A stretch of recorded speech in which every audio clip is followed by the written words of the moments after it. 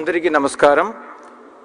Honorable Chief Minister of Andhra Pradesh, Sri Nara Chandrababu Naidu Garu, Honorable Union Minister of Civil Aviation, Sri Kinjarapu Rammohan Naidu Garu, Honorable Minister of Roads and Building, Infrastructure and Investment, Sri B.C. Janardhan Reddy Garu, respected Chief Secretary Garu, respected Civil Aviation Secretary Garu, esteemed colleagues, respected dignitaries, distinguished guests, industry leaders, print and electronic media and participants.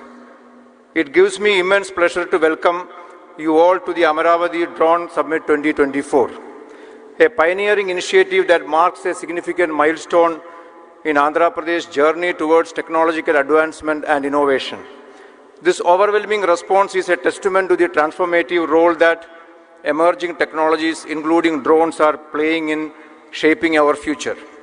Technology has become a cornerstone of governance and development in the 21st century. Across India, we have witnessed transformative examples of its adoption, enhancing service delivery and making government processes more transparent, efficient and responsive. Drone technology in particular is proving to be a game changer. By continuing to adopt innovative solutions offered by drones along with the artificial intelligence, data analytics, robotics and IoT, we can ensure that governance becomes more effective and impactful nationwide. The Amaravati Drone Summit is not merely an event, but a significant platform where the drone community converges to explore, learn and contribute to the remarkable impact that drones are said to have across various sectors, including agriculture, infrastructure, healthcare, disaster management and beyond. This summit is a pivotal step in Andhra Pradesh's vision to become the drone capital of India. And I am proud to say that Andhra Pradesh, under the visionary leadership of Honorable Chief Minister, is taking the lead in this revolutionary technological transformation. This summit exemplifies that commitment. With over 100 speakers, 400 delegates and more than 1,000 participants and over 50 exhibitors showcasing the latest drone technology and applications, this event aims to foster meaningful discussions and partnerships. These collaborations are key to building a vibrant knowledge economy, where innovation and technological advancement becomes the drivers of sustainable economic growth in Andhra Pradesh and the country. One of the key highlights of this summit is the drone hackathon, which has attracted an overwhelming number of participants, over 400 from across the nation. This hackathon offers a platform for bright minds coming together and present cutting-edge solutions using drone technology across 9 different themes, including precision agriculture, infrastructure monitoring and emergency responses. The best solutions will be recognized and rewarded with prizes totaling 24 lakhs across various categories. This initiative not only encourages competition but also fosters a culture of P4, public-private people partnership, where collaboration and innovation lead the way for the next generation of entrepreneurs and technologists to spearhead the drone revolution in India. Drones hold immense potential for improving the efficiency of governance and public delivery. There are several examples of its application in governance. Use of drone during the Vijayadashmi floods in September is a recent example. We must leverage these capabilities in Andhra Pradesh to enhance our state's response systems and service delivery mechanism. This summit has been meticulously curated to provide a comprehensive platform for knowledge exchange, networking, and live demonstrations of real-world drone applications. From discussions on regulatory frameworks to technological innovations, and from showcasing disaster management applications to demonstrating how drones can be deployed for land and infrastructure surveys, every session is designed to shape the future of drone technology in India and beyond. Our mission is not only to adopt drone technology but also to promote it as a driver of investment, innovation and infrastructure development. The forthcoming AP drone policy reflects this commitment, outlining our strategy to build a world-class drone ecosystem. The policy provides robust support for investors, manufacturers, startups, ensuring that Andhra Pradesh creates an ecosystem conducive to growth, research and technological advancement. The establishment of a drone city, an innovation hub dedicated to drone research, manufacturing and testing, is a critical step towards creating a thriving drone ecosystem in the country. This city will feature state-of-art testing facilities, incubation centers and R&D labs to stimulate further innovation. Hub and spoke model will ensure that drone-related infrastructure extends beyond Amaravati, spreading economic benefits to strategic locations across the state and enhancing both rural and urban corridors. The economic potential of the drone industry is immense. We anticipate significant job creation in drone manufacturing, services and allied industries, contributing to Andhra Pradesh's economic growth. Furthermore, the ripple effect on allied sectors such as electronics, software development, artificial intelligence and geospatial technologies will create additional opportunities supporting the broader IT and electronic ecosystem in the state. As we embark on this transformative journey, I express my gratitude to our Honorable Chief Minister for his visionary leadership and unwavering support. Honorable Chief Minister, who was instrumental in several technological and economical transformation in the country in the last 3 decades, has embarked upon another mission to integrate technology into day-to-day governance by leveraging data. Development of multiple use cases, including drones, is an integral part of that grand vision. Let this summit be the catalyst that propels Andhra Pradesh and India towards global leadership in drone technology, fostering innovation, creating opportunities, and most importantly, improving the lives of every citizen. To all the participants, industry leaders, and stakeholders present here today, your involvement is a powerful affirmation that we are united in our vision for a common future, where drones enhance lives and create new opportunities for all. Thank you all for being part of this momentous occasion, and I take this opportunity to wholeheartedly welcome each one of you to Amaravati and also contribute your might in this 2-day session and make it a very, very successful grand innovation initiative in the entire country. Thank you very much. Thank you, sir. Thank you very much. I request our Chief Secretary to Government of Andhra Pradesh, Shri Neerab Kumar Prasad ji, IAS, to present his introductory remarks. Honorable Chief Minister, Shri Nara Chandrababu Naidu Garu, Honorable Union Minister for Civil Aviation, Shri Rammohan Naidu Garu, Honorable Minister for Roads and Building, INI, Shri Janardhan Reddy Garu, Honorable Ministers attending this summit, Honorable MPs, Honorable MLAs, all the Honorable public representatives in this function, Shri Mang, Secretary, Ministry of Civil Aviation, Government of India, Shri Suresh Kumar, Secretary, INI Department, Senior Advisor to the Civil Aviation Ministry, Shri Piyush Srivastav, Shri Madhu Shankar, Joint Secretary, Civil Aviation, Chairman, Airports Authority, Shri Suresh, Vice Chancellor of the SMR University, Shri Manoj Arora, Shri Smith Shah, President of the Drone Federation of India, esteemed dignitaries and participants in this summit, representatives from the media. A very good morning to all of you and warm welcome to the Amaravati Drone Summit. I take this opportunity to welcome you to the state of Andhra Pradesh, where we believe in ease of living and speed of doing business. Our state has been long recognized as a hub of innovation, technology, and forward-thinking governance, and today's gathering signifies our commitment to remain at the forefront of emerging technologies that shape the future. Drones are becoming increasingly vital across various sectors due to their versatility and efficiency. Andhra Pradesh government, under the visionary leadership of our Honorable Chief Minister, has identified drones as a major tool to revolutionize real-time governance in key sectors such as agriculture, disaster management, healthcare, infrastructure, land mapping, etc.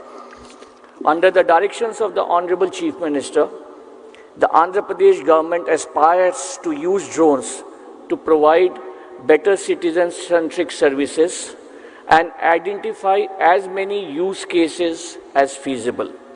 We encourage all the young entrepreneurs to use the data provided by us in Sandbox to ideate and develop new use cases for efficient, effective, real-time governance in a cost-effective manner.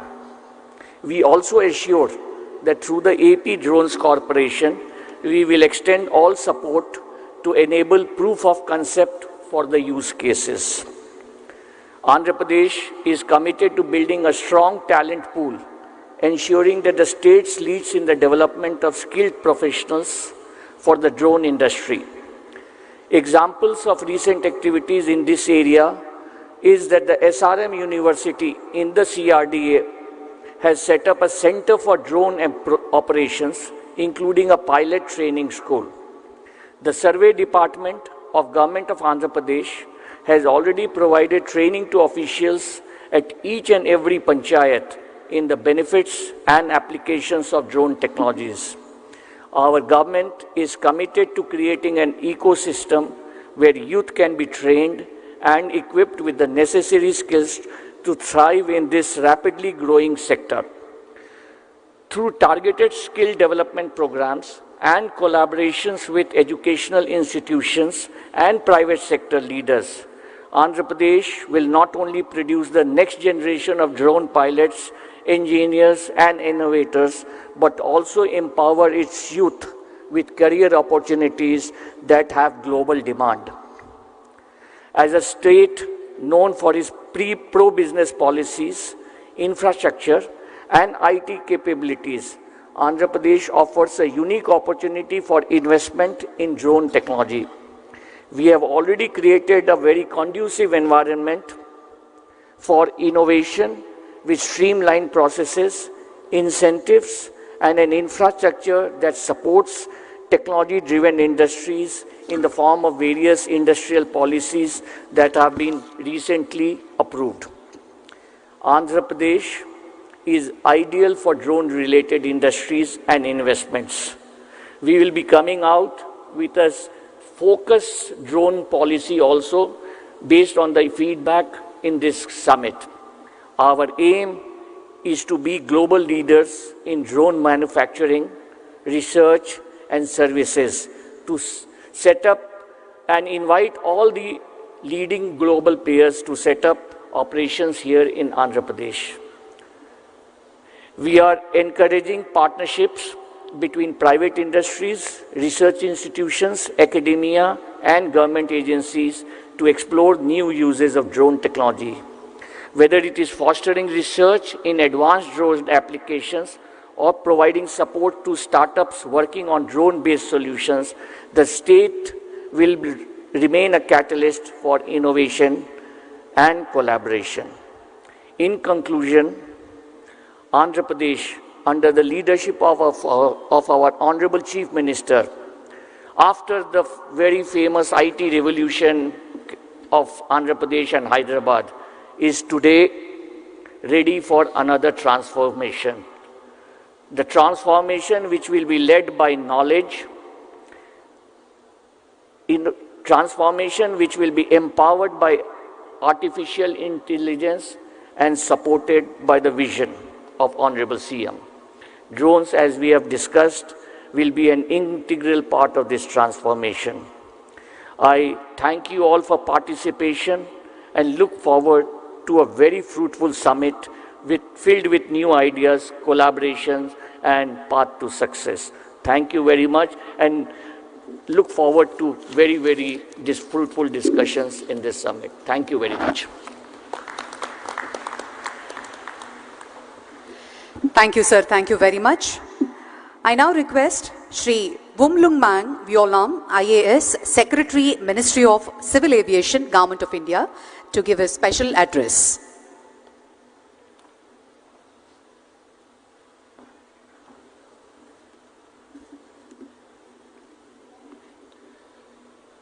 Honorable Chief Minister of Andhra Pradesh, Shri Chandrababu Naidu Garu, Honorable Union Minister of Civil Aviation, Government of India, Shri K. Ram Mohan Naidu Garu, Honorable Minister for Roads and Buildings and Infrastructure and Investments, Government of Andhra Pradesh, Shri B.C. Janardhan Reddy Garu,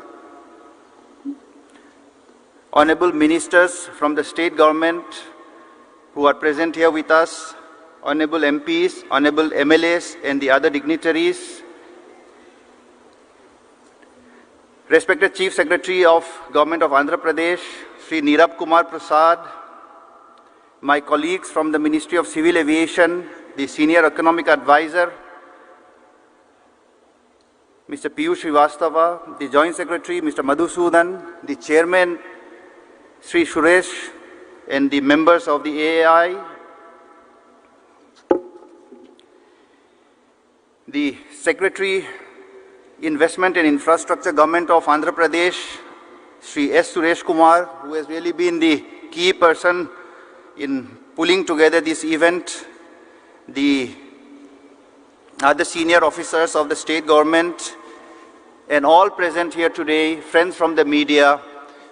As we meet together to promote drones, it is indeed a very exciting moment for all of us, especially because when we talk drones, we are looking at the youth, we are looking at the startups, we are looking at the bright minds, and we are looking at the new generation, the new technologies, and the innovative applications that this new technology can bring about.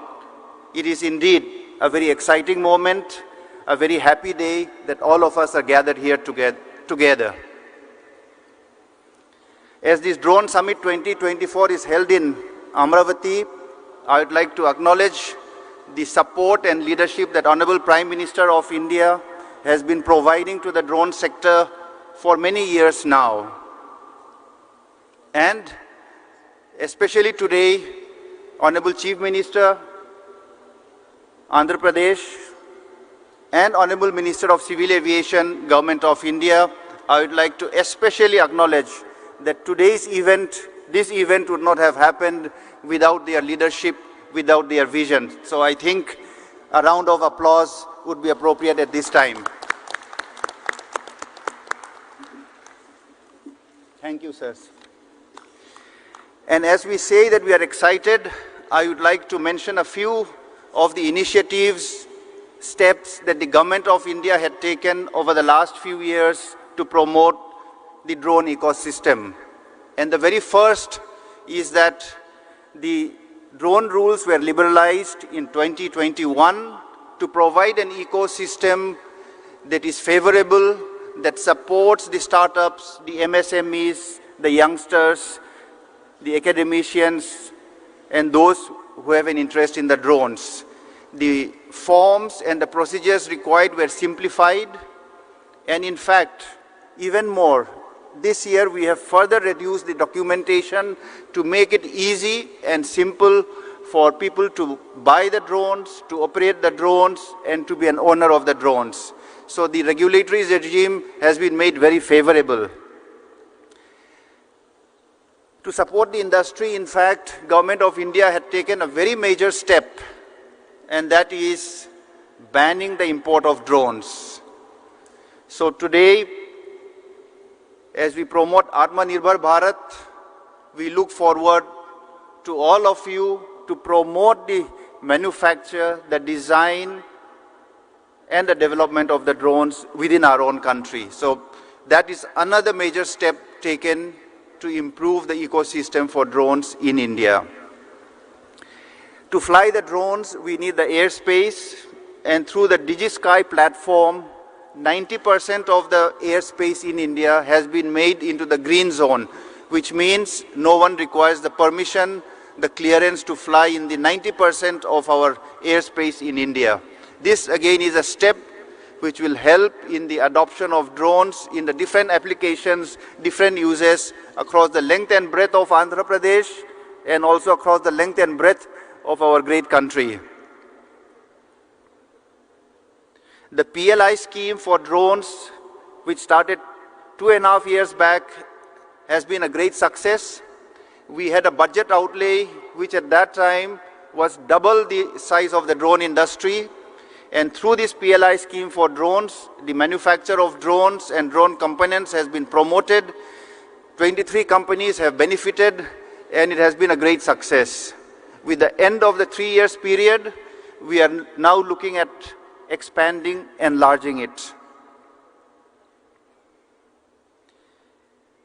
That is what has been done. I end by very briefly mentioning few steps that we will be taking in the coming times.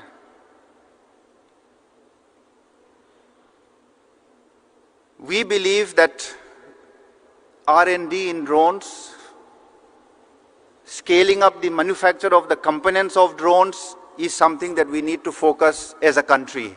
So today from this platform, as the Secretary of Ministry of Civil Aviation, I would like to encourage all the startups, all the young people, all the MSMEs, all the engineering institutions, scientific institutions, let us put our heads together and focus on R&D and components manufacture from the Government of India's side under the leadership of the Honorable Prime Minister and our Union Minister for Civil Aviation. We will be coming out with a scheme which will support R&D and manufacture of components. Secondly, as the drones expand in their application and utilization, BVLOS has become a big issue. BVLOS stands for Beyond Visual Line of Sight, so that the drone can fly to a further distance, and the regulatory regime is right now under drafting, under discussion, under preparation. Any suggestions we will be most happy to receive. That will be something transformative that will enable our drones as they become better with higher endurance to do more and more tasks in the different fields that were mentioned by the speakers before me. So with these steps, I again reaffirm the commitment of Government of India to promote the drones. Today is a very special occasion where we will carry forward that initiative, that commitment, and my very best wishes to all the participants. Thank you very much.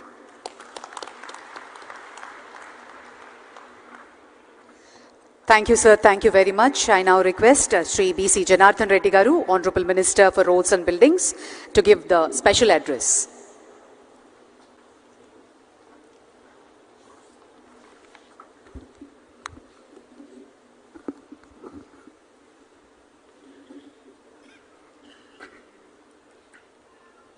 Honorable Chief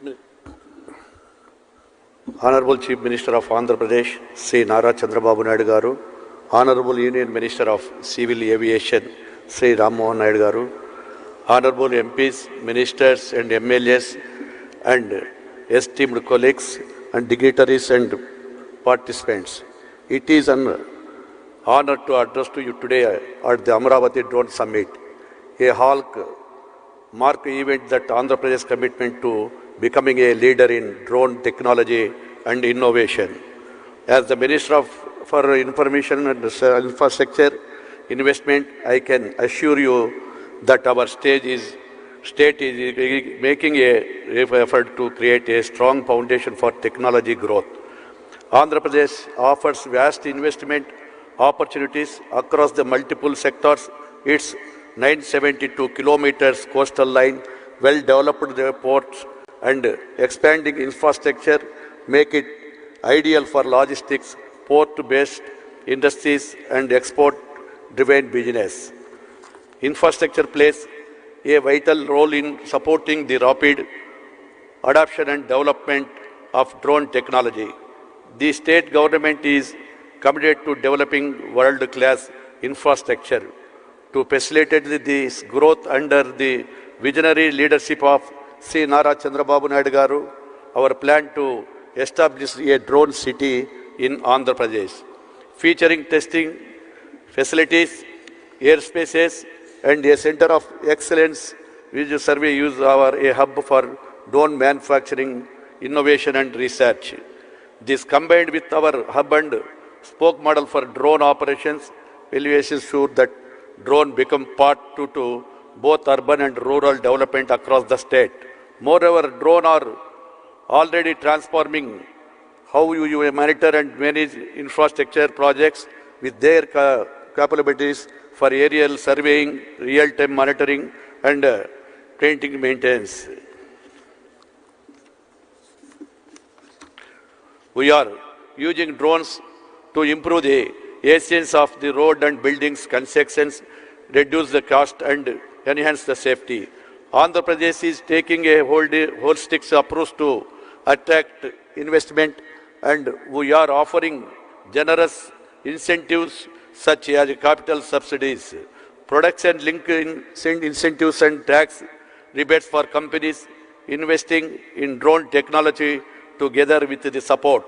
Our industry partners and investors, Andhra Pradesh is well on its way to becoming a global leader in drones. This is the brainchild project of our Honorable Chief Minister, Sri Nara Chandrababu Naidu Garu. Thank you, sir.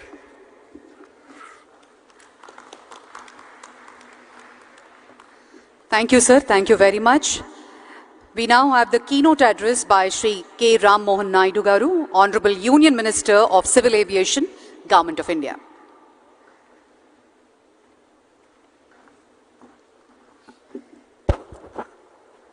Andariki Namaskaram. The visionary and dynamic Honorable Chief Minister of Andhra Pradesh, Chandrababu Naidu Garu, Honorable Minister for Investments and Infrastructure, BC Janardhan Reddy Garu, Secretary, Ministry of Civil Aviation, Valnam Garu, Chief Secretary of Government of Andhra Pradesh, Neerab Kumar Prasad Garu, Secretary to Government Investment and Infrastructure, Suresh Kumar Garu, all the other respected dignitaries on the dais, respected ministers, respected people from the industry, the Drone Federation of India, Bharat Drone Industry, CII, and especially the young students who have come here to witness this great historic moment. A warm welcome to each and every one of you. Welcome to Amaravati and welcome to the Amaravati Drone Summit 2024. This is the first time I'm sharing the dais with Honorable Chief Minister after becoming the Ministry of Civil Aviation. And I'm very happy that it is an event concerning to my ministry. And the reason, this is one thing I have to say, this is the biggest and the first of its kind summit regarding drones that is happening outside the National Capital Territory of Delhi. And you would all know the reason why it is happening in Amaravati. It is because of one and only one person, that is our Chief Minister, Nara Chandrababu Naidu Garu. In fact, after taking charge as Minister for Civil Aviation, lot of Chief Ministers from different states have come to me. And always the idea has been, whenever I've been discussing with those Chief Ministers, they have been requesting for either more airports, more connectivity. If they want to extend it a little bit, they were talking about heliports or helicopter operations. But only one Chief Minister from the country, when he came to me, he talked about airports, he talked about air connectivity, and he dug little more deeper and he talked about drones, and that is our Chief Minister, Chandrababu Naidu Garu. And he asked as Minister of Civil Aviation, what exactly are you doing in drones? Because Andhra Pradesh wants to become the drone hub of the country. We want to utilize drones in a very big way. So give us a direction so that Andhra Pradesh can move in that direction. So with those words, this summit was born in Delhi. At that time, Hindi said, you organize a summit, we will be there, you organize it Amaravati, so that the whole country looks at Amaravati for once for this event.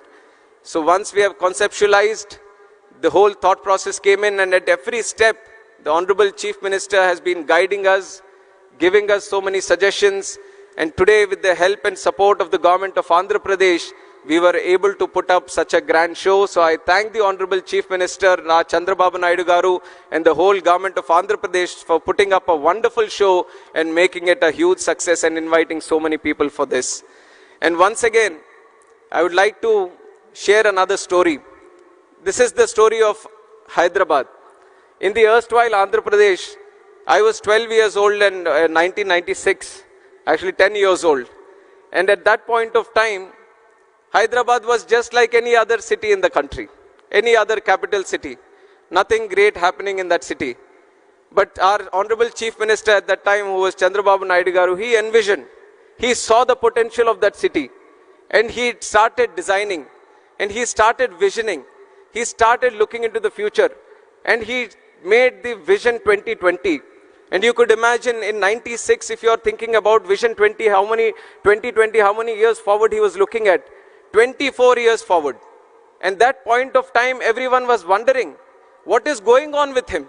Why is he looking at 24 years? The whole idea about a political leader, the whole idea about a politician is to win the next election.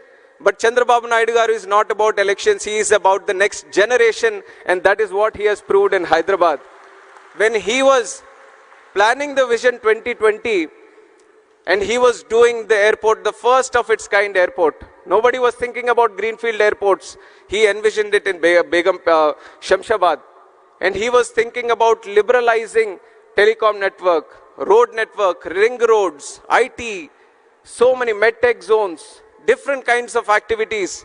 And he put it in the Vision 2020. And he nurtured it like a child. And today, after 24 years, we have crossed 28 years. And now you go and see Hyderabad city. It is not just any other city in India. It is a world-class city that each and everyone in the country is proud of. So the reason I'm sharing this story is because today when we talk about drones, and he talks with the same zeal that we would have seen in Hyderabad in 96, he talks about drones as a way that can change the entire social, economic, and the physical fabric of this country. And the way he envisions things, being a youngster, it is very difficult for me also to match up and catch up with his ideas. All the time it keeps happening. I feel that I've got a smart idea, I've got a great idea when I go to him. He adds 100 different features to it and he takes it to a much different level. And that is the kind of inspiration he gives to all us youngsters today. And today with his guidance, with his support, with his blessings, in the NDA alliance, when we were given one cabinet ministry, he didn't hesitate to give it to one of the youngest members in the cabinet today. I'm just 36 years old and I'm sitting in the cabinet ministry.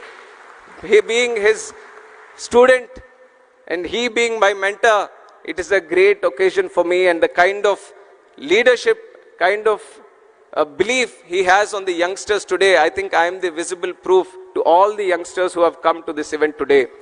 And similarly, drones, when he talks about how to improve it, how to channelize them, he has so many ideas. And one thing he wanted was he wanted to listen to the industry. He wanted all the people who are into manufacturing, R&D, innovation in this drone industry, all of them come together. Let us hear them out. Let us see what they are doing. Because he realizes that there is a huge potential in this drone network. And one potential that he has immediately realized, couple of months back, in fact a month back, the city of Vijayawada has been hit by severe floods. And on one side, when we had to do robust activities to provide relief, rehabilitation to the people of Vijayawada, his mind was functioning on a different level. I came to Vijayawada to assist in the relief activities. When he saw me, he asked just one question: where are the drones?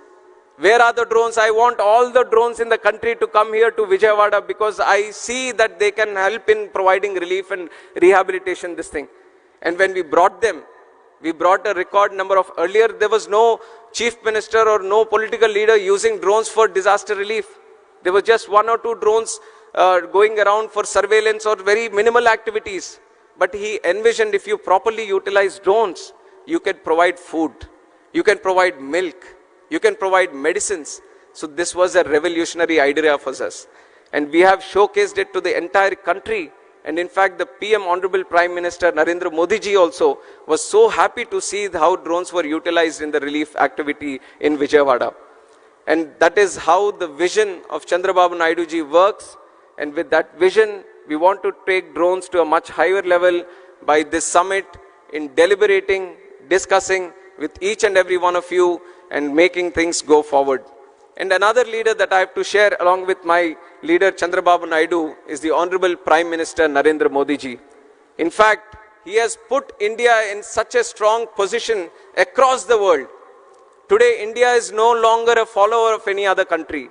India is a leader and trendsetter, and that is the change and the thought process, the mindset our Honorable Prime Minister Narendra Modi ji has brought to this country.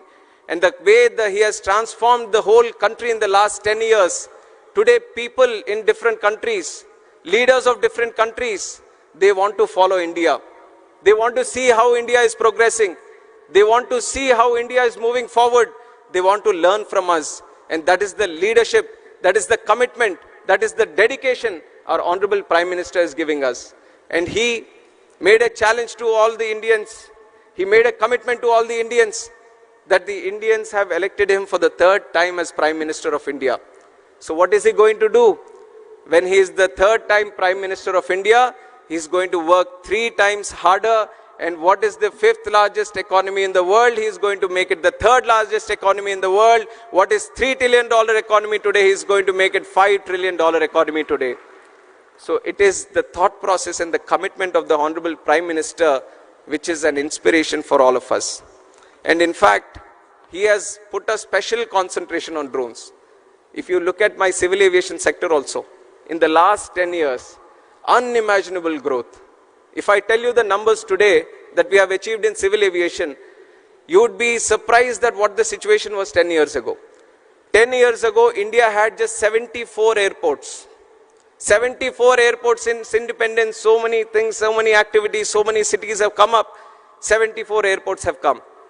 But in the last 10 years, under the visionary leadership of Honorable Prime Minister, we have increased the number of airports in the country from 74 to a huge number of 157. Can you think of it? 157 airports in the country. And we are not stopping there. In the next 20 years, we want to build 200 more airports. That is the capacity of civil aviation in this country today, and we are moving forward in that direction. Along with the civil aviation, just like how we have improved the number of airports, how we have increased the number of airlines and aircrafts, how we have increased the number of passengers traveling on through air, there is another sector in civil aviation, which is the drone sector, which is eVTOL sector, vertical takeoff and landing vehicles. These are the new technologies that are coming in. And whenever there is a new technology going around in the map, in the whole world, there are 2 people who want to pick it up immediately and bring it here. One is the Honorable Prime Minister Narendra Modi ji, and one is sitting right here with us, which is Chandrababu Naidu garu.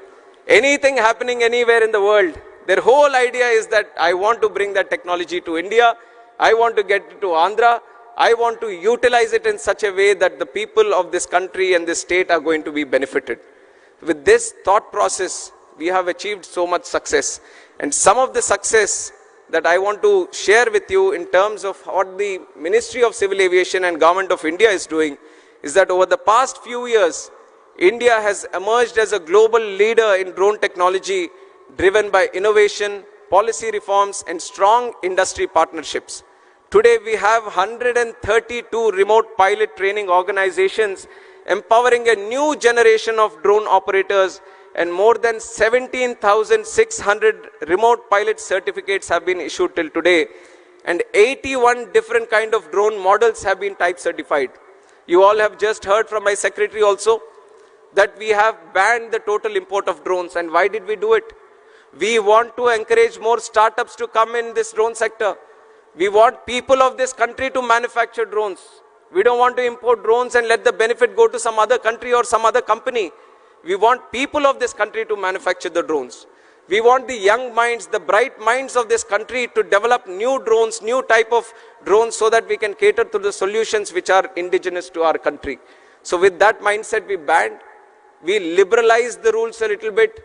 Drone rules of 2021, we liberalized so that the operation of drones can increase. More R&D, more investment can come into the drone technology. And on top of that, we have launched the PLI scheme for the drone industry, and we have catered up to 120 crores. And almost 27 companies, I think, have been benefited by this. And I want to tell you that on behalf of the Government of India, we want to push more into this drone industry and assist you in more in manufacturing and also R&D. And that is where I see that there is a commitment from Andhra Pradesh also to move in that direction. So Ministry of Civil Aviation, Government of India and Government of Andhra Pradesh are both going to collaborate together strongly so that more R&D can happen, and we are looking at a very good drone hub in Andhra Pradesh in the nearby future. And along with that, we have the Digital Sky platform, which is a technological platform which is going to be used for registration of drones, and almost 26,500 drones have been registered across the country. And our Honorable Prime Minister has said a country like India should need at least 1 lakh drones to be registered. So you see how much potential we have to the current requirement. We have around 27,000 right now. We have to reach up to 1 lakh drones. And our Honorable Prime Minister has been one of the strongest motivator to utilize drones also. And we have to take note of the program that he has started, which is the Drone Didi program. Drone Didi program, he is empowering 30,000 women across the country. He is training them as drone pilots. He is telling them, why don't you use these drones in agricultural sector? Why don't you cut down the cost that the agriculture sector is facing today? Increase in the investment. And this is just one other case of use case that I'm talking about. We have talked about drone usage in disaster relief. We are talking about drones in agriculture. We are talking about drones in road management, construction management, medical facilities, transport of people. So there are multiple number of use cases that are possible in this sector, and we all wanted to know from the industry itself on how to go forward. And the one great thing Andhra Pradesh is looking at right now is formulating the drone policy, and the best of it is that they are listening to you and then formulating it. I think no other state would have taken this kind of initiative where they are calling in thousands of people from the industry, talking to them, knowing the issues, knowing how the direction is to go forward, and then collectively formulating the drone policy, which is going to be the best in the country. So with that thought process, with that idea, we want to provide full support to the government of Andhra Pradesh in its way forward. I take the liberty of representing both the government of India and the government of Andhra Pradesh also coming from this state. And me having the Civil Aviation Ministry with myself, I want to ensure that Andhra Pradesh has the best of its, to the best of its ability, grows in the civil aviation sector. And I imagine most of the people from the drone industry today are looking at the BVLOS, visible line of sight, beyond visible line of sight. And I want to tell that there are exciting developments happening. We are confidently looking at how to facilitate to this BVLOS problem. In fact, the American people, the FAA, they are also still formulating the rules. We are observing how the world is moving towards it. We are seeing how the world is formulating these policies regarding BVLOS. And I want to assure you that as the world moves in, India is going to be there in the forefront, and it is going to make it happen in this country also. We are going to take the support of all the necessary departments, other ministries also, and ensure that this BVLOS issue, which has been constantly tagged for expansive use of the drones, we are going to tackle it in the nearby future also. And also other things, other issues that you would mention, we are going to take a note of it. We are thoroughly following up on all the discussions that you would be doing here. We are going to note them down, and even if it is Amaravati or even if it is in Delhi, we want to ensure you that both the governments are going to facilitate to you in the best of its possibilities, and ensure that the drone hub that we want to create in the state of Andhra Pradesh is going to flourish in the nearby future, in the coming future. And I wish each and every one of you my greetings and a warm welcome once again to the summit. A great enthusiasm is being seen by all the people here. We thought if 1,000 people can attend the event, we would have reached the target that we have set here. But I think the numbers that the officials were sharing, we had requests up to 6,000 and many more also. So you can see how the success of the event is in fact clear by now itself, where there is so much enthusiasm to participate in this event. And so we are a lot of learning to do from this event today. And once again, I would like to thank the government of Andhra Pradesh for putting up so grand efforts into making this a very successful event. And my sincere thanks to Honorable Chief Minister Chandrababu Naidu Garu for driving this whole thing forward and personally monitoring each and everything of this. Under his guidance, I feel whatever success we are targeting to achieve, especially in the drone sector and this category, we will do it in the future. We will work under you, sir, under your guidance. We will take your suggestions, and coordinated with the government of Andhra Pradesh, we are going to ensure that the Andhra Pradesh is not going to be the drone hub of the country, but the drone hub of the entire world. And I once again welcome each and every one of you. Thank you very much. Jai Hind.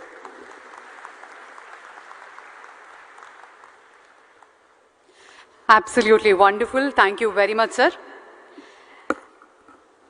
The only leader who proved that power given by the people is solely for serving them is our Honorable Chief Minister. On the lines of his Vision 2047, Honorable Chief Minister aims to position the state of Andhra Pradesh as the drone capital of India. It gives us great pleasure to have our visionary leader amongst us. Now, we have the inaugural address by our Honorable Chief Minister, Sri Nara Chandrababu Naidu Garu.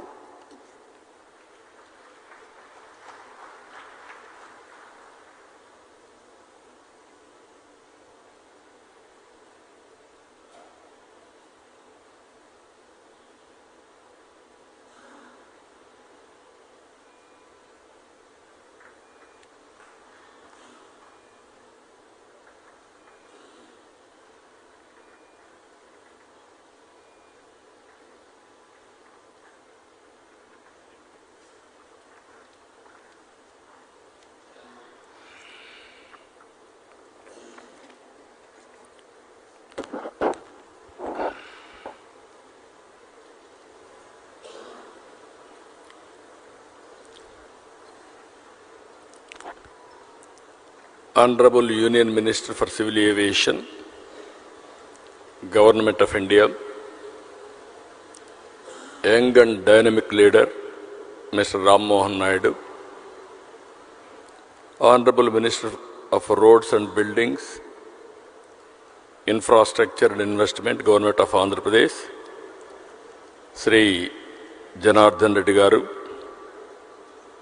Secretary, Minister of Civil Aviation, Government of India, Sri V. Uvallan Garu, Chief Secretary, Government of Andhra Pradesh, Nerab Kumar Prasad Garu, Secretary, Investment and Infrastructure, Government of Andhra Pradesh, Sri Suresh Kumar Garu, and friends from industry. Drone industry is emerging. First time I am seeing so many industry and manufacturers, and also I am very happy youngsters from different universities have come here, and also professors, they are also here. I am very happy. This is the first of its kind. I remember very well, around 1995, mid-95, that is mid-90s, I used to talk about information technology. Nobody used to understand at that time my language. We were all traditional at that time. Around early 90s, internet has come. That is the contribution from Bill Gates. And at the same time, around 1995, I became Chief Minister. I took advantage of information technology. Just like this, we want to promote information technology. We don't have any clue. We had so many brainstorming sessions. Before that, only Bangalore, because of some natural advantage, they got some IT companies. Then by discussing with all industry giants and technology experts, everybody, first project, iTech City. That also has come not by spending money from government. It is a PPP model, public-private partnership model, first of its kind in India at that time. Without spending money, we created iTech City. Creating iTech City is a wonderful idea, but what to do with that? Then I went to America for 15 days. I met all corporate giants of technology experts and giants, including Microsoft. At that time, Google is not there. and also Lucent Technologies, so many relevant at that time, everybody I met. I told them only one thing. India is very strong in technology.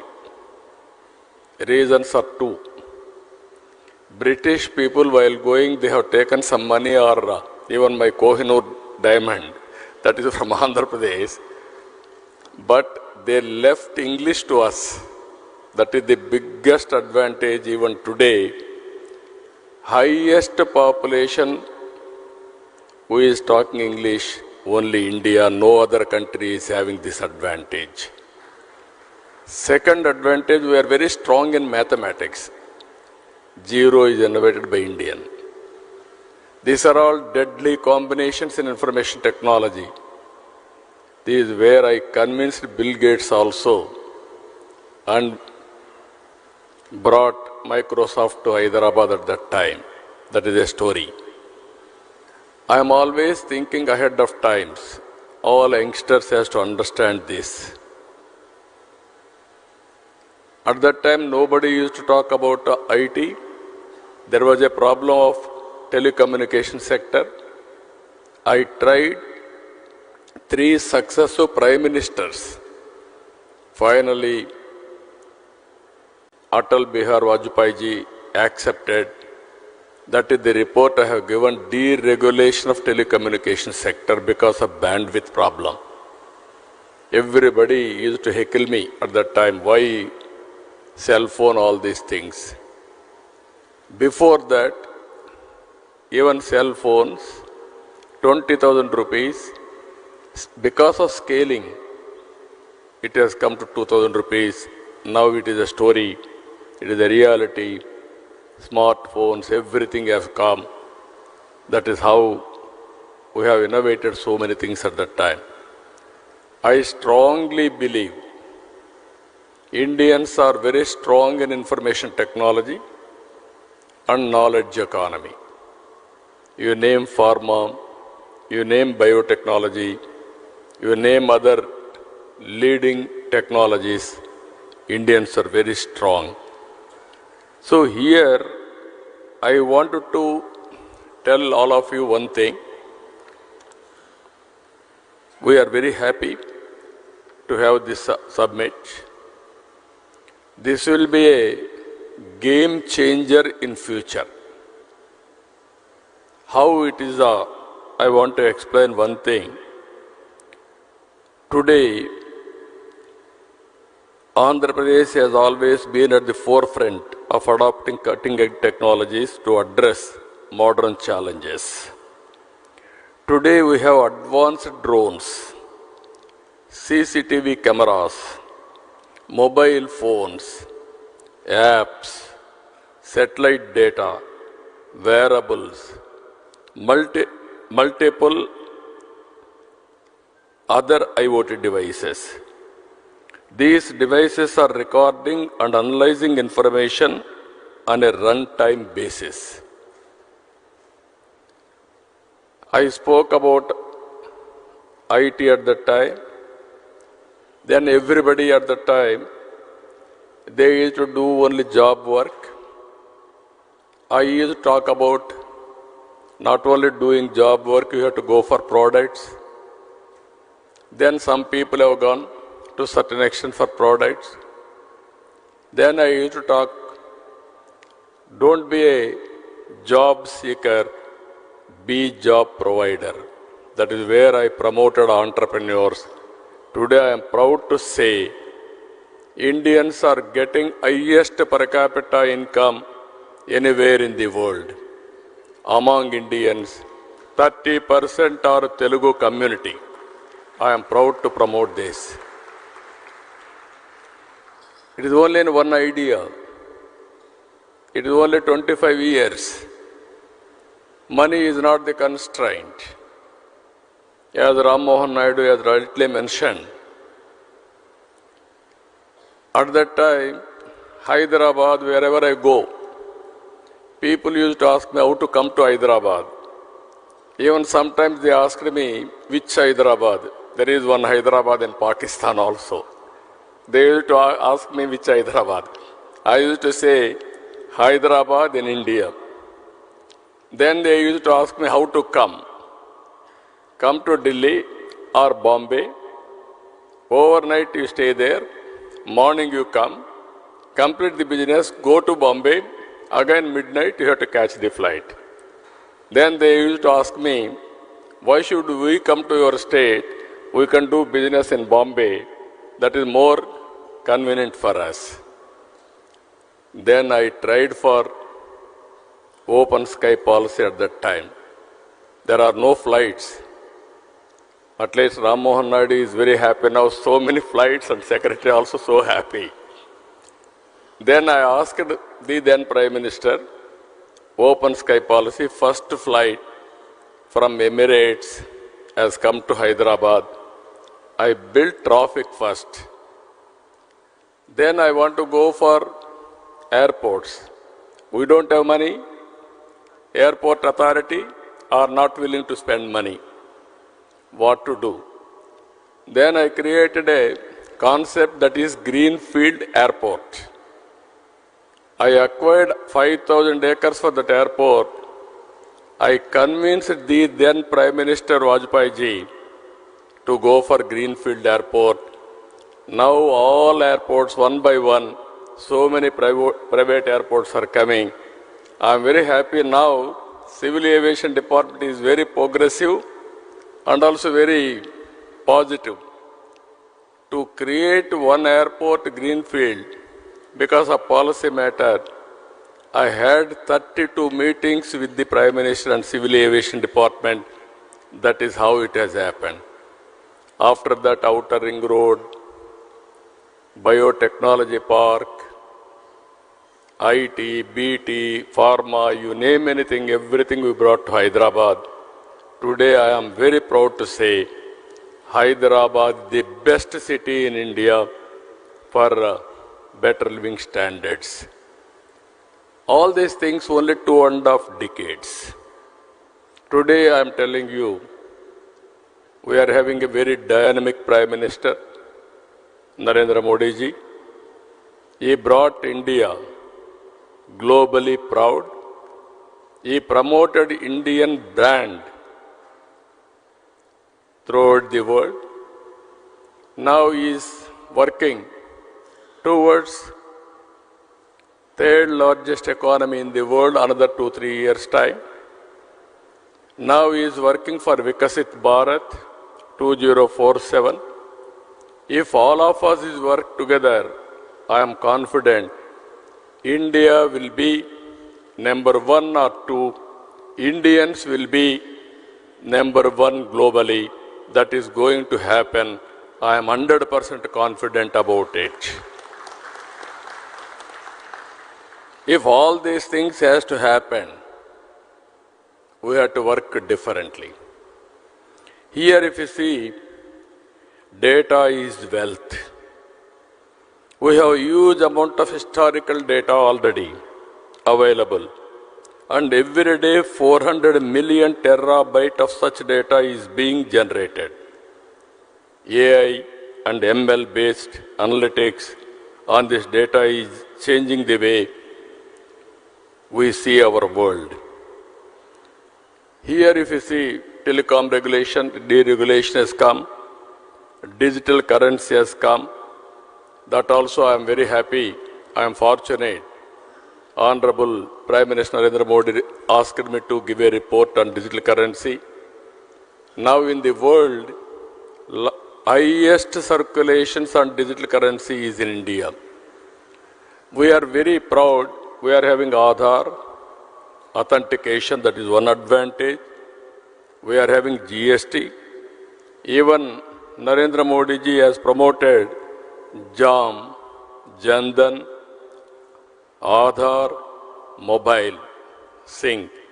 This is another biggest advantage we are having.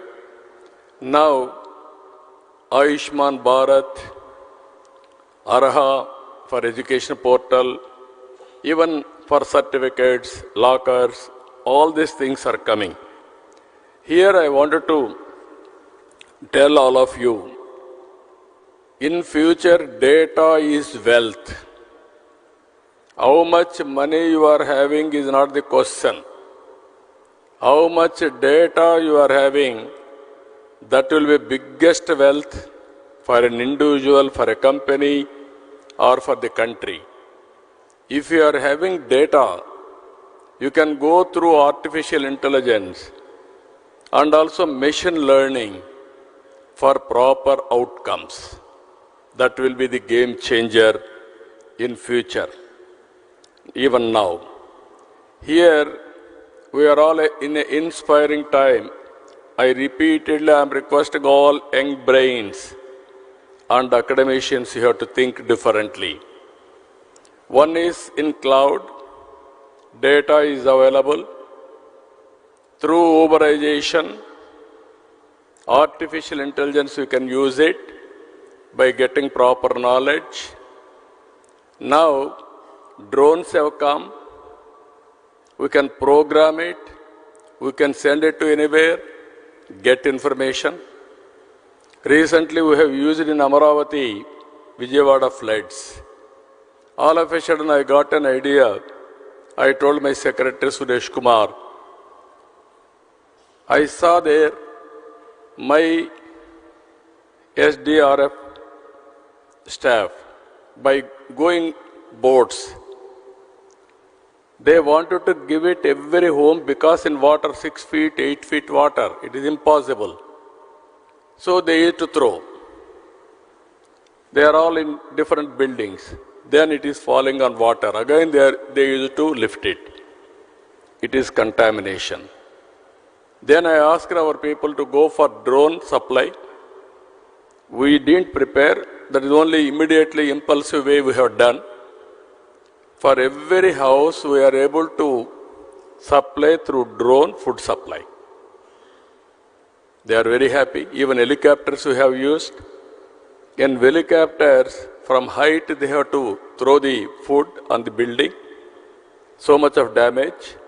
Without damage, we are able to do nearly 150,000 members food supply through drones. I am very proud of it.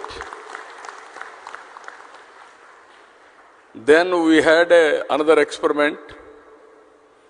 I asked our drone corporation MD, send drone throughout the city. How much garbage is stocking there? In a disaster, in a flood, so much of garbage is generated.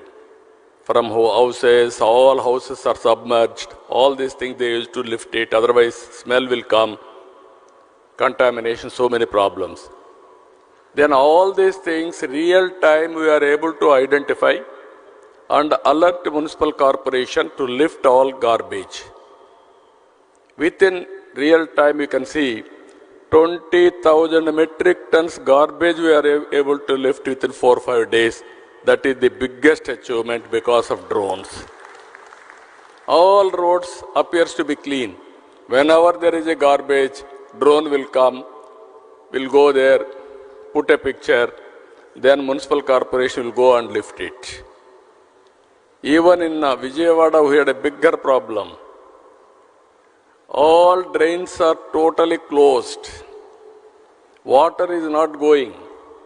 Then we send drones, different drains, and identify wherever it is closed. Then we used to send Procline, remove that blockade. That is how limited use cases we have done. It has given excellent advantage. Tomorrow, drone is a game changer. I am telling all of you how we are going to use it, either in agriculture or in infrastructure or in so many areas. Wherever it is possible, you can use it in a big way. Second is, drone is a carrier. You can program it, get the information. There is a CCTV camera. You can fix it, important places. Even everything we can track it real time. Either rowdy sheeters are moving, or traffic violations or drunken condition, any violations you can identify, even temples, masjid or churches, we can have a security. Earlier we used to have police everywhere. Today that is where I am planning visible policing, invisible police. That is our idea. Very soon I am going to give a challenge to the rowdy sheeters. Anybody will commit a crime, within no time we are going to catch them and punish them in a big way. This is the another advantage. Satellite data is available. Your cell phone, that is another one of the biggest advantage for you. But all the cell phone, you can use it, you can record it, but you have to carry. Another thing, apps have come. Anything, today there is a pest in the field, somebody will go to the field and record it. Every day you can see his field farmer. There is a pest, then you can inform drone company or government coordination with one message. Then drone will go and then identify the pest. Only there they are going to apply pesticide spraying. This is where I am planning precision in agriculture. Every application, not only one application, so many applications we can do it. This is where I am saying one is data is available, knowledge is available, artificial intelligence is available, this is historical data, real-time data through drone, CCTV camera or satellite or cell phone, you can get it. We can go for real-time decision making, which is more accurate and execute in the last mile. That is the future I am telling you. All youngsters have to think in that direction. Then anybody can start a company by sitting anywhere from your place. You can operate anywhere in the world. This is where I am asking you here. So many people are there here. I am giving you future how it will be. Agri-tech, in agriculture, how to use technologies totally. Even you can go soil testing through drone. You can assess what is the yield of the crop through drone. You can use drone for pesticides control. You can go for survey of land. So many use cases you can prepare through drones. And also in veterinary, you can do it. In medical technology, there are wearables now. There are IoTs. By using all these things, we can monitor patient continuously. If necessary, only we will call him to hospital. Today, 70% of patients are unnecessarily paying money. Tomorrow, how to monitor patient from home, if necessary, send ambulance, get him at the appropriate time. This type of management techniques are going to come in a big way. So, this is another thing I am requesting all of you. This is finally all these things we are going to put it in sandbox. One is I am appealing to drone manufacturers and ecosystem players how to take to the logical conclusion all of us has to think over. We wanted to, in a knowledge economy, from now onwards, I wanted to put all information online. What are all the use cases drone manufacturers can give it to me? What are all the additional use cases academicians or technicians can prepare? Andhra Pradesh will be a testing bed for applications. You give your application use case, we will use it, and at the same time, After using that, we will tell you feedback, everything. If you are accurate, then automatically we can replicate throughout the state. After this meeting, I am planning minimum 100 to 150 use cases I want to adopt in Andhra Pradesh as a pilot. Then I want to go to entire state, all applications. Which are all the use cases available? First, I can have a schedule. After that, I can ask my requirements to all of you. If you prepare all these things, it is a continuous process. Then use Andhra Pradesh as a pilot for producing use cases or proof of concept. Then you can replicate throughout the country, not only country, globally also you can replicate. As on today, if you see, people are using drones for wars. Even small countries are able to fight big countries through drone technology. You have seen Ukraine versus to Russia or Israel versus to some other country. They are all using drones for wars in the time of war. I wanted to use drone for development. This is the biggest exercise we are doing now. India is capable of going for double-digit growth rate. India is capable, again I am telling you, to provide global services in the knowledge economy. By sitting in Vijayadashmi, you can start a company. You can provide services all over the world. Not only one or two countries, that is going to happen. Finally,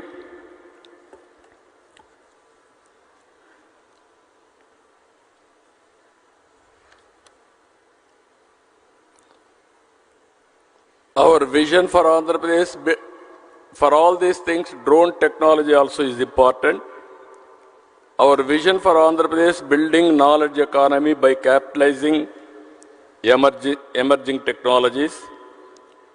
We are releasing a concept paper on the strengthening the ecosystem of Andhra Pradesh using emerging technologies, drone, CCTV camera, satellite data, IoT, robotics, and artificial intelligence.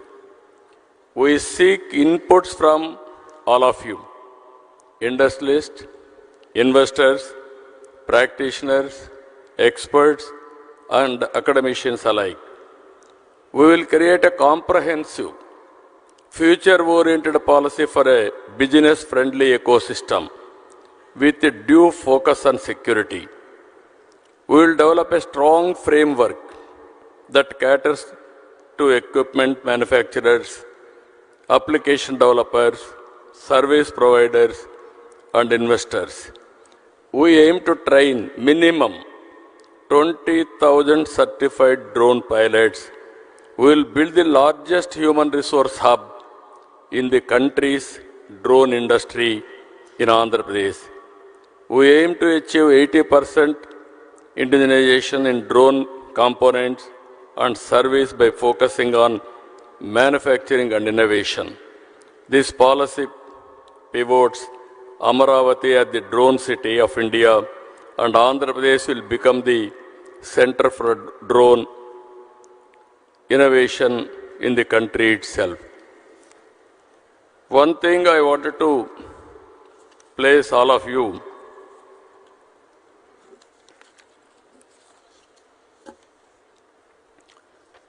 this is the artificial intelligence and machine learning is a stark reality. Knowledge uberization is impacting every aspect of our lives.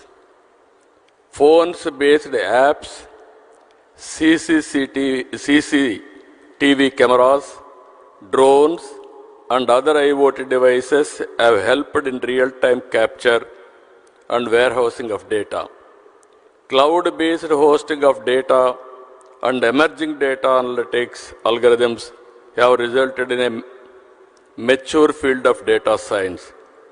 These are inspiring times as the knowledge economy is maturing and strong foundation of the IT revolution is building, bearing fruits. We need to establish a robust ecosystem around knowledge economy. I request all of you, think globally, act globally. Location is not the constraint. With the flexibility of operation and accuracy of data, drones are likely to play a pivotal role in positioning India as a hub of global knowledge economy. In this direction, within 15 days, by taking all your opinions, we are going to announce drone policy immediately, and also how to create ecosystem. That policy also will come. And also I am requesting Government of India. I am prepared to give 300 acres of land, first of its kind, in Voravakallu, Kurnool district. We will give you one of the best infrastructure there. It is nearer to Hyderabad, nearer to Bangalore, nearer to Amaravati, nearer to Chennai. You have to establish certification agency and also drones, how to use it. They can use that place. And also we want to make it manufacturing hub. And also they can go through so many use cases. Then Andhra Pradesh is offering you blank check. We'll use all your use cases. If it is cost effective, immediately I can replicate. Everything I'm telling you, this is very, very important. When we started deregulation in telecommunication sector, at that time nobody used to invest big money. I have seen in America Lucent Technologies. Before that in telecommunication sector, we had copper lines. People used to cut that copper for melting. That is more beneficial, theft, so many things. Then I request everybody, why can't you come fiber by using present fiber, manufacturing everything. Nobody was prepared at that time. One day I met Dhirubhai Ambani. I asked him. He was not aware of this technology. He told me, I am very familiar with the petroleum refinery. You are talking technology, I am unable to understand. Then I explained everything to him. He told me, excellent idea. Give me 3 days time. I will discuss with my people and then I will come back. At that time I left to Davos. From Davos I returned. Exactly 4th day he telephoned to me. Babu Garu, wonderful idea. I am very happy to implement it. I am prepared to invest $5 billion on this industry. He invested. That is how Reliance Infocom has come. Again, there was a management problem, that is a different issue. Now Jio has come. Jio is the leading player in India. So what I want to tell all of you, if you are having good capability, you can do wonders. Because of one investment, earlier 20,000 rupees cell phone, it has come down to 2,000 rupees. Today, drone manufacturers, I am saying, don't go for greedy. You are a startup company. Go for investigation, continuously developing use cases. Establish your business first. To establish your business for reasonable cost, best person, best state is from Andhra Pradesh. I am prepared to extend all the cooperation for you. You want to send medicines to my hospitals, I am prepared to send today itself. But cost is important. Both we have to balance. Otherwise, today, by sending on road, it will be cost effective. By sending through drone, it may not work. Some people told me, no, it is workable, it will be cheaper than that. I will be very happy for that. For every application, not only one or two applications, I am convinced drones are going to play major role, and also it is going to be game changer in the near future. Even electricity. I can send one drone and see electric lines. There are any problems I can rectify, so that I can give uninterrupted power supply. There are canals. I can send my drone before and after, and I can go for accuracy of billing. I can send on roads. I can establish road condition. If you develop better than that, even estimates I can prepare through drone pictures. Even once in a way I can send all panchayats, all municipal wards, one round, and then how much garbage is available there I can establish. Then I can warn the concerned official locally. And also I can go for continuous auditing. These are all few cases I am telling. Sky is the limit for this. But how you are going to cope up is important.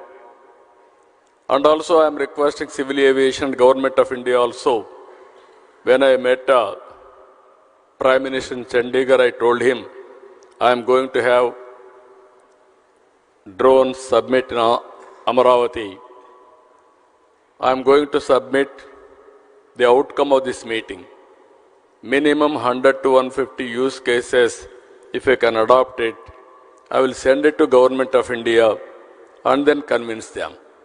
Here, drone manufacturers, one thing I am telling you, I will be the best ambassador for you to promote your market. Be clear in that. If I won't promote, I cannot promote, nobody can promote you. Even my minister is very dynamic. He understands my language. I am very happy for it. Even Narendra Modi ji, again I am telling you, I have seen so many prime ministers. He is more understanding about technology. He knows the benefits of technology. That is where I am having very good equation with him also. If he cannot do it, nobody can do it. Even some ministers may not understand, but Narendra Modi ji understands technology. That is how we use technology at most efficiently. This is where I am asking all of you, this is the best time. Start from today, innovate things. I am with you.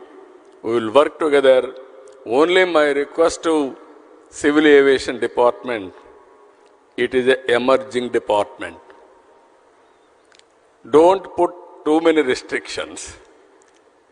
Make it a policy which is users friendly. Then they will use it. We can regulate. Regulation is important, we will regulate, but not restrict. For every experiment of yours, you create a policy. Andhra Pradesh will be the first user state to produce proof of concept, either testing, just like your civil aviation regulation. You are having a air traffic controller. Same thing in drones also. You can have drone regulation, drone traffic controller. We will be very happy for that. But all these things, both central government and state government, will work together for a win-win situation. And here not only manufacturers, students I am asking them, and also all teachers, professors, this is the best time for knowledge economy. Everything is available. How to use it, how to replicate, how to take to the logical conclusion is important. If you can do that, nobody can dominate than Indians. I am telling you one example. First mover in information technology is Indian. Demographic advantage has come as a windfall gain for India. Both are deadly combination for entrepreneurs. It will continue for India another 25 years. Europe, aging problem. China, aging problem. Japan, aging problem. Only young country, India. That is how youngest minister from Andhra Pradesh in central cabinet. So this is all various advantages. We are having stable government here, NDA government. Myself and my Deputy Chief Minister Pawan Kalyan is also always positive for technology, innovations, development, everything. And also Prime Minister at national level.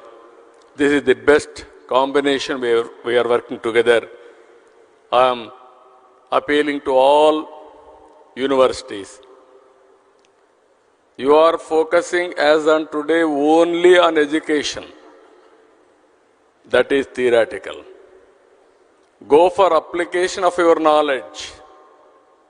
Stimulate your students. Train your students. Ask them to prepare use cases. Ask them to prepare different technologies, innovation. That is where I started recently Ratan Tata Innovation Hub. Total Andhra Pradesh, I want to create an innovation state. One innovation hub in Amaravati, that is the main center. Visakhapatnam 1, Rajamandri, Godavari districts. And also Krishna, Guntur here in Vijayawada. Tirupati another center, Anantapur another center. This is where I want to bring venture capital, entrepreneurs, mentoring, seed capital, everything together. And I am appealing to all my people by 2047, one family, one entrepreneur. It is possible. 25 years back, I gave a call. Every family, one IT professional. Today I am giving a call, one family, one entrepreneur, one startup company. Then we can change the game. And also Andhra Pradesh will become a global hub for service provider. So I am very happy to see all of you. Today you are going to have different sessions.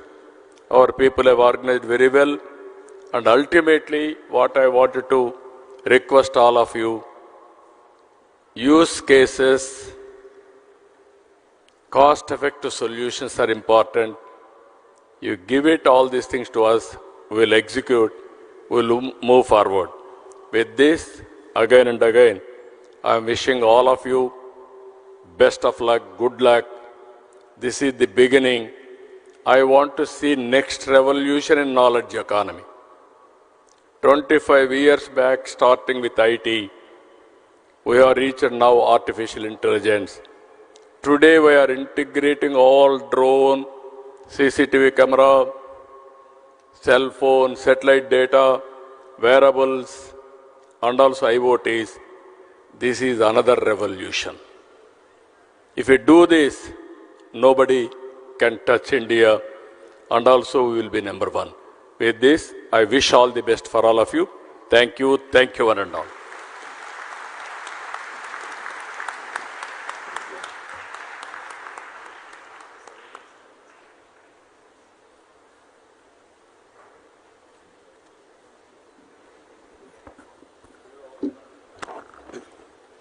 Thank you, sir. Thank you very much for that wonderful, thought-provoking address.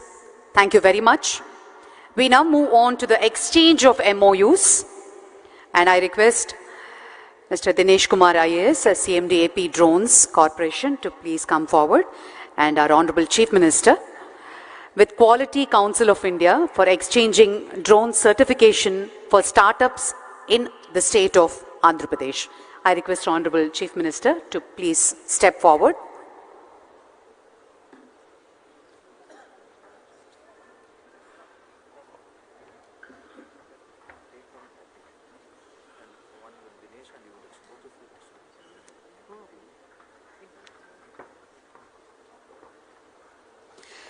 Ladies and gentlemen, exchange of Memorandum of Understandings with Quality Council of India for exchanging drone certification for startups in Andhra Pradesh. There are 2 MOUs to be exchanged.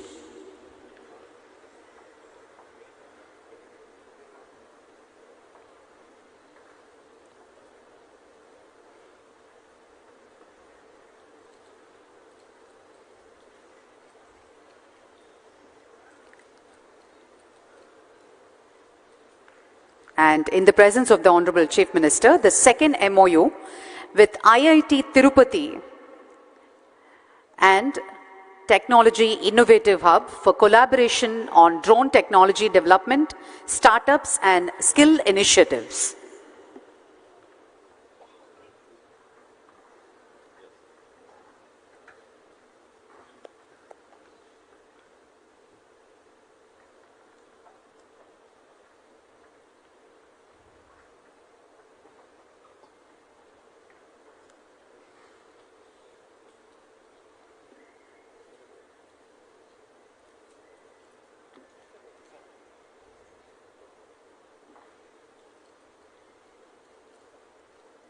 Thank you, sir. Thank you very much. And we now move on to the release of concept note on drone policy on this auspicious occasion of Amaravati Drone Summit 2024, which was just inaugurated by the Honorable Chief Minister. The Honorable CM will now release a concept note on drone policy.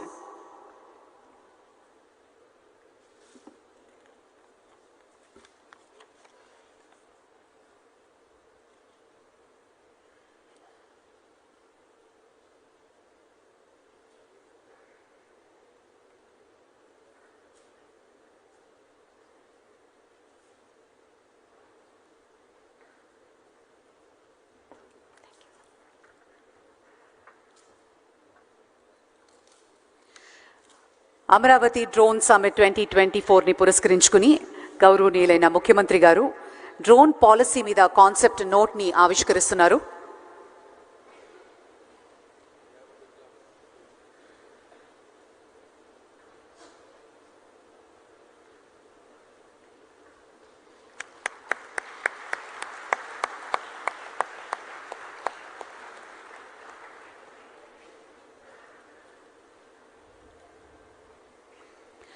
Thank you very much, sir. And now I request Mr. Dinesh Kumar to present a memento to the Honorable Chief Minister Garu and other dignitaries on stage.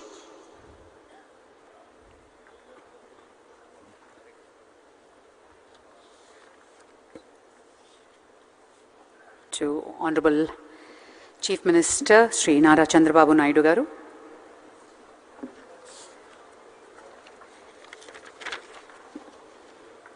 Sri Suresh Kumar Garu, IAS, Secretary to Government, is presenting a memento. And a memento to Sri K. Ramohan Naidu Garu, Honorable Minister of Civil Aviation. To Sri B.C. Janardhan Reddy Garu, Honorable Minister.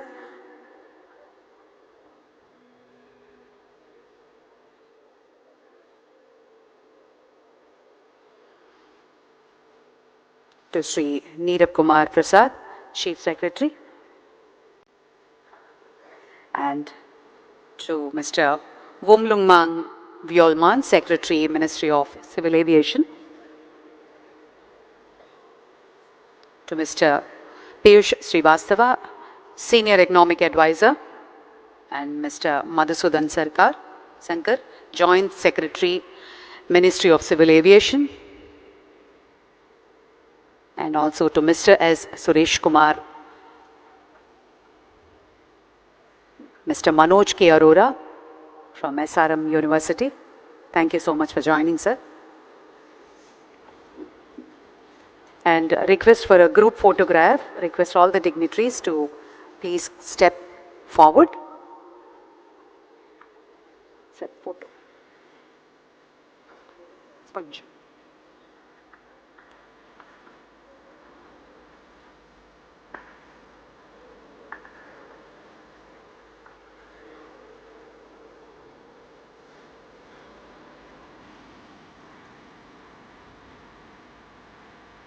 Yes.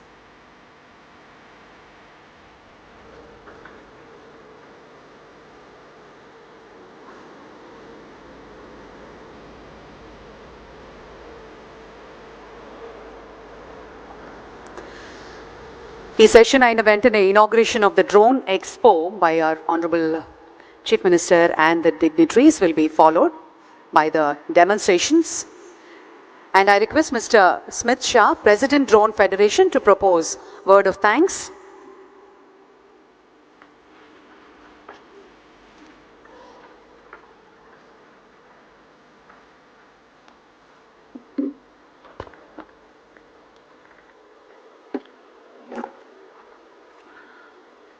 Shri Nara Chandrababu Naidu Garu, Honorable Chief Minister of Andhra Pradesh, Shri K. Ram Mohan Naidu Garu, Honorable Union Minister of Civil Aviation, Government of India, Shri B.C. Janardhan Reddy Garu, Honorable Minister for Roads and Buildings and Infrastructure and Investments, Government of Andhra Pradesh,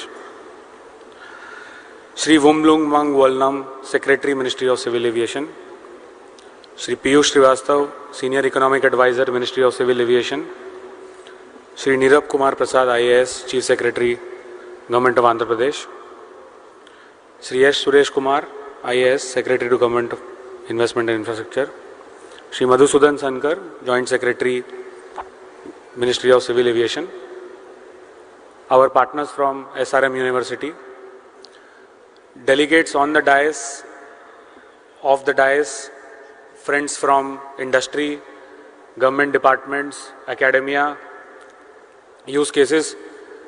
I'm not sure about you, but I was very encouraged and very inspired with the speech that both our key dignitaries gave. And young people like me have got very well inspired to work 10 times more harder to ensure that we can promote use cases for drones across the entire country, starting from the state of Andhra Pradesh. Sir, I would take this opportunity to convey our vote of thanks on behalf of the entire drone industry. We have more than 300 organizations across the country who are participating in the audience today, as well as some of them have put up their exhibits. I am sure each one of us are very excited to bring our drones as fast as possible to Andhra Pradesh, showcase use cases, and as you guided, ensure that they are cost effective, they bring in transparency in decision making, and they can actually bring in tangible benefit to deliver citizen-centric services. I would want to ensure that I mention few key organizations that played the most important role in putting this entire summit together. And of course, before I mention all of these organizations, I would want to repeat and mention about my partner in this event, who I kept having a lot of long discussions with, Shri K. Dinesh Kumar, who I kept working with and kept taking each feedback, each small thing, to ensure that we can bring this summit to the perfection, and to ensure that everyone who comes here gets a great experience, is able to contribute, and does not just remain as an audience who listens and does not contribute. To the entire team of AP State FiberNet Limited, who also augmented all our capabilities and ensured that each important delegate gets a personalized communication and is felt important, and makes sure that he spends his valuable time here. To several other government departments, police officials and all, who made sure that all the arrangements are kept in such a manner that so many audience who came together could seamlessly come in and ensure that this experience that they have got, they could look back and they could make sure that they will bring in their contributions to the state. Also, I would not shy away from mentioning the small coordination that has been very helpful for the evening program, sir, through Airports Authority of India, who are making sure that our drones, the most important drone light show that we are going to have in the evening, from Government of India side and from Airports Authority of India side, we had all the coordination to make sure that we do it today on time. And all of the stakeholders that have come together, Sir, on behalf of all of the people here, I pledge to you that we will ensure that all the 150, 200 use cases that exist in the drone ecosystem, we will bring them to you, we will show the tangible benefit, and we will make sure that we present that use case to you in a manner that you can inspire not just people in the state, but other states to adopt those use cases at such a fast manner across the entire country. On behalf of the entire industry and on behalf of all the key dignitaries here, I convey my vote of thanks to important dignitaries on the dais and all the key delegates of the dais, and I make sure that I and my team will make sure that all the inputs that have been discussed in the exhibition during the technical sessions as well as in the audience, they are all put together as feedback to ensure that the state policy as well as the central regulations where we require more support, all of those inputs can come to the right stakeholders and we can move forward on the regulation side as well as on the use case operationalization side. Thank you so much for inspiring a young person like me, sir, and many others in the audience, and we'll ensure that we move forward on the expectations that you have set, sir. Thank you so much.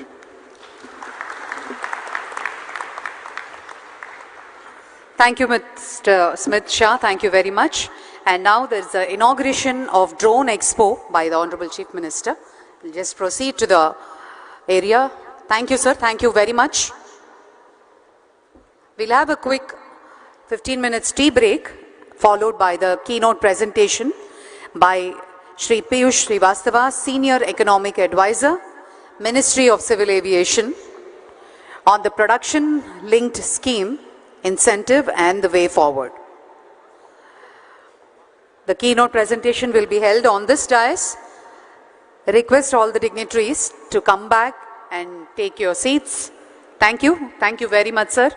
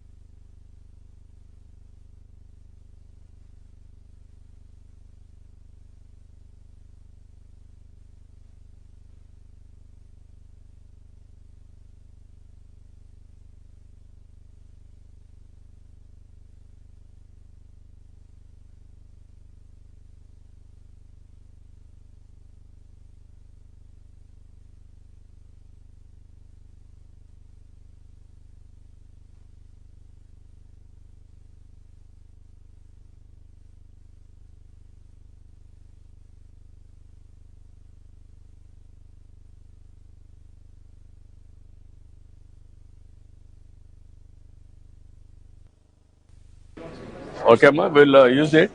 We'll work out cheyandi. I will tell my secretary. They are working. I will tell them. I will give. Don't bother. This is what is the use cases you are doing? We do end-to-end drone services. We manufacture the drones, and we also have a cloud-based platform which uses a lot of AI technologies. Currently, we are working with the infrastructure projects majorly. We have No, what is the use cases I am asking? So mapping and Mapping of villages and towns, That and is- also for mining sectors. GPS mapping Correct. and land survey, all these things. Correct. Am I right? Yes, correct. Sir. That's So we have used AI technology to this. So currently we can also monitor the change in construction if there is some encroachment is happening. We That, can use, to that extent. Even you are not going now, next technology, Sir. if you can send drone Sir. to a construction site, it has to get with analytics. Yes, sir, that is where we are working on actually. Yeah, you work we- it out, we are that is the building a future. digital- Yes, sir. We have a digital setup. So analytics part of it is something we are Real working time, on. it will be cloud. Sir. You can give all analytics. You prepare. We'll Yes, talk sir. to- manufacturing the Yes, we are only manufacturing. Where is your unit? No, in Bangalore, sir. Bangalore. How many are you able to produce? Sir, currently there are about 150 drones lying in the but we are using it for in the our own internal purposes. We are selling it commercially. You are concentrating on land survey. Service, and also infrastructure, mining. So we have done Now, mining, what is the work you are doing? So we are doing the volume calculations. Volume calculation you are able to do? Yes, sir. Then First another thing, ground, what is the available raw material, mining quality or quantity or type of mining, all these things you can do? Yes, sir. Every type of mining we are doing, iron ore especially, coal. Are you able to do that or just a picture? You No, sir. We are doing this. You have a pit. You can see the depth. Correct. Yes.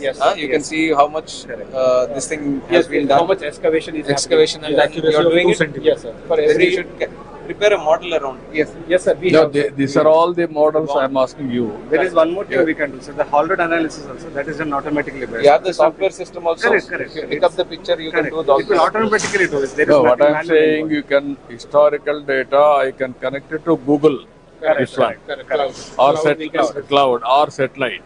I can go through that. Correct, sir. Then this will be dynamic data. Then I will calculate. Net change in stockyards, let's say for every month. If you want Even to do illegal mining, everything I can do. That's what I am asking. Mounts also you can calculate. Yes, sir. Yes, Growth we and can do. increase in mounts. Even you have to do one more sand. That is Sand mining. another thing. Even canals, the amount quantity of work has been done. You can calculate. Yes, sir. Desilting, all these things. Yes, sir. We can do that. I mean, water depth we need to find a different way, but we can do it practically. You work it out all these things. I think water ఉన్నప్పుడు sir అడుగుతుంది ఏంటంటే water ఉన్నప్పుడు మీరు కింద ఉన్నటువంటి silk ఎంత తీసామని calculate చేయగలుగుతారు అదే దానికి different study also. No, I am saying what they are doing. I am asking. I am giving challenges for them. Use their brains. Everything is possible. Mathematics survey We'll definitely Yeah, take up this everything is challenge. possible. You put it all these things, then sir we are documenting every exhibition sir not only exhibition, every use case, Yes, sir. and also ask every department head come and go through this. Sure First, all secretaries, yes including ministers. Hello, sir. Hi. Hi. I'm Mehta from STD Aerospace. We are a Bangalore-based company. What you are doing? So we make drones for surveillance, law enforcement, survey, and mapping applications. Mapping. We serve a lot to the Indian Army as well. So this drone is actually used for long-range surveillance. As on today, you are doing survey mapping. Survey mapping and surveillance. So law You enforcement. are not going. Next step is soil testing. No, not yet. Not yet. We do a lot of oil and gas pipeline monitoring also with this kind of a drone. Where earlier people were using helicopters or walking the pipeline. Now they are using these drones. You come to Oracle now. I have announced. Okay. There you manufacture. You will get all the publicity. Okay. You will use it. So right now Good. we're based in Bangalore, but we are open for. No, that is the hub. I want to make it for India's hub. Sure, sir. For you only 2.5 hours Sure, sir. from Bangalore. Yes, 2.5 hours. definitely. 3 hours maximum. Definitely. We are one of the oldest manufacturers. Actually, we started in 2012 I was in the US actually. No, you have to pay some premium to me. I am the main promoter for all of you. Not take a Bringing everybody onto one platform. Thank you, sir. Thank you. do it. This is agriculture spraying. How many kgs? 16 liter capacity. Only liquid and solid also. Liquid and solid, both the things we can just dissolve in the water and we can have the 60 liter capacity and the flying time like 14 minutes. 3 acres we can cover with a single set of batteries. With 14 minutes. 14 minutes. You are not concentrating now on pest detection. Pest detection, we have the product. Pest detection, this also, we have a multi-spectral camera. So that is a camera used for pest control, pest detection and also the crop health monitoring. No, okay. You cannot integrate in that. We can integrate it also. If you integrate that, Yes, sir. pest detection and also also precision in agriculture, there only I want to spray. Sure, sir. I want to apply my fertilizer. Can you do that? Yeah, sure, sir. We can do it. We have the product also, we can do it also. You come, I am prepared to accept you. What is the cost, proof of concept now, cost effectiveness? We will give the proof of concept in You work it out in a big way, I can create a good market. Sure, sir. Definitely. First mover, you will have an advantage, you come. Sure, You integrate and come. Yeah, definitely. This is very important for us. He is prepared to integrate everything. Pest detection plus spraying. Yes. Even crop health and spraying with fertilizer. Both applications I want to use it. Make the both applications so be in a single model. Single. Present ఏమవుతుందంటే sir ఒక drone వెళ్తది pest No. He is having a model. He can integrate అంటున్నాడు. You integrate and then come back. Sure. That is what I am asking. Yes. You do that. So this is again, sir, one more, sir. If you can see, once we fly a drone, it detects the number of people. So ఇప్పుడు మనకి crowd monitoring, sir, Dasara ఉత్సవాలు కానీ పుష్కరాలు కానీ జరిగినప్పుడు, so once the drone flies, it tells how many people are there. But we have a proof With the faces it will come? No. Yeah, we can have Only a number. base is also possible. So, but only problem is from top. Top we have the 30x zoom camera. 30x optical zoom camera we have. So face recognition possible at 50 meters of height. Height will be 50 meters height. We can possible to recognize who is here and who is there. One shot maximum number of people. We have like around 20 people here. By drone information, you can go now with cloud. Yes, sir. And identify the rowdy sheeters, all these things in a mob, in a crowd, Yeah, real time. we will get a set of data set from the. No, I can keep it in crowd. Yeah. You can have data. Yes. You are having any. Yeah, then that is match and yeah. You are having any program as on today. Yes, sir. We have done the program actually. You come back. That also I want to. Sure, sir. Definitely. You will use it. So two things. Rowdy shooters database ni. అది ఇచ్చినాక మీరు ఏం చేయాలంటే first అవన్నీ కూడా ఉపయోగించి use it. I want to have a use cases. Yes. Then I want to promote. Sure. Our people, yesterday you have seen, no? I told them, but we are not doing anything. I want to go now. Thousands of houses. Vijayadashmi use చేసాం. I'll just show you the drones which we use. Part of the process. This is Raksha drones, sir. This actually started by the help of Dr. Abdul Kalam. And this is the drone that we have used in Vijayawada. This is actually agricultural drone. It can carry 20 kgs. So this is extensively used during the floods. The same drone we have put, sir. And now we make all kinds of drones, that is defense as well as for services like mapping and for agriculture. And this is the product which we use, which is also being promoted by the Prime Minister. And they mix the this is for precision agriculture. It replaces the big bags. This is pesticides? No, Fertilizer. So this can. Using bulk fertilizer, now we are promoting this DAP. Like IFCO and Coromandel, only these two companies have this now. What is the cost saving in this? This is 600 rupees per half liter. No, what I am asking ultimately, I need proof of concept. Yes, sir. What is the proof of concept? Effectiveness of the. I'll explain. 75% cost saving in this, because there's transportation, storage, mixing, and this is a very concentrated. It makes into 2-3 buckets, which we spray over acres. No, I will very happy. Ultimately, I am asking you. Proof of concept means yes, What is the application? You are doing all these things. I want to get yield. Understood, sir. And also yield estimate. And also pesticides, I want to go for precision. Yes, sir. Then residuary pesticides, I have to identify less. Correct, sir. Only that spot I want to hit. We'll get back to you on this, sir. We will definitely give you I will give you so many challenges for you. Sure, sir. You are going traditionally. Yes, I want to go innovative way. Definitely. That is the knowledge I want to promote. Definitely. Everything is possible. Everything. Then you will have a market. Absolutely. That is what I am wanting. Absolutely. In a big way, I will promote. Sure, sir. I will give you subsidies also from government side. Absolutely. I want to have a breakthrough in the industry. Thank you. And I am very happy. They have done very well. Thank you, sir. Okay, sir. Thank you very much. నమస్కారం. ఏం చేస్తున్నారు మీరు? Agriculture లో ఉన్నాము, agriculture drone లో ఉన్నాము, survey drones లో కూడా ఉన్నాము.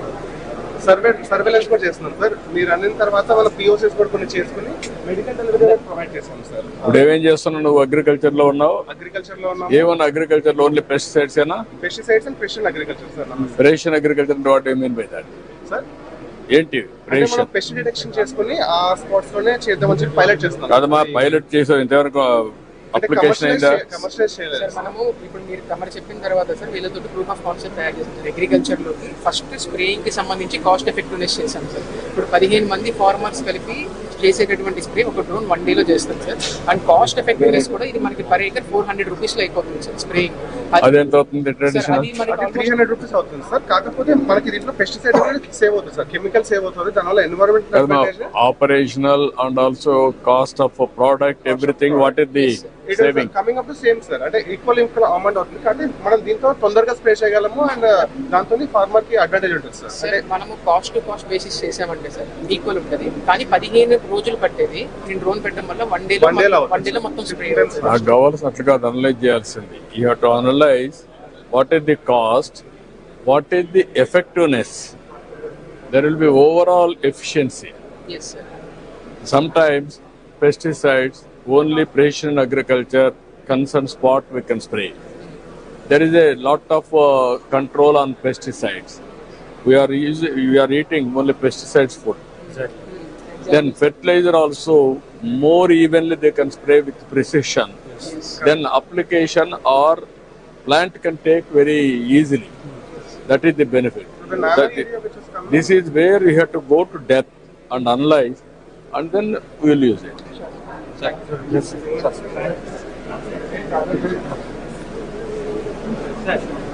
Hello. Namaskaram. Tell me what is the applications you are doing? Everything drones we call ourselves. So we do everything from drone training to drone services to drones new sport. This is the new sport to the world called drone soccer. Drone soccer. Soccer. Flying football, sir. Football. Drone soccer. So basically, this is an indoor sport, sir, where if you just see the,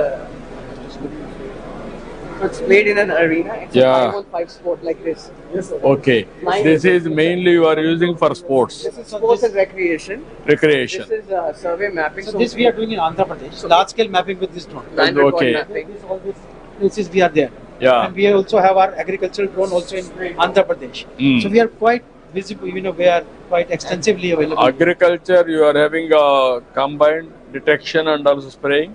No, that is not possible. There are two drones. Detection means spray is different. No, they are saying they can do it. You also try. Yes, okay, absolutely. So we also have these vehicles called drone hub on wheels. These are like about 200 plus vehicles all over the country, which are, the pilots are trained to do repairs and everything else. So these vans are all over country, which do after sale service. This is the largest MRO setup of the country for drones. You do for all companies? Now we have offered to others also. Currently this is managing 400 plus drones of our own. So we have it under the service model. In fact, in Andhra also we have 14 districts where we are present. Similarly, we're replicating, but we're offered the service to other OEMs also. So we are the largest agri drone service player. One of the larger survey activity. And the largest, of course, is the training. We are present in 12 locations. Drones on wheels. Yes. Up on wheels. How many drones you can carry at a time? Two spray drones or a VTOL or agriculture. Either two of them or two of them. We always carry two. And two pilots and technicians. Two pilots. So ideally we realize that there is a gap when the farmer's drone gets some issue. and let's say the OEM is sitting in some other state. By the time the drone gets fixed, it takes 10-15 days and half the season is gone. So you want to be as close to them as possible. So we're increasing the footprint of these hub on wheels. How to do it, we'll do it. Yes, sir. This we share with the officer. Thank you. Okay, చేసేది. Get rid of it. Surveillance drones అండి ఇవి మనకు ఇది వచ్చేటప్పటికి 4 kilometres 40 minutes వరకు వెళ్తుంది. ఇది 5 kilometres 60 minutes. మన ఏపీ వరదలు వచ్చినప్పుడు మనము సర్వేలెన్స్ చేసినప్పుడు ఈ డ్రోన్ తోనే చేసినాం అనమాట. సో దీనికి వచ్చి డే పేలోడ్ ఒకటి ఉంది, థర్మల్ ఉంది. దెన్ మనకు వచ్చేటప్పటికి లా అండ్ ఆర్డర్ ఉపయోగపడుతుంది, మనకి ఇది ఫారెస్ట్కి ఉపయోగపడుతుంది, మనకు డిసాస్టర్ మేనేజ్మెంట్.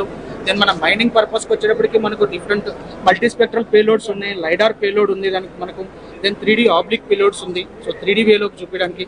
దెన్ ఒకటే డ్రోన్కి మనకు 3 పేలోడ్స్ కనెక్ట్ చేసే పాసిబిలిటీ కూడా మనకు ఉంటుంది. ఒకటేసారి డే థర్మల్ మనము మ్యాపింగ్ చేయడానికి మైనింగ్స్లో కానివ్వండి అన్ని విధాలుగా సహాయపడుతుంది మనకు. సో మొన్న లాస్ట్ టైం వచ్చినప్పుడు మనం వరదల్లో చూపించినాము.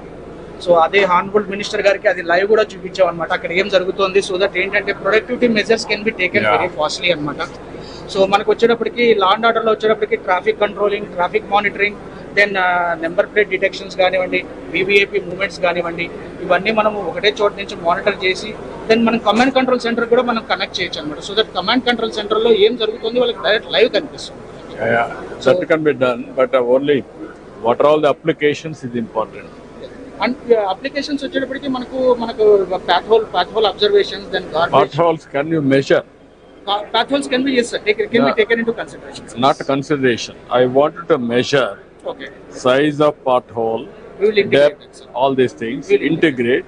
With the garbage not first of all potholes. Okay. What is the pothole size? Okay. What is the depth? Okay. How much? Okay.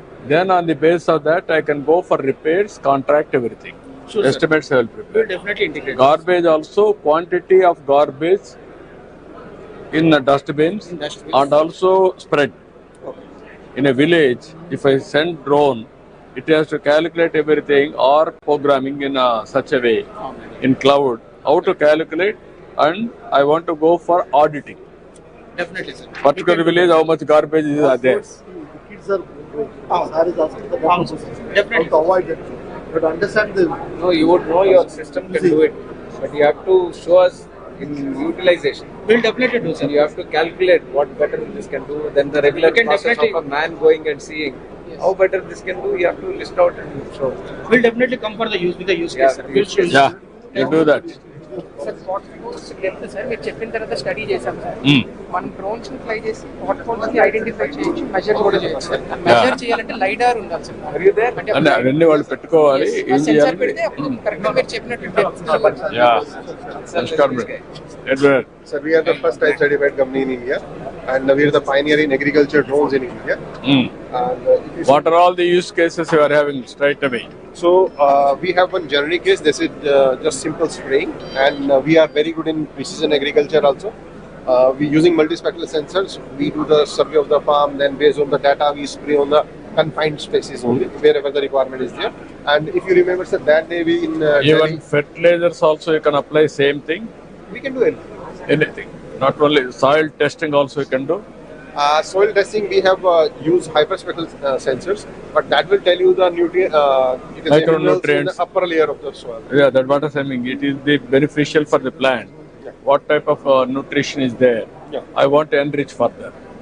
We can do it. Sometimes there will be deficiency of zinc, gypsum, like that. All these things I can balance. We have given that kind of drones to ISRO also with hyperspectral sensors, and we have done a lot of research with ISRO.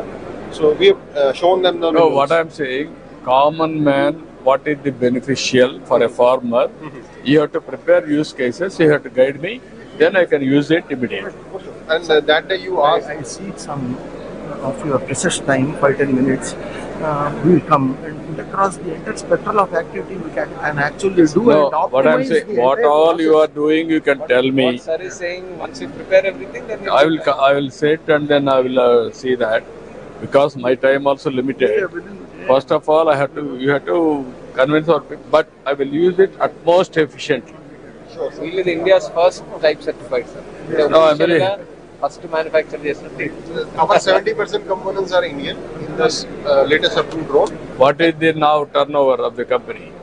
We are 100 CR. A lot of scope. Yes, sir. Be clear. Next thing should be in Andhra. 25 years later, I have a photograph with you. Thank you, thank you. Thank you, no. My father was your consultant, sir. Acha? My father retired from All India Institute. Rehabilitation program పెట్టారు కదా. జన్మభూమి programme లో అన్ని ఇచ్చారు, callipers, artificial limbs అవన్నీ. అందులో he was your consultant. Thank you. Sir మొన్న medicines చేసిన తర్వాత సార్ ఒక ప్రూఫ్ ఆఫ్ కాన్సెప్ట్ చేసాం సార్. ఇక్కడ మన తెనాలి డిస్ట్రిక్ట్, తెనాలి దగ్గర సార్ కృష్ణా రివర్ ని దాట్ చేసి కొల్లిపార మండలంలో రివర్ కి ఒక సైడ్ నుంచి ఇంకొక సైడ్ వరకు మనం డ్రోన్స్ చేత మెడిసిన్స్ డెలివరీ చేసాం సార్. ఆల్రెడీ ఇది డిమాన్స్ట్రేట్ చేసి ఆటోనమస్ సార్ కంప్లీట్లీ. మనం ఏ ఇంటికి వెళ్ళాలో జియో కోఆర్డినేట్స్ ఇచ్చాం సార్. ఇది టేక్ ఆఫ్ అయిపోయి ఒక 6-7 కిలోమీటర్స్ దగ్గర డెలివరీ చేసి వచ్చింది సార్. ఎన్ని రోజుల్లో మనం జియో కోఆర్డినేట్ చేయగలుగుతాం స్టేట్ అంతా? What is the cost? We are having survey, land survey. Same thing houses also in a village. Geo coordinates you have to prepare. మనకి ఇప్పుడు సచివాలయం ఉన్నాయి కాబట్టి సార్ సెక్రటరీస్ యూస్ చేసుకుని ఇమీడియట్ గా ప్రతి హౌస్ ని ట్యాగ్ చేసుకోవచ్చు సార్. ఎన్ని రోజులు చేయొచ్చు? సార్ ఒక 15 days. Okay, you work it out, that చెప్తాను.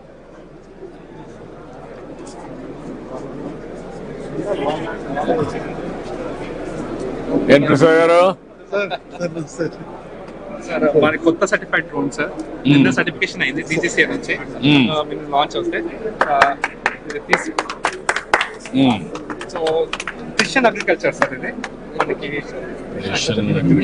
సో దీంట్లో ఏదైతే ఎక్కడైతే పెస్ట్ ఉందో, ఎక్కడ డిసీజ్ ఉందో అక్కడే స్ప్రే చేస్తుంది, ఫర్టిలైజర్ వేస్తుంది sir. Okay, both integrated sir ఇది.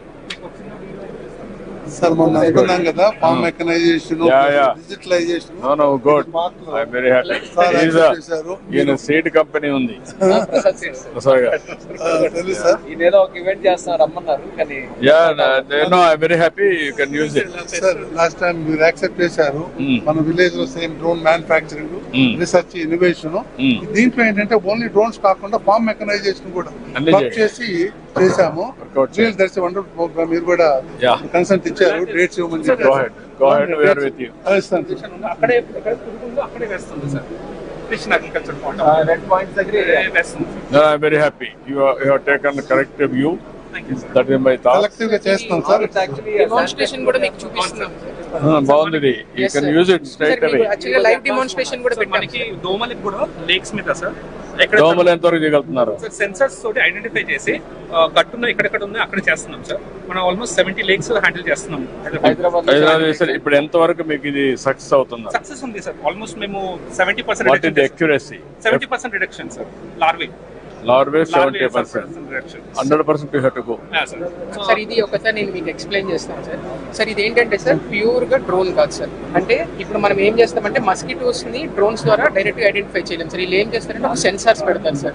ఎక్కడెక్కడ పెడతారంటే కెనాల్స్ పక్కన, లేక్స్ పక్కన, ఎక్కడైతే వాటర్ ఇండేషన్ ఏరియాస్ ఉన్నాయో ఒక సెన్సార్స్ పెట్టి అందులో మస్కిటోస్ ని క్యాప్చర్ చేసి అక్కడ ఉన్నటువంటి లార్వా డెన్సిటీ ఫస్ట్ ఐడెంటిఫై చేస్తారు సార్. ఆ లార్వా డెన్సిటీ ద్వారా హీట్ మ్యాప్ తయారు చేసి ఎక్కడైతే ఎక్కువ లార్వా ఉందో అక్కడ ఆటోమేటిక్ గా డ్రోన్ వెళ్ళి పంపించేస్తారు.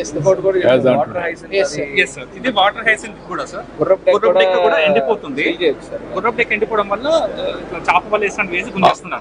హౌ మచ్ ఇది అవుతుంది, ఎంత చేయగలుగుతున్నారు దాంట్లో మొత్తం గుర్రపు డెక్క? How much you can eradicate? 100% వెళ్ళిపోతుంది సార్. కానీ పిరియాడికల్లీ చేయాలి. అంటే గుర్రపు డెక్క కొంచెం ఉన్న వచ్చేస్తుంది కదా sir. What is the manual cost, what is the machine cost? Manual cost కి 25 lakhs 30 lakhs అవుతుంది. ఇది డ్రోన్ తోటి అయితే మీకు ఒక ఆల్మోస్ట్ ఒక 2-3 lakhs లో అయిపోతుంది సార్. చాలా కాస్ట్ ఎఫెక్టివ్ సార్. చాలా cost effective. Why can't you do it immediately all our areas? MAUDs no, not only MAUD, irrigation, all canals you can do this. ఇంకోటి యూనిక్ కేస్ ఏంటంటే forest to plantation sir. అంటే మనం ఇంత helicopters తో వేసేవాళ్ళం కదా sir. Drone తోటి ఇక్కడ డిఫారెస్టెడ్ areas identify చేసి మన సెల్ఫ్ హెల్ప్ గ్రూప్స్, NGOs తోటి సీడ్ బాల్స్ తయారు చేసి డ్రోన్ల తోటి వేస్తున్నాం sir.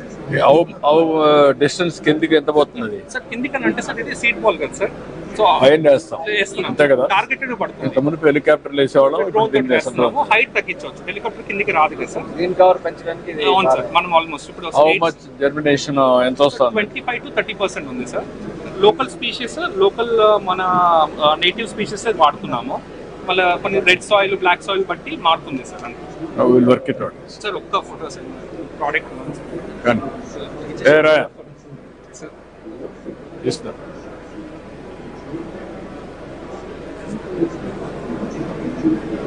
Okay. Thanks a lot. Thank you. Sir, this way. What is the? Sir. So we are both drone and anti-drone tech stack, sir.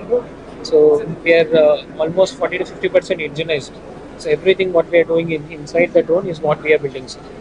And right now, what are all the use cases you are doing? So these are the use cases that we are talking specifically on the smart city for the suspect tracking with drone is what we are specialized in, and then this is what we are with the same drone with the complete tech stack we can do, sir.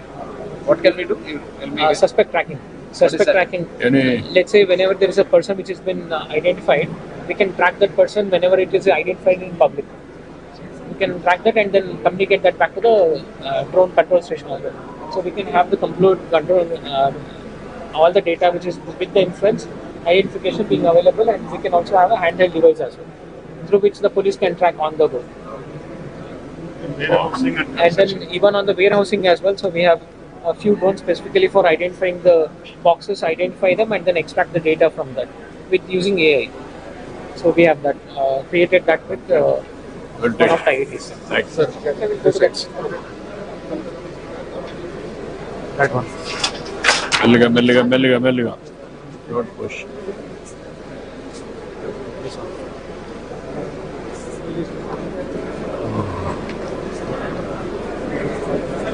No, you come. Sir, this is my friend, sir. I'm Professor Subramaniam from IIT Kanpur, hailing from Vijayawada. Okay. So, faculty in IIT Kanpur who are inclined towards facial recognition, they have the technologies. We have come up with the drone photo to facial Yeah. recognition చేసి identify చేసే technology వాళ్ళు develop చేస్తున్నారు. Okay. So That's we are good. working very close with the Indian Army, developing kamikaze drones as well as high altitude surveillance drones. This is a high altitude surveillance drone which can last for 2 hours and 200 kilometer range. And this is a simulator which we have developed. So it's a generic UAV simulator. What is missing with Indian Army today? So this can model any of the drones dynamics and we solve it in real time. And we can also control the zoom in, zoom out, and we have modeled the entire country's GIS terrain using satellite data. So with this, even sitting here, we can simulate the conditions of forward areas such as Himalayas and even line of active control and all. So this is nearby Joshimath region. So right now the simulation is happening. This is. Is that real or computer generated? Right now the dynamics is simulated. But with this, we will train our pilots so that they can operate these kamikaze. It's a kamikaze drone which can be launched from a tube or a catapult. So that's a catapult, and there is also a canister. It's a tube launch. So the wings will be in a folded state initially. Once it is launched, it will unfold and navigate to the destination. So the capability here is even under GPS denial, it can still navigate towards the target. So and it can carry a 6 kg warhead here and has EOIR recognized. Similar technology we have incorporated here for a civilian use case, where this is an aerostat-based surveillance system. The camera on board can be powered continuously from tether that is holding the aerostat, and you can continuously power this for 3 to 4 days depending on the season. Rowdy sheeter facial recognition. Sir, ఇది మనం UP police ki extensive ఇచ్చాం sir during this anti-CAA raids. CAA raids. Almost 25 days we have given these services.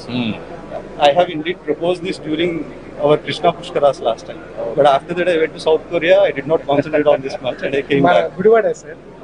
Sir, our registered office is in Gudivada. I became a faculty there as a faculty. I was a student there as well. After that I became a faculty. We want to come back here to establish our production units. You come and invest and then create all these things, ecosystem. What is your name? Subramaniam, sir. Okay, you work it out. Yes, thank you. And I am very happy. Thank you. Very good to see you. Chadam.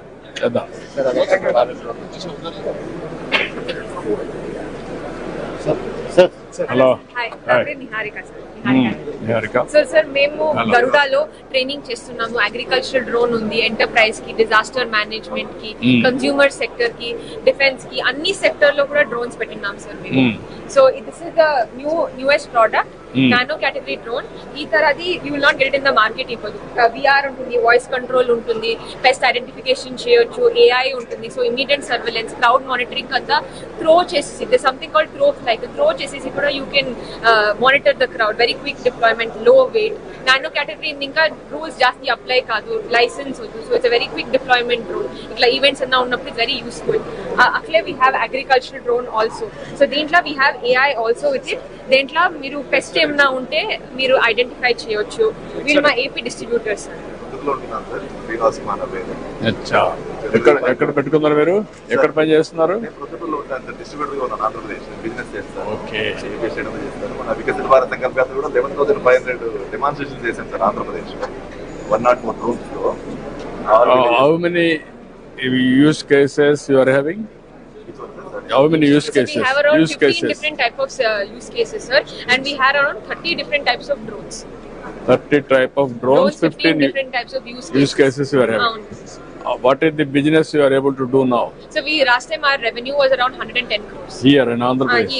Andhra Pradesh lo almost around 20 crores antu vachindi, sir. Overall 110 crores antu vachindi, sir. Now we focused on spraying services, sir. Now we focused on spraying services. Spraying services. Rather than selling, we focused on spraying services. Farmer కి మీరు reach out అవుతున్నారా? లేదు sir, ప్రస్తుతానికి ఏమంటే మన గ్రోమర్ company ఉంది కదా, అంటే కోరమండల్ కంపెనీ 630 సెంటర్స్ ఉన్నాయి. ఎవ్రీ సెంటర్ కి ఒక డ్రోన్ ఏర్పాటు చేసాం, 2 పైలట్స్ ఏర్పాటు చేసాం. ఆ విధంగా ఇఫ్కో కంపెనీ కూడా ముందుకు వచ్చేసింది. సో లక్కీ పార్ట్ ఏమంటే సార్, ఇప్పుడు ఫర్టిలైజర్ కూడా ఇఫ్కో వాళ్ళు ఇస్తున్నారు, liquid fertilizer. Now we can link with manufacturers. Yes, sir. And also drone application. No, not you. Fertilizers. No, sir. We are already doing with them as well. That is what I am saying. We can coordinate with them. Yes, sir. Spraying, we will make it a must. నువ్వు చేసావమ్మా, కానీ తక్కువ చేస్తున్నావు కదా, మొత్తం చేద్దామని. ఈ 2 case studies చూసుకుంటే what is the cost difference, మీరు దీంతో చేస్తే ఎంత బెనిఫిట్ వచ్చింది, మామూలుగా అయితే ఏంటి, 2 కన్విన్స్ చేయాలి. స్కిల్లింగ్ కూడా చేస్తున్నాం sir, offering training programmes. We have tied up with international universities, 5 countries లో టై అప్ చేస్తున్నాం. So what is the benefit is if they go and అక్కడ they will teach with higher end drones. మీరు పని చేయండి, you be in touch with us, we will work it out. Definitely. We have already worked out 2-3 proof of concepts, sir. మీ పేరు మీద? Okay, good. We will work it out. Also looking to invest, sir. So I'm again inviting them to invest in Andhra. They have to come. Orvakal is the best place. You come and manufacture. Come and invest. అది చూసాం కదా. ఏంటయ్యా మీరు Hi sir, I'm Amit from General Aeronautics.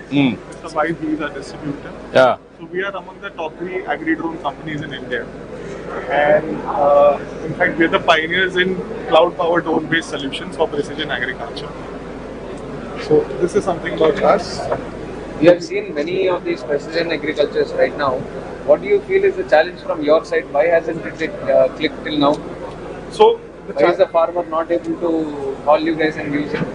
So the challenge here is that on the demand provider side, so there is demand that is getting created, but unfortunately it is not reaching to the drone service provider. So what we've done, we've created a model called Casca. You didn't try going and explaining it to people? So we've done that, and in fact, how is the response? So we're getting really good response. So imagine it to be like Ola for drone providers, right?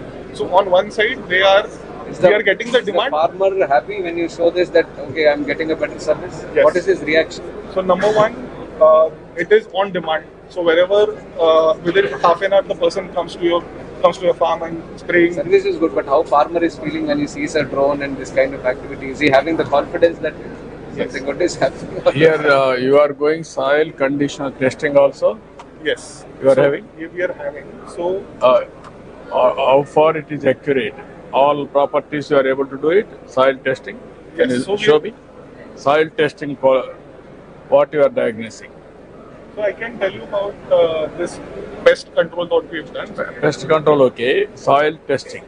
Sir is specifically asking, I think you must be doing moisture, right? Yes. Soil moisture is easily doable. Sir is specifically asking if we can find out NPK, nitrogen, potassium. Will we be able to do that is what sir is asking. Yes. So this is one example wherein we identified what was the problem with the soil. So NPK we identified. All the areas that are marked in red, so they were identified. Now and all this is through an AI model. This AI model it is fed into the drone. The drone then automatically maps what are the stress points. So there's no human intervention involved, and then it will go to those places and directly spray. No, what I am asking you straight question. Soil testing I am doing traditional as on today. Zinc, what is the deficiency, potash, what is the deficiency, all these things we are doing. Micronutrients and also major nutrients I am testing. Can you test all these things? Give me a report, not traditional, through drone. Simple question. There I will ask our agriculture department to come and soil testing department, discuss with them and come back with what they are doing. Sure. Arrange చేస్తారంటే all use cases, all our departments, you alert them. Traditional గా మనం చేసే పనులని వాళ్ళు test చేసుకోమనండి. ఇప్పుడు weed ఉంది, irrigation రమ్మని, municipal administration రమ్మని, అట్లా వచ్చి చూసుకుంటే మనకి ఈజీ అయిపోతుంది. ఏమ్మా?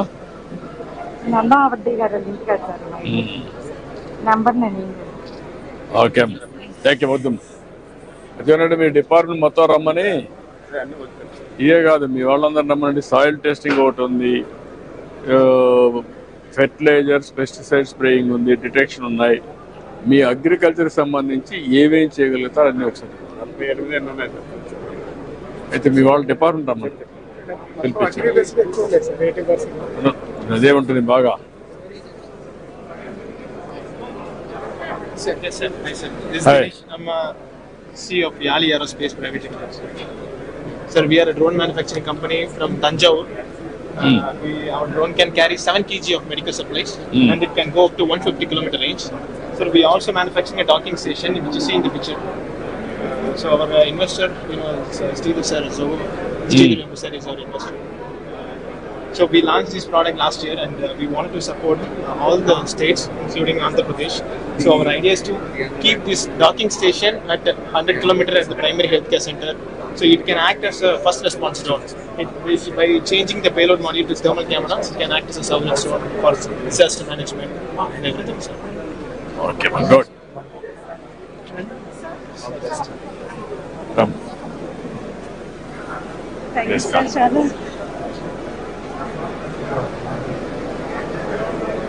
Thank you so much. Thank you.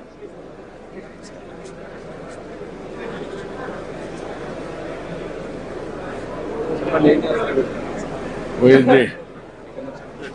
ఏమేమి ఉన్నాయి? What are all the applications you are having? We have for agriculture purposes, surveillance purpose, inspection purpose, medical logistics, mapping, and the complete. If you want any integration, also we can do that. Also, we have the specification of inspection of bridges using nodes. This is the unique solution created by us. Sir, using that we can detect the grade of the concrete and you can tell grade of concrete. Yeah. Yes. How? The recent project that we have done with Sierra, right? It uses piezoelectric sensors using the NDT principles. So it's a remotely NDT testing, and it predicts the grade of the concrete. So we can have the mapping of the particular drone. We have the 3D model, and also use case wise, like for the different bridges, we can have the mapping of the particular drone. And if you want to conduct inspection on quarterly and half-yearly basis, we can do that, and we can give you the roads also.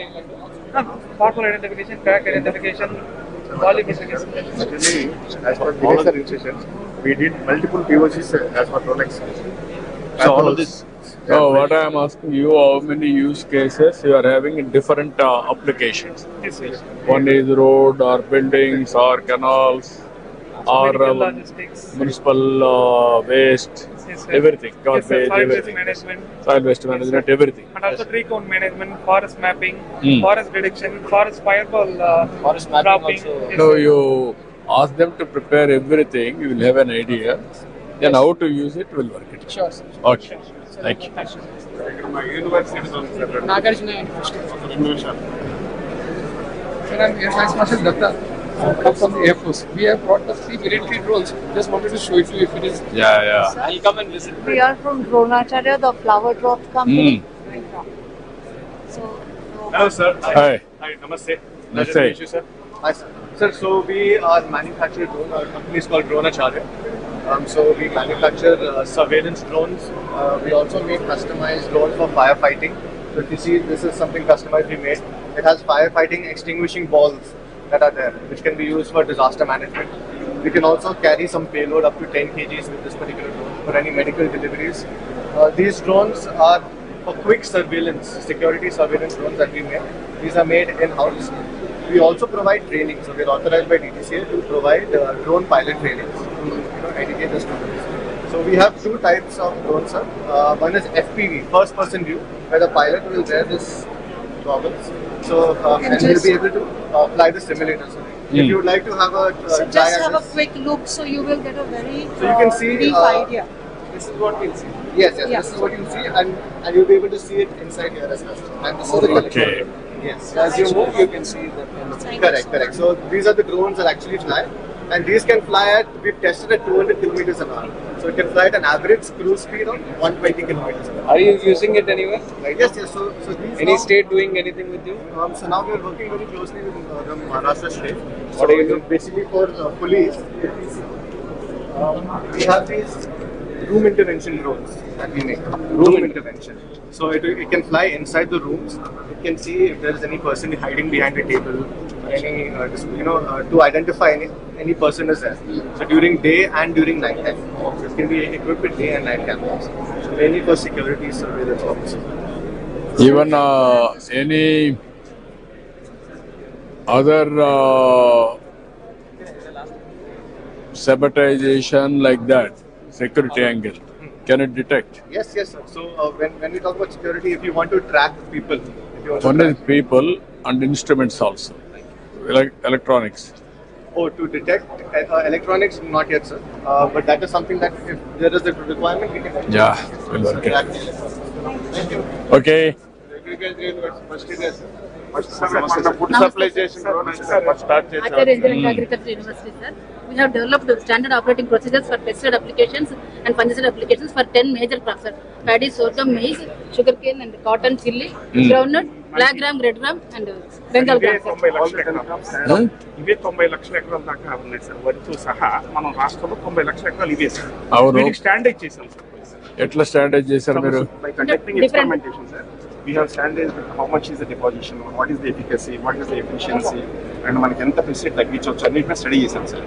And kindly look at this one, sir. The difference between the earlier method, sir. This is how much pesticide we are using to the atmosphere, sir, while we are spraying to the existing method, sir. And whereas drone, sir, it is neatly spraying, sir, with very less amount of drip, sir. This itself showing its efficiency, leading to efficacy, sir. What is the saving you are able to establish? 25% we have proved on and we have given the recommendation also, sir. And this is a SOP for each and every crop we have developed, sir. Yes, sir. Kindly. Sorry. Pesticides, how much we can reduce? 25%. Pesticides, pesticides consumption. Yes, sir. 25%. For every acre, suppose if 1,000 rupees. Fertilizer efficiency, how much you can Fertilizer increase? efficiency also 25%, sir. Still the study is going on. దాని మీద study చేయలేదు sir. ఇది ముందు standard చేసాం sir. ఎందుకంటే ముందు pesticide use మీద ఎక్కువ డ్రోన్స్ రైతులకు వెళ్తాయి సార్. No. 3 years. వాల్యుయేషన్ రైతుల దగ్గర కూడా చేసాం సార్. ఎక్స్పెరిమెంట్ స్టేషన్ లో చేసి రైతుల దగ్గర కండక్ట్ చేసాం. How many acres you conducted? This study, sir, each experiment we have conducted in 50 acres. రైతుల దగ్గరికి వెళ్ళి చేసాం. ప్రతి క్రాప్ 50 acres లో. What is the yield increase? Sir, yield increase is found to be almost 11 to 12%, sir. But we are not attributing to the drone technology, sir. But it is attributed to timely application of the pesticides, sir, because we are attending to timely application. No, what I'm saying, if you can do everything, right time sowing, weeding, everything, then you can apply in right time detection of pesticides and right time application of fertilizer, everything if you can do. Then we have to get it international standards, no? That's where I want to do experiment. Rice లో ఇక్కడ నేను చూపిస్తాను sir. మనం direct seeding చేస్తాం sir. దాదాపు 10 లక్షల ఎకరాలు మన రాష్ట్రంలో డైరెక్ట్ సీడింగ్ సార్. దీని డ్రోన్ ద్వారా డైరెక్ట్ సీడింగ్ చేసి సార్, డ్రోన్ ద్వారా వీడిసైడ్ స్ప్రే చేసి సార్ కలుపు. నాకు అర్థం, నేనేమంటున్నానంటే మీరు నోడల్ ఏజెన్సీగా ఉండి ప్రైవేట్ పీపుల్ కూడా కాంపిటీషన్ పెట్టి స్టాండర్డైజేషన్ చేసి మల్టిప్లైర్ ఎఫెక్ట్ లో you have to get results. Sir 2018లో మన ఆర్కైవ్ ఫండ్స్ తో స్టార్ట్ చేశారు. ఇప్పటికి 800 మంది ట్రైనింగ్ మనమే ఇచ్చాం. 8,000 ఎకరాలు వేసారు. ఎక్కడమ్మా? మా దగ్గర 1000 ఎకరాలు చేస్తాను ఇప్పుడు. ఎక్కడ? ఏ ఏరియా? కోవాడ. ఎంత రైతులు ఎట్లా ఫీల్ అవుతున్నారు? ఎంతమంది రైతులు వీళ్ళంతా? నువ్వు చేసేది 1000 ఎకరాలు కదా, ఎంతమంది రైతులు ఉంటారు? 200 ఉంటారు. వాళ్ళు ఎట్లా ఫీల్ అవుతున్నారు? దీనివల్ల తగ్గింది ఖర్చు అనుకుంటున్నారా ఏంటి? ఖర్చు తగ్గడం కన్నా ముందు పని తగ్గుతుంది అనుకుంటున్నారు సార్. సార్ ఈ బాబు చెప్పలేకపోతుంది సార్. ఈ రోజు వాతావరణం బాగుంది అనుకోండి సార్, ఒక రైతు మాక్సిమం 2 ఎకరాలు కొట్టుకుంటాడు సార్. ఈ డ్రోన్ ఒక రోజే 30 ఎకరాలు పెట్టేస్తాం సార్. ఆ వాతావరణంతో ఆ పెస్ట్ ఏంటంటే పెరగకుండా కంట్రోల్ చేయగలుగుతాం సార్. దానివల్ల ఏంటంటే మనకి ఈల్డ్ పెరుగుతుంది, టైమ్లీ అప్లికేషన్ సార్. లేబర్ యొక్క సమస్య మీరు ఎట్లా చేస్తున్నారో ఇప్పుడు పని చేయండి. మీరు ఒక టీముని పెట్టి, ఇక్కడే కాదు మీ దగ్గరికి కాదు, ఇక్కడ అప్లికేషన్స్ ఏమున్నాయి అన్ని చూసి how to scale it up. Upscaling process, sir. Sir, ఒక్కసారి ప్లీజ్ సార్. అది ఫర్టిలైజర్ సార్. ఒక్క నిమిషం. fertilizer application, seed application. This is the drone, sir. It can be used for dispensing fertilizer, granular fertilizer. దాంట్లో వేస్తారు. ఇప్పుడు కొట్టలేరు కదా, ఊరికే waste చేస్తారు సార్. ఏం పర్లేదు, కొంచెం వేయండి సార్, తర్వాత వాడతాం సార్. ఇది DAP sir. Like wise sir, మనము సార్ మినిమం వరి తర్వాత మినిమం వేస్తాం సార్. అది 10 కిలోలు 15 కిలోలు మినిమం వేస్తే చాలు సార్. డ్రోన్ తర్వాత 2-3 కిలోలు తగ్గుతాయి సార్. యూనిఫామ్ గా వరి మీద నుంచి కింద పడతాయి సార్. కిందకెళ్ళి సీడ్ జడ్మెంట్ అవుతుంది సార్. దాన్ని మనం ప్యాడీ పల్స్ రిలే క్రాప్ అంటాం సార్. మనకు కృష్ణా డెల్టా ఇదే సార్. ఇది అప్లికబిలిటీ 10-15 లక్షల ఎకరాలు ఈ డ్రోన్ ద్వారా. వర్కౌట్ చేయండి. ఫస్ట్ మనం ఫుడ్ సప్లై చేసిన డ్రోన్ నేషనల్ లెవెల్లో ఫస్ట్ డిజిఎస్ సర్టిఫికేట్ ఉన్నది మనదే సార్, స్టేట్ అగ్రికల్చర్ యూనివర్సిటీ. నువ్వు అగ్రికల్చర్ ఈ డ్రోన్ కే మాట్లాడదమ్మా, ఓవరాల్ గా రైతులకి ఎట్లా బెనిఫిట్ వస్తుందనేది ఇంపార్టెంట్.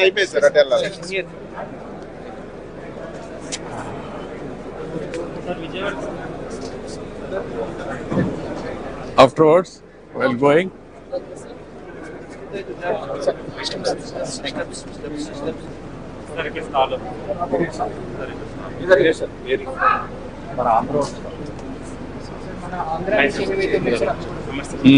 సో ఇది మనకి made in India drone sir. మనకి ఇండియాలో తయారు చేసిన డ్రోన్ సార్. ఇది కాంపోనెంట్లు కూడా మన ఆంధ్రాలో వేరే మ్యానుఫ్యాక్చరింగ్ హైదరాబాద్ లో చేస్తున్నాం. ఇది మోటార్స్ కూడా మనకి ఇక్కడ తయారు చేస్తాం సార్. వెక్టర్ అని చెప్పేసి మన ఆంధ్ర చైనా డ్రోన్ 2 ఎకరాలు కొడితే మన 10 ఎకరాలు కొడతాం sir, single charge. Advance already తో చేసాం సార్. మన ఇది మోటార్లు కానీ బాడీ కూడా మెటల్ బాడీ వస్తుంది. హైదరాబాద్ ఎక్కడ తయారు చేస్తున్నారు? హైదరాబాద్ లో మన బాలనగర్ ఉంది కదా సార్, ప్రశాంత్ నగర్, అక్కడ తయారు చేస్తారు. ఓన్ సెంటర్ మనకి అక్కడ వాళ్ళు కూడా స్టాల్ పెట్టారు సార్. మోటార్స్ చైనా మోటార్స్ కంట మనకి 10 గ్రాముల పైన వెయిట్ కూడా తగ్గుతుంది సార్. మనకి చైనాతో పోటీగా వెళ్తున్నాం సార్. ఇంకా dedicated magazine to educate people on drones. And I'm very happy. Last 5 years నుంచి రన్ చేస్తున్నాం sir. Now it will have a quantum. Schools కూడా ఇంట్రడ్యూస్ చేద్దాం ఈ డ్రోన్ స్కిల్స్ గురించి అనేది ప్లాన్ చేస్తాం. And we will take it up. We work with definitely. And where? Sir, we are from Neosky. మా దగ్గర survey, inspection, mapping, surveillance, logistics drones. సర్వేలెన్స్లో 2-3 categories ఉన్నాయి సార్. మైక్రో కేటగిరీ ఒకటి ఉంది, తర్వాత స్మాల్ కేటగిరీ ఉంది. సర్వేలెన్స్లో అటానమస్ సొల్యూషన్స్ చాలా చేస్తాము, ఏఎంఎల్ సొల్యూషన్స్ చాలా చేస్తాము. లైక్ క్రౌడ్ మానిటరింగ్, ర్యాలీ అప్పుడు క్రౌడ్ ఎంతమంది ఉన్నారు. In fact we did a POC last week in Vijayawada. Vehicle detection, ఎట్లాంటి వెహికల్స్, ఫర్ ఎగ్జాంపుల్ కారా, బైకా ఏంటనేది. దెన్ నంబర్ ప్లేట్ రికగ్నిషన్, ఇది number plate recognition is what we are doing. So అది చేస్తాము. So those are all possible with this. And there is a small micro drone specifically coastal kosam, endukante coastal security lo the boat size is going to be very small. So hand launch and recovery lo we have made a micro drone, nimble ani this is that drone. So that's what it is. And cargo drone, this we were fortunate to support during this floods. So we came here with this drone for the relief operations as well. Okay, good. Thank you. We are making drone cameras and payload visuals. Our USP is completely made in India, sir. Actually, drone lo mottam import cheskuntaru sir China nunchi, but what we are doing is we are manufacturing in India itself. This is like mana computer ki motherboard ela untundo drone ki flight controller sir. Idi mee chethula meedaga inaugurate cheddam sir. Flight controller. So please remote controller. Yes, flight controller for the that's what I'm saying. Remote system. Like motherboard ki mana computer unnatlu. Yeah. Mostly like Chinese components. Drones లో ఇప్పుడు ఏంటంటే మొత్తం Chinese components అన్ని తీసేసి make in India కింద మనం హైదరాబాద్ లోనే మొత్తం తయారు చేస్తాం. ఇది కొంచెం మోర్ ప్రామినెంట్ అయిపోతుంది సార్, ఎందుకంటే మన పేజర్ అటాక్ అయిన తర్వాత మనం కూడా నాకు తెలిసి దీనికి మూవ్ అయిపోతాం. We want this system also to be developed in India, otherwise this will come from China. It can be anything. ఇంకొకటి నెక్స్ట్ జిపిఎస్ నావిక్ సార్ మనం తయారు చేసాం సార్. ఇది కూడా మామూలుగా చైనా నుంచి ఇంపోర్ట్ చేస్తున్నాం, లేకుండా ఇప్పుడు ఇండియన్ శాటిలైట్స్ తోటి మొత్తం మనమే తయారు చేస్తున్నాం సార్. రిలీజ్ చేస్తే ఇది any drone company can buy it from them and use it in there drones. So one more thing is actually our chips are software belongs to us. So they cannot take any information from us. That is the danger from the beginning we are working. Even more than that, this is the most important thing that no one is doing in India. No one is doing, sir. This is like a gyro stabilized gimbal, sir. Just hold it, sir. This is very lightweight camera, sir. 750 grams. By using this camera, we can see any person within 20 kilometers in the daylight. In the night time, up to 6 kilometers, sir. 20 kilometers plain area. Yeah. Visual line of sight, sir. Visual line of sight. Yes, 20 kilometers. Yeah. We are going to keep this like a drone. Otherwise, use a tactical tower, sir, which we can erect up to 40 feet. ఏదైనా ఒక police station దగ్గర పెడితే మొత్తం ఒక 20 kilometers లో మనకు day time లో surveillance మొత్తం వస్తుంది. మా కేపబిలిటీ ఇంకోటి ఏంటంటే ఆర్టిఫిషియల్ ఇంటెలిజెన్స్ ఇంక్లూడెడ్ సార్ ఈ కెమెరా. సో దీంట్లో ఏదైనా సస్పిషియస్ పర్సన్ మూవ్ అవుతున్నా కూడా రైట్ సైడ్ అయినా కూడా అది కూడా మనం ఐడెంటిఫై చేసేసి ఇస్తాం అన్నమాట సార్. మేము ఆల్రెడీ హకీంపేట ఎయిర్ఫోర్స్ స్టేషన్కి వర్క్ చేస్తున్నాం సార్. ఫ్లైట్స్ ట్రాకింగ్ కానీ దానిలోకి వచ్చే F-40 ఫారెన్ ఆబ్జెక్ట్ డెబ్రిస్ కింద పడితే 2mm కూడా మేము ఐడెంటిఫై చేయగలుగుతున్నాం అనమాట. సో ఆ కేపబిలిటీ మాకు ఉంది సార్.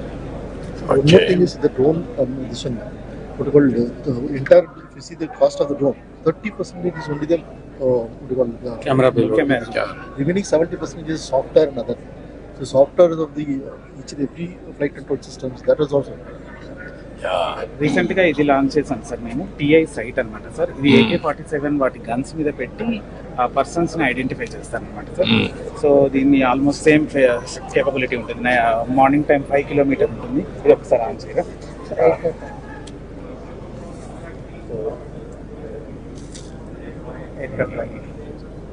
కష్టం ఈ లెన్స్ కొంచెం అడ్జస్ట్ చేసుకుంటూ ఉంటే సరిపోతుంది. ఇదొకటి హకీంపేట ఎయిర్ఫోర్స్ స్టేషన్ లో మేము ఎయిర్ క్రాఫ్ట్ ట్రాకింగ్ అవన్నీ చేసాం సార్. ఇండియన్ డిఫెన్స్ తోటి మెయిన్ గా మా కస్టమర్ వాళ్ళు అనమాట, వాళ్ళతో. So we want to come to Amaravati also sir. Amaravati or మీకు ఇంకా బెటర్ కర్నూలు అని ఇందాక చెప్పినట్లు. So Oracle. There is an airport. You can do experiments. There is a land.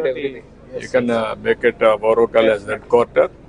And Chennai, Hyderabad, Amaravati, everything will integrate. Sir, if you don't mind one picture, sir. Please. మీరు ఎక్కడ native place ఎక్కడ? Sir నా నెల్లూరు దగ్గర కావాలి sir. మీరు మిమ్మల్ని చూస్తే మేము చాలా హైదరాబాద్ అంటే ఎక్కడ ఉండే కదా. అవును సార్, మీరే మా inspiration sir. Sir Okay. Thank you so much, sir. Sarvala constituency manaki. Sir, along with this drone manufacturing, we have the sister concern company, geospatial and lidar sensors. We are using it and we are making the maps and all for the flood mapping and whatever the mapping required. So we have aerial lidar undi, lidar mobile mapping undi, and other services we also have it. So drone upayoginchi me lidar toti and other images. Road roughness detection, sir. They will be using lidar. They will be able to tell volumetric analysis and yes, even mines. No, why can't you do it and then మీరు give some projects? Yes, sir. For everybody. Dinesh to already been touched. It's okay, man. We use cases and ఇచ్చేసి ఒక ఇది బట్టి sample ఇస్తే then we will do it and ఒక 5-10 kilo 20 kilometre 30 kilometre ఇచ్చాను. They will come back, then will test it. Physical ఇచ్చేసి correct చేసేది or make పెట్టండి. అమరావతి మ్యాపింగ్ చేశారు. ఏంటమ్మా Sir, these are the projects which we done for మనం AP టిట్కోలో from 20 years నుంచి cloud technologies ఉంది సార్. 2016 నుంచి డ్రోన్ సర్వీసెస్ అనేవి మేము స్టార్ట్ చేసాము. మన ఫస్ట్ ప్రాజెక్ట్ కూడా అమరావతి సార్, ADCL. ఇవన్నీ ప్రాజెక్ట్స్ మేమే చేసింది డ్రోన్ సర్వీసెస్ త్రూగా. అండ్ ఇప్పుడు మీరు ప్రైమరీగా ఇన్ఫ్రాస్ట్రక్చర్ డెవలప్మెంట్ మీద ఏదైతే యూజ్ చేద్దాం అనుకుంటున్నారో ఈ డ్రోన్ త్రూగా మేము ల్యాండ్ కవర్ అనేది చేసేసి ఏ ఈల్డ్ వస్తుంది, ల్యాండ్ యూజ్ ఎంత ఏరియా మనం ఏ క్రాప్ ని ప్రొడక్షన్ చేస్తున్నాము అనేది చూపించేసి అకార్డింగ్ టు ద నీడ్ బట్టి మనము అక్కడ ప్రొడక్షన్ అనేది చేసుకోవచ్చు. ఈల్డ్ ఇంకా మేము అప్లికేషన్ కూడా డెవలప్ చేస్తాం. ఇంకా ఇన్ఫ్రాస్ట్రక్చర్ డెవలప్మెంట్ లో కూడా యూజ్ అయ్యేలాగా మా రైల్ డెవలప్మెంట్ డ్రాయింగ్స్ అనేవి ఉన్నాయి సార్. రైల్ డ్రాయింగ్స్ అంటే కాంటూర్స్ దీని త్రూ డ్రోన్ సర్వీస్ త్రూగా కాంటూర్స్ వస్తాయి, DTM అంటే ఎలా స్లోప్ ఎక్కడ ఉంది దాని త్రూగా ఎలా మనం ఇన్ఫ్రాస్ట్రక్చర్ అనేది డెవలప్మెంట్ చేయాలి అనేది కూడా చేస్తాము. ఇంకా మనం మీ దగ్గర ఏదైతే ఆల్రెడీ గవర్నమెంట్ ప్రాజెక్ట్స్ ఉన్నాయో ఆ గవర్నమెంట్ ప్రాజెక్ట్స్ అన్ని ఇలాగా ప్రోగ్రెసింగ్ అన్నమాట. You can monitor. Yeah, monitor. Even buildings? Yeah, even buildings also. Buildings కోసం కన్స్ట్రక్షన్ మానిటరింగ్ కూడా అవుతుంది సార్. ఎంతవరకు బిల్డింగ్ అనేది కన్స్ట్రక్షన్ అయ్యింది అనేసి లైడర్ మోడల్ తో చూసుకోవచ్చు. కన్స్ట్రక్షన్ మానిటరింగ్ అనేది డే బై డే అంటే ఆఫ్టర్ టైమ్ ల్యాబ్స్ లో డ్రోన్ సర్వే అనేది చేసేసి టైం ల్యాబ్స్ బట్టి ఎంత మానిటర్ అవుతుంది, ఎన్ని అయ్యాయి. ఇదేమొచ్చి డీవియేషన్ మోడల్ సార్. ఇప్పుడు అప్లికేషన్ అనేది మేము డెవలప్ చేస్తాం. డీవియేషన్ అంటే ఇప్పుడు కన్స్ట్రక్షన్ చేస్తుంది, డీవియేషన్స్ కూడా ఉంటాయి కదా సార్. మనం ఇంకా దాని త్రూగా ఫస్ట్ మేమే సర్వే చేస్తాం. పాయింట్ క్లౌడ్ తీసుకొని ఆ IFC BIM మోడల్ ఏదైతే లైడర్ త్రూగా మనకి పాయింట్ క్లౌడ్ వస్తుంది కదా సార్, ఆ IFC మోడల్ ని కూడా దాంట్లో అప్లోడ్ చేసి డీవియేషన్ చెప్తాను మన వాళ్ళకి. ఇప్పుడు ప్రెసెంట్ మనం డ్రోన్స్ ని చాలా లైక్ ప్రమోట్ చేస్తున్నాం కాబట్టి అలానే మనం లీడర్ టెక్నాలజీని కూడా ప్రమోట్ చేస్తాం. నాట్ ఓన్లీ వన్ అమ్మా, నేను చెప్పినక్కడ మీరు ఫాలో కావాలి. Not only one, even including IoTs, including wearables for health. IoTs for every purpose. IoTs, even apps. There are some knowledge. Apps also downloading. Phone, CCTV camera, drone, which is more cost effective to capture. And analytics through cloud. Real-time solutions. And present మనం GPS technology మీద మొత్తం base చేసేస్తున్నాం. అలా కాకుండా మన India based Navik అనేది మనం use చేస్తే అది యాక్యురసీ కూడా ఎక్కువ ఉంటుంది. అండ్ ఆల్సో మన ఇండియా బేస్డ్ దాన్ని మనం ప్రమోట్ చేసినట్టు కూడా అవుతుంది. ప్రెసెంట్ ఇప్పుడు మాక్సిమం డ్రోన్స్ మనం చూస్తే అది GPS టెక్నాలజీ మీద బేస్ అయ్యే ఉంటుంది. సో అలా కాకుండా మనం నావిక్ అనేది యూజ్ చేయాలి. Promote whatever is good. No, which is the best to evolve, more accuracy, more sustainable. Yes. That is what we are. About 1 hour 45 minutes late, sir. ఇది components అండి. ఇది మన తెలుగు వాళ్ళు అండి, అందరూ తయారు చేస్తున్నారు సార్. చైనా వాళ్ళు కంట ఇంకా ప్రెషియస్ గా తయారు చేస్తున్నారు సార్. మీరు ఎక్కడ తయారు చేస్తున్నారు ఇవి? హైదరాబాద్ లో చేస్తున్నారా? మొత్తం డిజైన్ మ్యానుఫ్యాక్చరింగ్ అంతా ఏమైనా స్కేలింగ్ చేశారా లేకుంటే ఓన్లీ ఒక లెవెల్ అన్నా? స్కేల్ అప్ కి రెడీగా ఉన్నాం. ఆల్రెడీ ప్రొడక్షన్ స్టార్ట్ అయింది. ఇప్పుడు మీరు అక్కడ ప్లేస్ ఉంటే ఓకే కానీ లేకపోతే అదర్వైజ్ ఓవర్వకాల్ you can come. Oracle you can start. They want to come sir immediately. Immediately we'll give you. We are having 300 acres for announce chesanu. Manufacturing, testing, everything. Ecosystem I want to create. Spare parts, everything. We are creating the foundation for the tech, sir. We'll work it out. Yada. Thank you. Thank you. Thank you, sir. Avinash, CTO and founder of Bonvi Aero. So we are into heavy lift logistic drones. So recently, sir, we broke the record flying 30 kg at 19,000 feet. We are, sir, now supplying our. So this is a real case use case video where we are supplying the juice can and the vegetables to the Indian Army. So you can see 2 troops are there.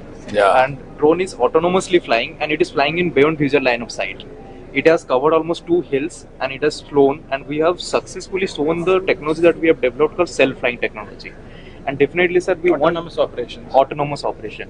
So one thing I want to insist is that this is like ready for like deployment right now, especially in like disaster management like services. Post disaster. We'll work it out. Sir, we also carrying like 2 products are readily available. One is 20 kg payload capacity. Another is SDRF, state disaster. Yes, exactly. And this is a 50 kg SDRF చూడమని చెప్పండి. We want to do like a POC. Amaravati drone expo. Yeah. We won the hackathon, so we are one of the winners. I will be very happy. All right, thank you, sir. Thank you for coming to our booth. Good, congrats. Namaskar, brother. We are using drones for capturing the metering at remote areas and on hilly areas. Yeah. and this can be used for large grand scale for agricultural sector and large things. So we are using meters with RF modules, and this is the one which is going to be installed to the drone, and this will go to the field and get this data. Okay, but good. And urban modeling also we are using such as the drone data. The flood simulation and infrastructure impact, how much it can, that can be derived. Yeah.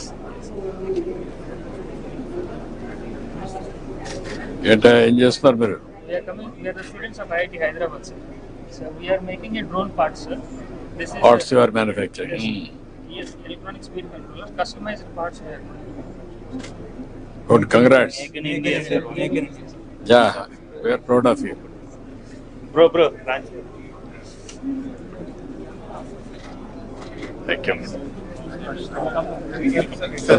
so much. Yeah. Come on. Sir బయట ఒక 4 use cases చెప్తా ఉన్నది sir.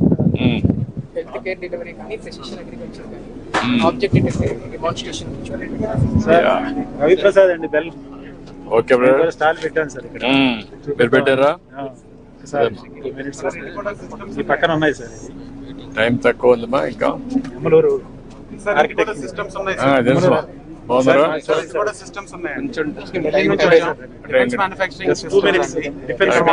మళ్ళీ evening కలుస్తాను నేను. Evening కలుస్తాను. బాగున్నావు కదా? బాగున్నాను సార్. దీంతో కూడా చిన్న అప్లికేషన్ కంకార ఇప్పుడు మనం ముందు వేసాం కదా, 10 ఎకరాల్లో 15,000 మందికి ఎంప్లాయ్మెంట్. అవును. ఇప్పుడు ఆ చైర్మన్ నా క్లాస్మేట్ రిటైర్ అయిపోయారు. ఒకసారి మన రైల్వే మినిస్టర్ మాట చెప్తే ఆయన కృషి చేస్తారు. ఆ కంకారది మచిలీపట్నం పోర్ట్ లో 660 ఎకరాలు అప్పుడు తీసుకున్నారు. కలవండి, దాని డీటెయిల్స్ అది ఇవ్వండి. అశ్వత్ ఒకసారి చెప్పండి, నేను కూడా చెప్పండి. మచిలీపట్నంలో ఇంకొక సాఫ్ట్వేర్ తీసుకొచ్చాను సార్. లోకేష్ బాబుని కలిసాను, బెల్లాళ్ళు తీసుకొచ్చి పెట్టాను. వైజాగ్ సాఫ్ట్వేర్ సెంటర్ పెడుతున్నారు సార్. మీరు ఇంకోటి సార్ షెంజన్ పార్క్ వాన్పిక్ లో పెట్టింది సార్. అది నెక్స్ట్ అమరావతి తర్వాత 22,000 ఎకరాల్లో షెంజన్ మార్క్ 2,000 స్క్వేర్ కిలోమీటర్లు ఉంది. షెంజన్ చెన్నైలో, అది చైనాలో. అది మనకు రావాలి సార్. అపాయింట్మెంట్ కలుస్తాను sir.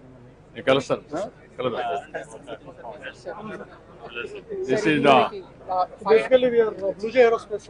We are building a long-range vertical takeoff landing aircraft for carrying passengers, where we can go from Hyderabad to Vijayawada in less than 45 minutes from point A to point B. No airports required, no runways required. Even also the next this thing. నేను చెప్దాం అనుకున్నా miss అయ్యాను. విజయవాడ మన Bengaluru airport లో కూడా they are already moving little bit Sarla అని four people కి transport చేసేది. Airport is getting in where they can take in 20 minutes to the city. What takes 2 hours? మీరు అన్నదే బెస్ట్ యూస్ కేస్ సార్. మీ office కి ఇంటికి రావడానికి అన్నీ అయిపోతుంది. అన్నీ వచ్చేస్తాయి. దానిలో sir the real thing is operating economics and affordability. ఇది ఏంటి? Long range and heavy payload required. అది మేము hydrogen electric propulsion తో able to do. By when can you have a prototype? This is the prototype which we flew, sir. Show this one. The video there. Home point updated. Oh, this is the one. This is the one. I think I made a return to you. I'll probably come there and see. So this is the first product, fully autonomous cargo aircraft, 100 kg payload and 300 kilometers range. Eventually, all technologies into build chesi, hydrogen electric propulsion, or motors, propellers, everything. Anta in-house chestunam. And finally, we want to move to this larger aircraft which can carry passengers over long ranges. Where you are doing this? Hyderabad. No, you do. No. Adi chinna. You do one thing. Orvakal will give you sufficient land. Hyderabad kuda hub untundi. Meer vachipodam. Can work it out. Yeah, we'll be very happy. If you can raise your presence. Yeah. That will be. But this will be a very revolutionary technology. Within cities, how to move around. Even house to house. So just give us a minute. We wanted just give a moment of the first flight. Please come.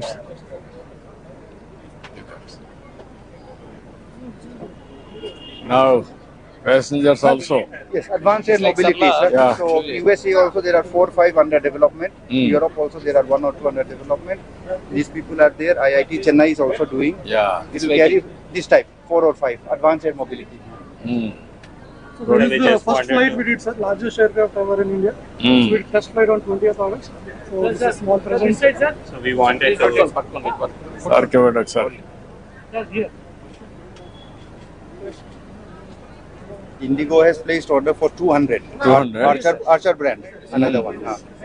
So is that UAE based? UAE also, USA also. It's a USA company.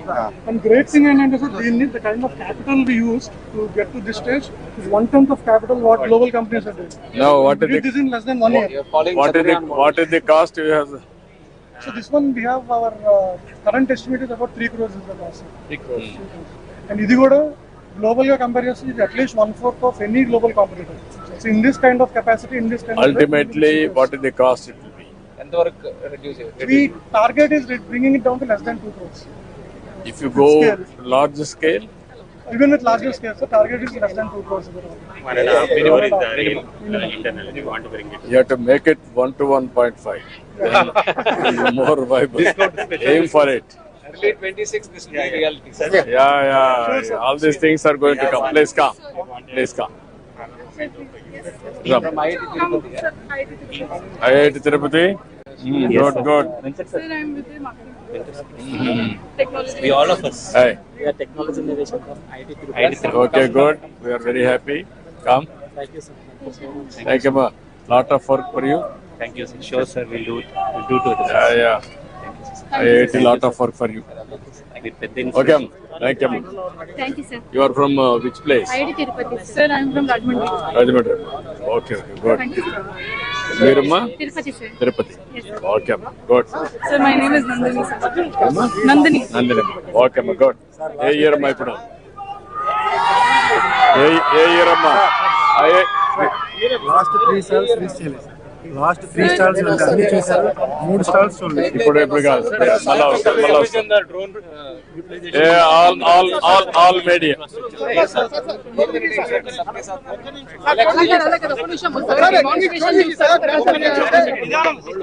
ఇంకా ఉన్నాయా?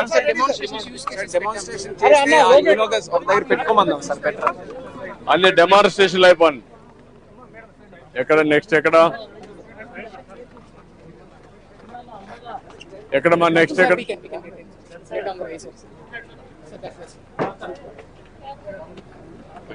రండి.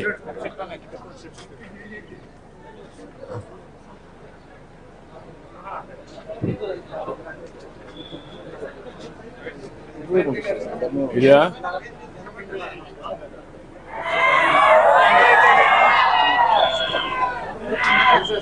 So that's what I'm looking for.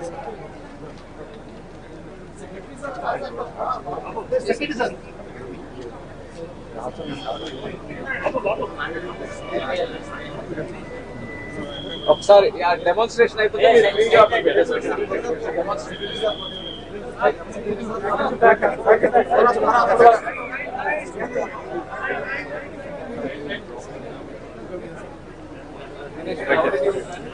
That is a healthcare delivery service. So it goes to some point and then drops, వదిలేసి మళ్ళీ వస్తుంది sir.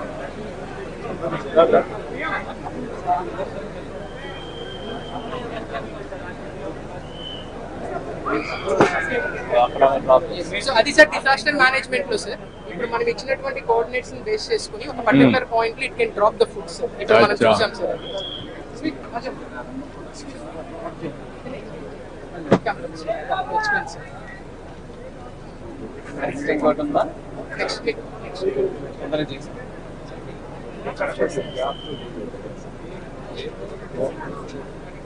కొంచెం side అయితే అక్కడ చేస్తున్నారు బ్యాక్ డ్రోన్.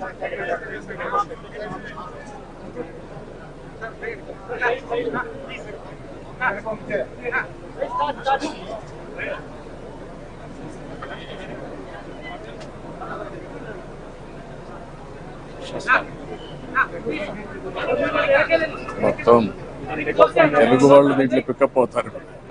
మనం ఇంట్రెస్ట్ జనరేట్ అవుతుంది బాగా ఇంట్రెస్ట్ అందరూ యంగ్స్టర్స్ లో కూడా బాగా. So this one is the spraying demo. Sir మీరు ప్రెసిషన్ అగ్రికల్చర్ చెప్పారు సార్. ఈ రోజు ఏం చేసామంటే దానికి జియో కోఆర్డినేట్స్ ఫీడ్ చేసి ఒక పర్టికులర్ పాయింట్ కి వెళ్ళి ఎలా స్ప్రే చేయాలనేది చూపించాం. రెగ్యులర్ ఇదే కదా pesticide. Water for the demo. Distillery water. Even sometimes water also we can spray. Sir, summers లో వాటర్ స్ప్రే చేసాం అనుకోండి,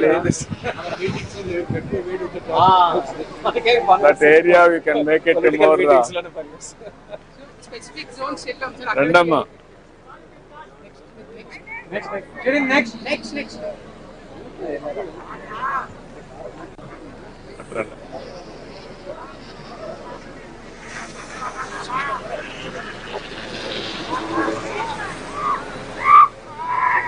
what is this? This one is for live feed and live tracking. So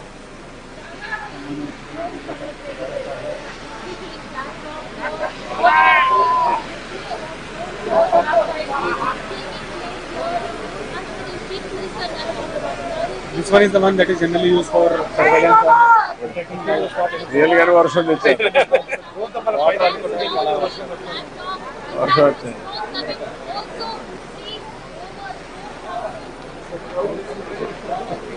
sir ఇది live tracking sir. ఇది ఏంటంటే sir ఒక మనం face ఒకరికి మనం దాంట్లో ఫీడ్ చేసామంటే ఆ పర్సన్ ఎట్లా మూవ్ అవుతున్నాడు అని చెప్పి డ్రోన్ ఆటోమేటిక్ గా మూవ్ అవుతుంది సార్.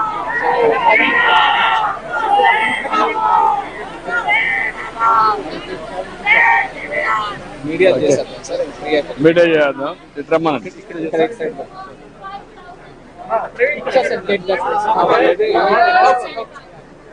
మీడియా వరకు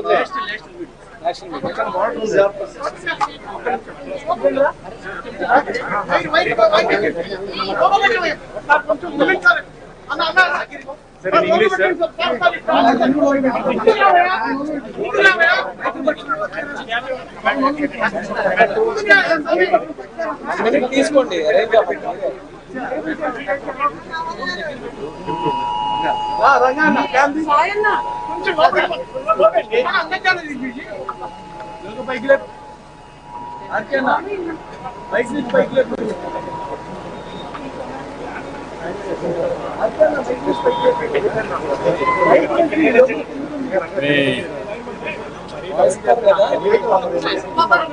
సౌండ్ వస్తా ఉంది కదా మీకు?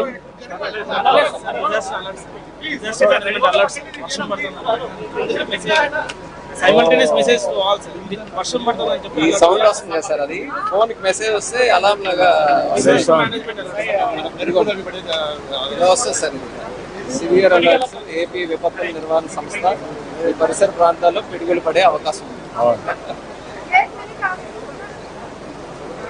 ఈ సౌండ్ లో మనం మాట్లాడిన వస్తుంది. ఓకే, అందరికీ నమస్కారాలు. ఈరోజు నాలెడ్జ్ ఎకానమీకి ముఖ్యమైనటువంటి డ్రోన్ సమ్మిట్కి శ్రీకారం చుట్టాం. రాబోయే రోజుల్లో అనేకమైనటువంటి రెవల్యూషనరీ చేంజెస్ రాబోతున్నాయి. మనమందరం కూడా ఒక ఇన్స్పైరింగ్ టైమ్స్లో ఉన్నాము. 25 ఏళ్లకు మునుపు నేను ఐటీని ప్రమోట్ చేసినప్పుడు చాలా మందికి అర్థం కాలేదు. ఎవరైతే ఉపయోగించుకున్నారో వాళ్ళంతా కూడా ఈరోజు ఉన్నతమైన స్థానానికి రీచ్ అయ్యే పరిస్థితికి వచ్చారు. ఆర్థికంగా కానీ క్యారియర్ పరంగా కానీ అన్ని విధాల. ఇప్పుడు ఐటీ ఆర్టిఫిషియల్ ఇంటెలిజెన్స్ వరకు వెళ్ళింది. అదే సమయంలో భవిష్యత్తులో డేటా అనేది చాలా ముఖ్యం. డేటా గానుంటే ఆర్టిఫిషియల్ ఇంటెలిజెన్స్ ఉపయోగిస్తే చాలా వరకు అది ఒక పెద్ద సంపదగా తయారవుతుంది. ఒక మెడికల్ రికార్డ్స్ కానీ అగ్రికల్చర్ కానీ ఏదైనా సరే డేటా చాలా ముఖ్యం. డేటా అనేది భవిష్యత్తుకు అభివృద్ధికి ఒక ఇంధనం మారిగా తయారయ్యే పరిస్థితి వస్తుంది. అదే సమయంలో ఊబరైజేషన్ ద్వారా ఇప్పుడు చాట్ జీపీటీ వచ్చింది. ఇలాంటి చాలా వస్తాయి. ఇవన్నీ కూడా ఇన్ఫర్మేషన్ ఎక్కడున్నా తీసుకొని మనకు సొల్యూషన్ కింద ఎక్యురసీ 80-90%కి వెళ్తా ఉంది. భవిష్యత్తులో ఇంకా పెరుగుతుంది. అదే సమయంలో డ్రోన్ అనేది మనం ప్రోగ్రామ్ చేస్తే ఎక్కడికైనా పెళ్ళి ఏ పని కావాలన్నా చేసే పరిస్థితి వస్తుంది. ఈరోజు హాస్పిటల్స్ మందులు పంపించే దగ్గర నుంచి భూమిని సాయిల్ టెస్టింగ్ వరకు, అదే మరి సర్వే కానీ, పెస్ట్ డిటెక్షన్ చేయడం కానీ, ఫెర్టిలైజర్ స్ప్రే చేయడం కానీ, అగ్రికల్చర్లో కూడా ప్రెసిషన్కి వెళ్ళే అవకాశం ఉంటుంది. తక్కువ సమయంలో చాలా సమర్థవంతంగా అక్యురేట్గా చేసే పరిస్థితులు వస్తాయి. భవిష్యత్తుని ఒక పక్క డ్రోన్స్ మారుస్తాయి, ఇంకో పక్క సీసీటీవీ కెమెరాలు ఎక్కడా ఉంటాయి. అది కానీ ఒకసారి రౌడీ షీట్లు కానీ నేరస్తులు కానీ ఎక్కడన్నా వచ్చినా వాళ్ళు పట్టుకునే పరిస్థితి వస్తుంది. ఇంకొక పక్కన సెటిలైట్ ద్వారా కూడా మనకి డేటా వస్తుంది. సెల్ ఫోన్లో కూడా యాప్లు ఉన్నాయి. నేను ఒకటే ఆలోచిస్తున్నా, ఆంధ్రప్రదేశ్లో ఉండే యువతకి, అకాడమిషియన్స్కి, పారిశ్రామికవేత్తలకు అందరికీ పిలుపునిస్తున్నాను. భవిష్యత్తు నాలెడ్జ్ ఎకానమీది. ఇవన్నీ అనుసంధానం చేసుకోగలిగితే ప్రపంచానికి భారతదేశం ఒక నాలెడ్జ్ హబ్గా తయారవుతుంది. గ్లోబల్ సర్వీసెస్ అన్ని ఇక్కడి నుంచే మనం ప్రొవైడ్ చేసే పరిస్థితి వస్తుంది. అందుకనే ఈరోజు ఒక వినూత్నమైన కార్యక్రమం ఈ డ్రోన్ సమ్మిట్. దీనివల్ల చాలా లాభాలు వస్తాయి. ఒక పక్క ఉపాధి వస్తుంది, ఖర్చులు తగ్గుతాయి, ఆదాయం పెరుగుతుంది, అన్నెసరీగా మనం కొట్టే పెస్టిసైడ్స్ కానీ ఇవన్నీ తగ్గించే పరిస్థితి వస్తుంది. దీనివల్ల ఆరోగ్య సమస్యలు కూడా మెరుగవుతాయి. భవిష్యత్తులో రాబోయే రోజుల్లో నాలెడ్జ్ ఒక ఎత్తు అయితే, నాలెడ్జ్ని అప్లై చేసేదని టెక్నాలజీ అవసరం. ఈ రెండు ఉపయోగించడానికి MBA కోర్సెస్ కూడా చాలా అవసరం. ఆ దిశగా నాలెడ్జ్ ఎకానమీ దిశగా వెళ్తున్నాం. ఈరోజు సాయంత్రం మళ్ళీ మీరు చూస్తారు, 5,000 డ్రోన్స్ ఒకటే ప్లేస్లో పెట్టి సాయంత్రం డెమాన్స్ట్రేట్ చేయబోతున్నారు. ఇది ఒక విధంగా చెప్పాలంటే చాలా వినూత్నమైన ప్రయోగం. దీన్ని లాజికల్గా తీసుకెళ్తాం. భవిష్యత్ అంతా కూడా నాలెడ్జ్ ఎకానమీది. ఒకప్పుడు మనం అందరం కష్టపడి పనిచేసేవాళ్ళం. ఇప్పుడు కష్టపడి పని చేయకంటే హార్డ్ వర్క్ అంటే స్మార్ట్ వర్క్ చేయాలి. స్మార్ట్ వర్క్ చేసి శారీరకంగా కష్టపడాల్సిన పని లేదు. ఇవన్నీ స్మార్ట్గా పనిచేస్తే ఏదైనా చేసే అవకాశం ఉంది, ఏదైనా సాధించే అవకాశం ఉంది. దానికి నాంది పలికాం.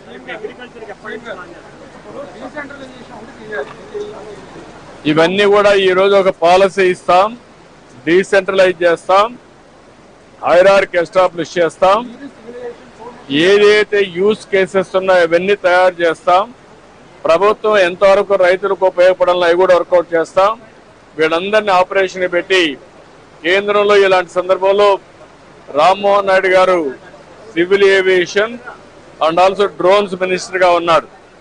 నరేంద్ర మోడీ గారు కూడా ఈ డ్రోన్స్ కానీ టెక్నాలజీలో ఆయన కూడా ముందుకు తీసుకుపోవాలని ఆలోచిస్తున్నారు. ఇది ఒక బెస్ట్ కాంబినేషన్. ఆంధ్రప్రదేశ్ ఒక హబ్గా తయారవుతుంది.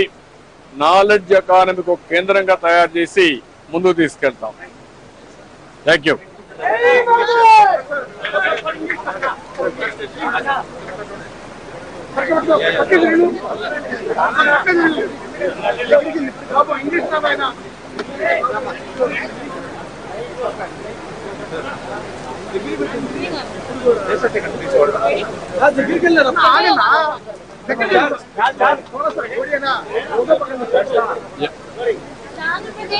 Amaravati Drone Summit 2024 has been officially flagged off. I'm joined by Andhra Pradesh Chief Minister Chandrababu. Sir, thank you so much. So, with this drone summit that has been flagged off, what is the message you want to say to the people? Already India is very strong in knowledge economy. Our Indians are working all over the world. We are having an advantage of first more advantage in IT. IT has reached now artificial intelligence. Data is wealth. There is data warehousing and also cloud. We are having data, we are having artificial intelligence. This is historical data is available. Future data or present data we can collect through drones, CCTV camera, or cell phone, or satellite, or wearables, or IoTs, real-time data. If we use all these things through artificial intelligence again, we can do wonders. That is where knowledge economy is going to play major role in future. Even employment, everything is available. Today is a historic day. 25 years back, I promoted IT. Now I am promoting integration of all these things we are promoting. We are very fortunate. Civil Aviation Minister Ram Mohan Naidu is from our state, and also Narendra Modi ji also is very keen in technology. All of us will work together.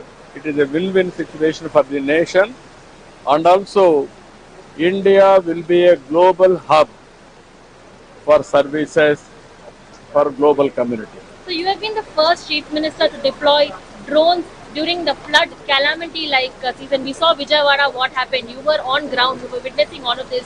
Is Andhra Pradesh going to be the first state that is going to emulate a drone policy? One is drone policy we are going to announce, and also with the Government of India, Civil Aviation Department support, we will work it out the ecosystem how to create, certification agency, how to put it, and trials, pilots training, and manufacturing. You can say anything, total ecosystem will create. Then Andhra Pradesh will be a test bed for all use cases.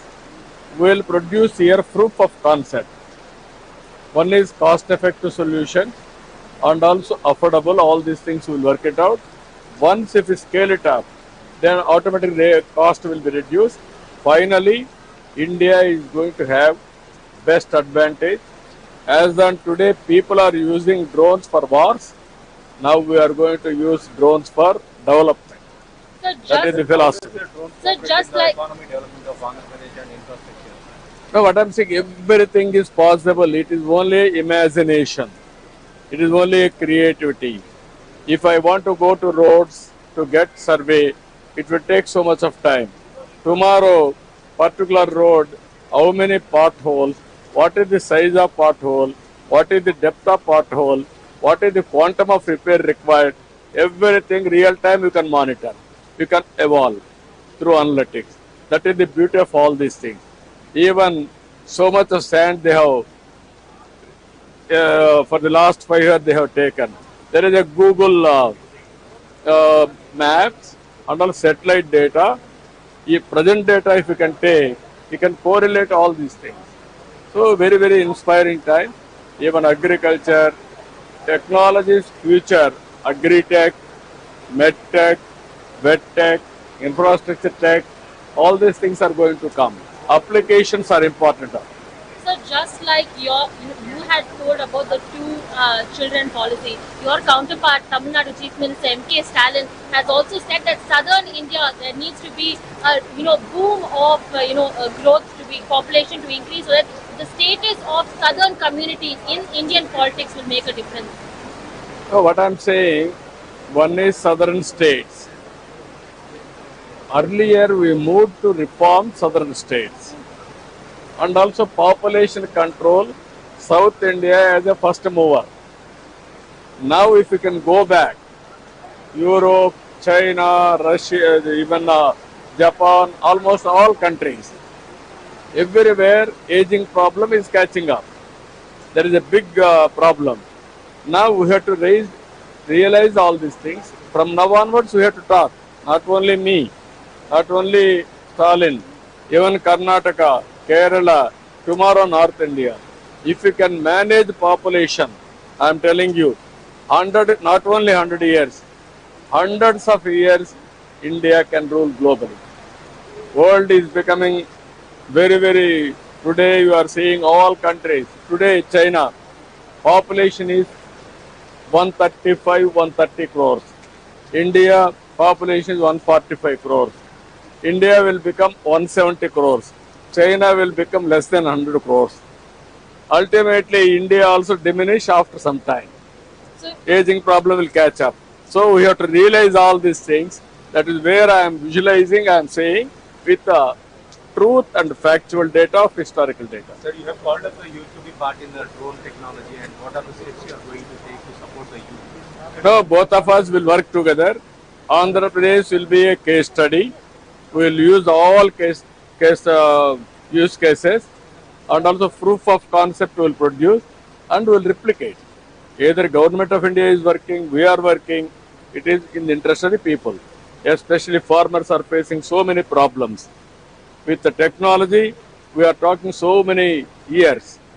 Even long back, if you can recollect, I had a Agri-Tech meeting in Visakhapatnam.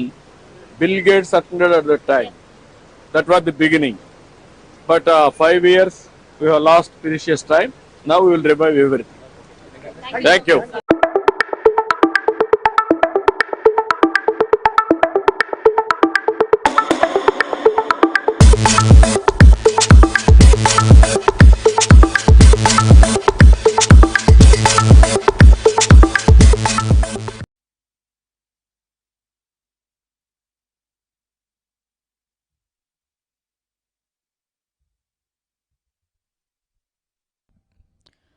అందరికీ నమస్కారం.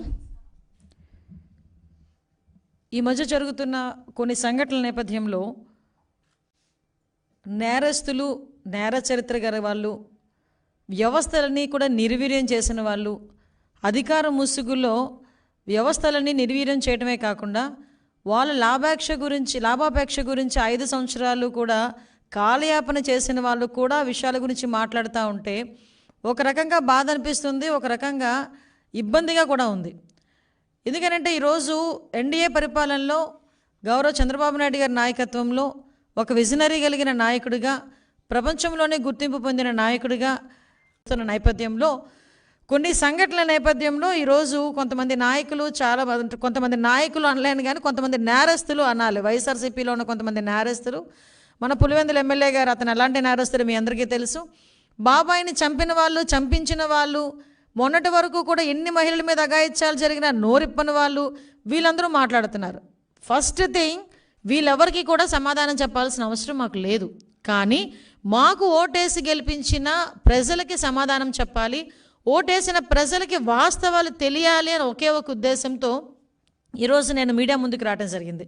యాక్చువల్గా last 5 సంవత్సరాల కాలం 2014 నుంచి 19కి గౌరవ చంద్రబాబు నాయుడు గారు ముఖ్యమంత్రిగా ఉండడం, రాష్ట్ర విభజన జరిగిన తర్వాత కొత్తగా మనం రాష్ట్రం ఏర్పాటు చేసుకోవడం, అటువంటి సమయంలోనే కూడా తన తాలూకు టెక్నాలజీని పునరుద్ధరించుకొని పోలీసు వ్యవస్థలోని సమూలమైన మార్పులు తీసుకొచ్చి క్రైమ్ని తగ్గించడంలోని కానీ, క్రైమ్ ఇన్వెస్టిగేషన్లోని కానీ పోలీసులకి టెక్నాలజీని అందించడంలో ముందున్న పరిస్థితి మనందరం కూడా చూసాం. ఫర్ ఎగ్జాంపుల్, నేను ఈరోజు మాట్లాడుతున్న మాట ప్రజలను ఉద్దేశించి ప్రజలకి చెప్పాలనే ఉద్దేశంతో చెప్తున్నా. అర్థం చేసుకునేవారు వైఎస్ఆర్సీపీలో అర్థం చేసుకునే వాళ్ళు ఉంటే అర్థం చేసుకుంటే ఒకసారి మంచిదని కూడా నా అభిప్రాయం. ఈరోజు మనకి CCTNS అని చెప్పి క్రిమినల్ ట్రాకింగ్ నెట్వర్క్ సిస్టమ్ అని చెప్పి 2014 నుంచి 19 వరకు ఇది డేటా అప్లోడ్ చేయడంలో ఇండియాలోనే ఏపీ నెంబర్ 1 పొజిషన్లో ఉండేది. అయితే తర్వాత ఈ దుర్మార్గుడి పరిపాలనకు వచ్చేసరికి, జగన్మోహన్ రెడ్డి పరిపాలనకు వచ్చేసరికి 2019 నుంచి 24లో మొదటి స్థానం అనేది పక్కన పెట్టండి, కంప్లీట్గా అది ఆ ఏఎంసీ అన్నది అంటే యాన్యువల్ మెయింటెనెన్స్ కాస్ట్ అనేది చెల్లించని కారణంగా కంప్లీట్గా CCTNS అన్నది నిర్వీర్యం అయిపోయింది.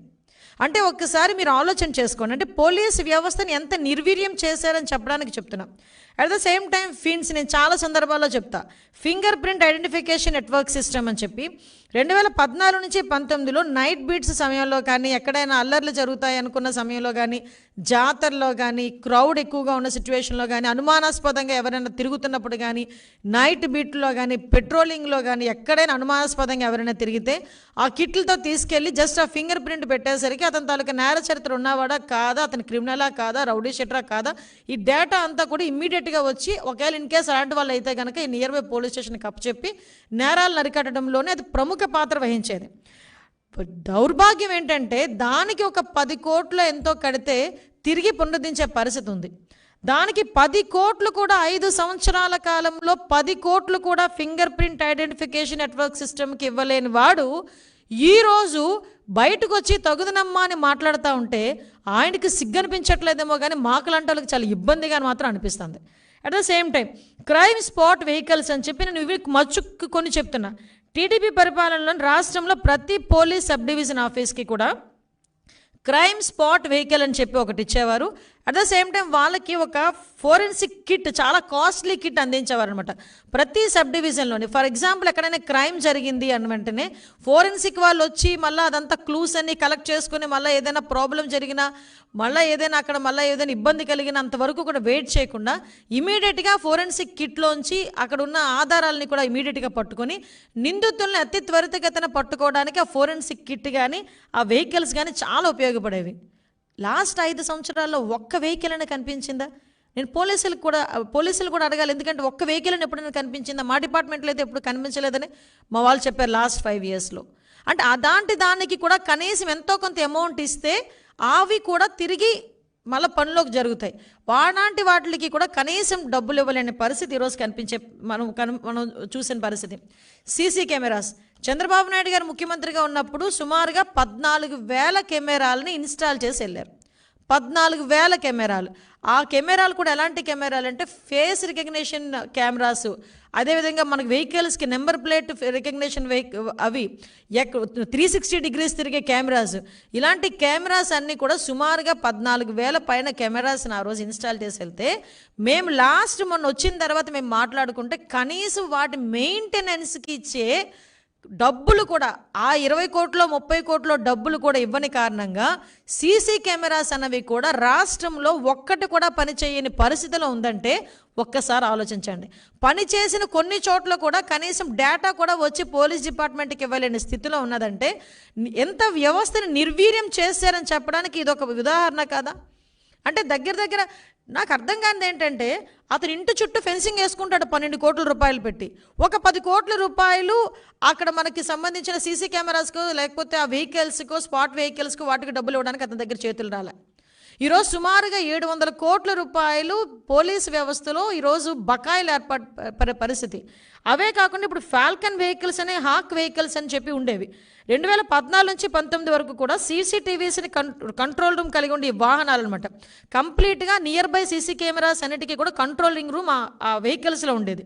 ఎక్కడైనా ఏదైనా ప్రాబ్లం జరిగింది అంటే ఇమీడియట్గా అక్కడికి పోలీసులు వెళ్ళి అది కంట్రోల్ చేసే పరిస్థితి వచ్చేది. కంప్లీట్గా మెయింటెనెన్స్ లేక బడ్జెట్ ఇవ్వక ఆ హాక్ వెహికల్స్ని ఫాల్కోరోస్ని మొత్తం అంతా కూడా నిర్వీర్యం చేసిన పరిస్థితి కూడా మనందరికీ కూడా కనిపించింది. అట్ ద సేమ్ టైం మీకు పిన్స్ అని చెప్పి ప్రాపర్టీ ఐడెంటిఫికేషన్ నెట్వర్క్ సిస్టమ్ అని చెప్పి ఉండేది. అంటే ఇప్పుడు ఎవరైనా గాంజాయి పట్టుకున్న లోపల పెట్టడం, లేదు అనుకుంటే ఎక్కడైనా దొంగతనం రికవరీ చేసిన ఆ మెటీరియల్ తీసుకొచ్చి ఒక దగ్గర పెట్టడం, వీటన్నిటికీ కూడా ఒక నెట్వర్కింగ్ సిస్టమ్ ఉండేది. మరి ఏమనుకున్నారో ఆ పోలీస్ స్టేషన్లోనే దొంగలు పడ్డారు అనుకోవాలేమో. అలాంటి సిచ్యువేషన్లో ఆ సిస్టమ్ని కూడా నిర్వీర్యం చేశారు. మీకు తెలిసే 2019-24 మధ్యలోని కర్నూలు జిల్లా తాలూలు పోలీస్ స్టేషన్లో 75 లక్షలు విలువ చేసే 105 కిలోల వెండి మాయమైపోయింది. ఆ కేసులో 4 అరెస్టు చేయడం, 3 పోలీసులు ఉండడం కూడా ఆ రోజు మనం అందరం కూడా చూస్తున్నాం. అంటే అలాంటి సిస్టమ్ కూడా నిర్వీర్యం చేసి పడేశారు. ఈ బీట్స్ అని చెప్పి మొత్తం అంతా కూడా రాష్ట్రంలో ఎక్కడైనా ఏ ఇబ్బందులు కలిగినా కూడా ఈ బీట్స్ ద్వారా తొందరగా ఐడెంటిఫికేషన్ చేసుకునే పరిస్థితి ఉండేది. Cyber police stations Vijayawada at the same time వైజాగ్లో కూడా 2 స్టేషన్స్ ఏర్పాటు చేసే పరిస్థితి కూడా సైబర్ క్రైమ్ పోలీస్ స్టేషన్లో కూడా ఉండే పరిస్థితి ఉండేది. అవన్నీ కూడా కంప్లీట్గా నిర్వీర్యం చేసేసి ఈరోజు బయటకు వచ్చి నేరాలు జరిగిపోతున్నాయి, ఘోరాలు జరిగిపోతున్నాయి, చంద్రబాబు నాయుడు గారి పరిపాలనలో శాంతి భద్రతలు లేవు, చంద్రబాబు నాయుడు గారిని వదిలేశారు. సిగ్గుందా అసలు బుర్ర పనిచేస్తుందా మీకు? గాంజాయి మీకు విషయం చెప్పినా కనీసం పరిస్థితి ఎలా అయిపోయిందంటే డ్రగ్స్ అని వినిపించిన, గాంజాయి అని వినిపించిన దేశం మొత్తం ఆంధ్రప్రదేశ్ వైపు చూపించేది 2019 నుంచి 24 వరకు. గంజాయి గురించి మాట్లాడితే ఆంధ్రప్రదేశ్ నుంచే వస్తుందని చెప్పి పక్క రాష్ట్రాల వాళ్ళు, ఆ కమిషనర్స్, సిపిలు అక్కడ కూర్చొని మాట్లాడుకునే పరిస్థితి. డ్రగ్స్ గురించి మాట్లాడితే మూలాలు ఎక్కడున్నాయరా అంటే ఆంధ్రప్రదేశ్లో ఉన్నాయని చెప్పేవారు. యాక్చువల్లీ ఆఫ్ఘనిస్తాన్ నుంచి విజయవాడ వచ్చినాయండి డ్రగ్స్ ఆ రోజుల్లోని, హెరాయిన్. మళ్ళీ మొన్న రీసెంట్గా తెలుసు బ్రెజిల్ నుంచి విశాఖపట్నానికి 21 కోట్ల విలువైన డ్రగ్స్ వచ్చి కంటైనర్లో వచ్చినాయండి. నేను మచ్చు తనుకలు చెప్తున్నాను, ఇలాంటి సందర్భాలు చూస్తే విపరీతంగా గంజాయి పెరిగిపోయి డ్రగ్స్ పెరిగిపోయింది. గంజాయిని అరకట్టండి అంటే కంప్లీట్గా సెబ్బని ఏర్పాటు చేసుకొని గంజాయిని డిస్ట్రక్ట్ చేసే విషయంలోని కూడా 2-3 సంవత్సరాలు కంప్లీట్గా వదిలేశారు వీళ్ళు. గంజాయి రవాణాలో వైఎస్ఆర్సీపీ నాయకులే చాలా పెద్ద చేయి ఉండి వాళ్ళే దగ్గరుండి వ్యాపారాలు చేయించే పరిస్థితి లాస్ట్ 5 yearsలో. నువ్వు ఇన్ని పాపాలు 5 సంవత్సరాలు చేసి చేసి చేసి ప్రజలు చీకొడితే ఒక మూలన కూర్చోక ఈరోజు దానికి సంబంధించిన ఆ పాపాల తాలూకా శాపం ఈరోజు ఈ జరుగుతున్న సంఘటనలు అని చెప్పడానికి నిజంగా మేము కొంచెం ఇబ్బంది పడుతున్నాం. ఎస్, ఈరోజు మాకు ఒక రెస్పాన్సిబిలిటీ ఉంది, ప్రజలకి తెలియాలి. మీకు విషయం తెలిసి పోలీసులకి సంబంధించి ఈ టెక్నాలజీ ఏదైతే ఉందో ఇవన్నీ కూడా నిర్వీర్యం చేయడం ఒక ఎత్తు అయితే, సీసీటీవీలు నిర్వీర్యం చేయడం ఒక ఎత్తు అయితే, కనీసం వాళ్ళకి ఇచ్చే డిఏలు సరెండర్ లీవ్లు కూడా ఇవ్వకుండా 700 కోట్లు బకాయిలు పెట్టుకున్నావు. అరే నువ్వు 700 కోట్లు 5 సంవత్సరాలు 24/7 రాత్రనక పగలనక పనిచేసే వాళ్ళు, ఆదివారాలు లేవు, శనివారాలు లేవు, అయినా కూడా 24 గంటలు రోడ్డు మీద పనిచేసే వాళ్ళకి డిఏలు సరెండర్ లీవ్లు సుమారుగా 700 కోట్లు బకాయిలు పెట్టి 500 కోట్లు పైచీలకు విశాఖపట్నంలో ఒక విలాసవంతమైన భవనం కట్టుకోవాలనిపించిందంటే పోలీస్ వ్యవస్థ మీద నీకున్న ఆలోచన కానీ, at the same time law and ఆర్డర్ని వాళ్ళు కంట్రోల్ చేయాలనే తత్వం కానీ నీలో ఎక్కడైనా ఉందా జగన్మోహన్ రెడ్డి? నువ్వు ఈరోజు బయటకు వచ్చి మాట్లాడుతున్నావు ఇష్టానుసారంగా. అరే నీ హయాంలో నడి రోడ్డు మీద హత్యలు జరిగేవి, నడి రోడ్డు మీద ఆత్మహత్యలు జరిగేవి, నడి రోడ్డు మీద అత్యాచారాలు జరిగేవి. నీ ఇంటికి కోతవేటు దూరంలో గంజాయి బ్యాచ్ సామూహిక అత్యాచారం, భర్త మొత్త కళ్ళెదుట భార్యని అత్యాచారం చేస్తే ఆ రోజు కూడా రోడ్డు మీదకి వచ్చి ఒక్క మాట మాట్లాడేవా? నేను ఛాలెంజ్ చేసి అడుగుతున్నానండి. యాజ్ ఎ హోమ్ మినిస్టర్గా 5 సంవత్సరాల జగన్మోహన్ రెడ్డి పరిపాలనలో అన్ని హత్యలు జరిగినాయి, అన్ని మానభంగాలు జరిగినాయి. దగ్గర చూసుకుంటే మహిళల మీద నేరాలు కానీ అత్యాచారాలు, మిస్సింగ్లు, చిన్నారులు మిస్సింగ్లు అన్నీ కలుపుకొని 4 సంవత్సరాలు అంటే 2019 నుంచి 2022 వరకే చెప్తున్నాను. నేషనల్ క్రైమ్ రిపోర్ట్ ప్రకారం 2,04,414 కేసులు నమోదైనవి. నేరాల సంఖ్య చెప్తున్నాను నేను, మహిళల మీద జరిగిన నేరాల సంఖ్య. మిగతా వాటి గురించి నేను మాట్లాడట్లే. నువ్వు ఈరోజు బయటకు వచ్చి ఎక్కడైనా ఏదైనా జరిగితే శవాల మీద పేలాలు ఏరుకునే వాళ్ళ ఎక్కడ ఏమి జరుగుతుందా అని ఏదో అంటారు కదా, వెయిట్ చేస్తా కూర్చున్నావు. ఎస్, నువ్వు నిజంగా బాధ్యతాయుతంగా వచ్చి ఉంటే బాగుండేది, కానీ రాజకీయం చేయడానికి ఈరోజు వస్తున్నావు చూడు, అదే చాలా ఇబ్బందిగా అనిపించింది. నువ్వు 5 సంవత్సరాలు కూడా నిజంగా ఇదే చిత్తశుద్ధితో నీ హయాంలో మహిళల మీద జరిగిన నేరాలని, మహిళల మీద జరుగుతున్న ఘోరాలని కూడా నువ్వు ఆ రోజు అరికట్టడం పక్కన పెడితే, కనీసం బయటకు వచ్చి మాట్లాడడం పక్కన పెడితే, నువ్వు నీ తాడేపల్లి ఇంట్లో కూర్చొనైనా ఒక్కరోజు ఒక్క ఇష్యూ మీద స్టేట్మెంట్ ఇవ్వగలిగావా? ఒక్కరోజు ఒక్క ఇష్యూ మీద స్టేట్మెంట్ ఇవ్వగలిగారా? అదే సిచ్యువేషన్ ఈరోజు. అంటే ఆ రోజు కనీసం ఒక ఆడపిల్ల రమ్య అనే అమ్మాయిని నడి రోడ్డు మీద August 15th రోజు హత్య చేసేస్తే కనీసం ముఖ్యమంత్రి హోదాలో ఉన్న జగన్మోహన్ రెడ్డి ఆ రోజు బయటకు వచ్చి ఒక స్టేట్మెంట్ ఇవ్వాల. ఎందుకు ఈ విషయం చెప్తున్నానో తెలుసా? ఈ 3-4 నెలల కాలంలో ఎక్కడైనా ఆడపిల్లల మీద అఘాయిత్యాలు జరిగినా, ఆడపిల్లని చంపినట్టు కనుక ఎక్కడైనా ఒక న్యూస్ బయటకు వచ్చినా ఆ లోకల్ ఎమ్మెల్యే స్పందిస్తారో, లోకల్ మినిస్టర్ స్పందిస్తారో, హోమ్ మినిస్టర్ స్పందిస్తారో పక్కన పెడితే, డైరెక్ట్గా సాక్షాత్తు ముఖ్యమంత్రి హోదాలో ఉన్న గౌరవ నారా చంద్రబాబు నాయుడు గారు ఇమ్మీడియట్గా స్పందించి ముందు దాని వివరాలు చెప్పండి అని కన్సర్న్ ఎస్పీకి ఫోన్ చేసి ఆయనే స్వయంగా కనుక్కొని ఏం జరిగిందన్నది కనుక్కొని తొందరగా దర్యాప్తు పూర్తి చేసి నిందితులను అరెస్ట్ చేయండి అని చెప్పారు. నేను ఒకటి ఛాలెంజ్ చేసి అడుగుతున్నా, నీ బుర్రకు తట్టుందో లేదో తెలియదు జగన్మోహన్ రెడ్డి, నీకు స్పెషల్ కోర్ట్ అంటే తెలుసా? ఫాస్ట్ ట్రాక్ కోర్ట్ అంటే తెలుసా? ఇలాంటి కేసెస్కి ఒక స్పెషల్ కోర్టుకి ఇచ్చి ఆ కోర్టు ద్వారా త్వరితగతిన శిక్షణ పడేటట్టు చెయ్యొచ్చు అన్న సంగతి నీకు 5 సంవత్సరాలు తెలుసా? కనీసం నీ హోమ్ మినిస్టర్ గాని ఎవరైనా చెప్పారా? ఒక్కసారి ఆలోచించండి. ఎప్పుడైతే వరుస సంఘటనలు, కొన్ని సంఘటనలు ఆయనకి దగ్గర ఉండి చూసి ఆయన ఇబ్బంది పడి కొంచెం మనస్తాపానికి గురై గౌరవ ముఖ్యమంత్రి గారు ఇమ్మీడియట్గా ఒక స్పెషల్ కోర్టు కావాలని హైకోర్టు రిక్విజిషన్ లెటర్ పెట్టడం జరిగింది. ఆ స్పెషల్ కోర్టుకి 3-4 కేసులను ఈరోజు పంపించి అతి త్వరితగతిన ఆ కేసుని విచారణ జరిపి నిందితులకి శిక్ష పడాలి అని చెప్పి ఇనిషియేషన్ తీసుకున్న ముఖ్యమంత్రి మా చంద్రబాబు నాయుడు గారు. నువ్వు ఈరోజు మాట్లాడుతున్నావు. ఒక్కసారి ఆ స్పెషల్ కోర్ట్ అనే సంగతి లాస్ట్ 5 yearsలో ఒకసారి మాట్లాడలే. దిశ దిశ దిశ అరే ఎక్కడో హైదరాబాద్లో జరిగిన సంఘటన నేపథ్యం తీసుకొని దిశ చట్టం అని చెప్పి ఇమీడియట్గా అక్కడ అసెంబ్లీలోనే ఒక తీర్మానం పెట్టేసి ఆ చట్టబద్ధత లేని చట్టాన్ని తీసుకెళ్ళి ఒక చుట్టగొట్టి అక్కడికి తీసుకెళ్ళి కేంద్రంలో పడేశావు. తర్వాత అది ఏం జరిగిందో ఎలా జరిగిందో దాని ముందు ఏం జరుగుతుందో కూడా తెలియదు. మాకులాంటి వాళ్ళం బయటకు వచ్చి అరే దిశ అనేది చట్టమే లేదు అంటే అప్పుడు దానికి దిశ యాప్ అన్నావు. అరే దిశ యాప్ కూడా ఏంటంటే అది కూడా దిశ యాప్ కూడా ఒకసారి మనం ఆలోచన చేసుకుంటే ఇంతకుముందు 2018లో మేము పెట్టిన యాప్ అది.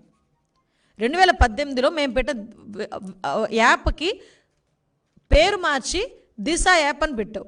ఆ దిశ యాప్ కూడా ఎవడు ఇన్స్టాల్ చేసుకోవట్లేదని చెప్పి రోడ్ల మీదకి వెళ్ళి ఆడవాళ్ళని మగవాళ్ళని కూడా రోడ్డు మీద ఆపి ఆ రోజు ఆ యాప్ డౌన్లోడ్ చేయించుకునే పరిస్థితి ఉంది.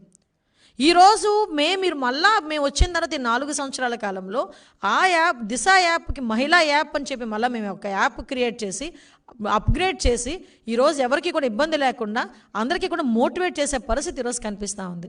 మాట్లాడితే దిశ యాప్ తీసేయడం బట్టి ఎంతమంది పోయారని, అరే దిశ యాప్ తీసేయడం బట్టి ఎంతమంది పోయారని మీరంటా ఉంటే మరి దిశ యాప్ ఉన్నప్పుడు ఎందుకు అంతమంది పోయారు? మరి దిశ యాప్ ఉంది, నువ్వు అన్నట్టు దిశ చట్టం ఉంది, 21 రోజులు శిక్ష విధించేస్తావు, 21 రోజులు ఉరి శిక్ష విధించేస్తావు అనుకునేటప్పుడు సుమారుగా ఎందుకు 50,000 మంది పైగా ఆడవాళ్ళ మీద అత్యాచారాలు జరిగినాయి, హత్యలు జరిగినాయి? మొత్తం అన్ని మిస్సింగ్లు ఎందుకు 30,000 పైగా మిస్సింగ్లు జరిగినాయి?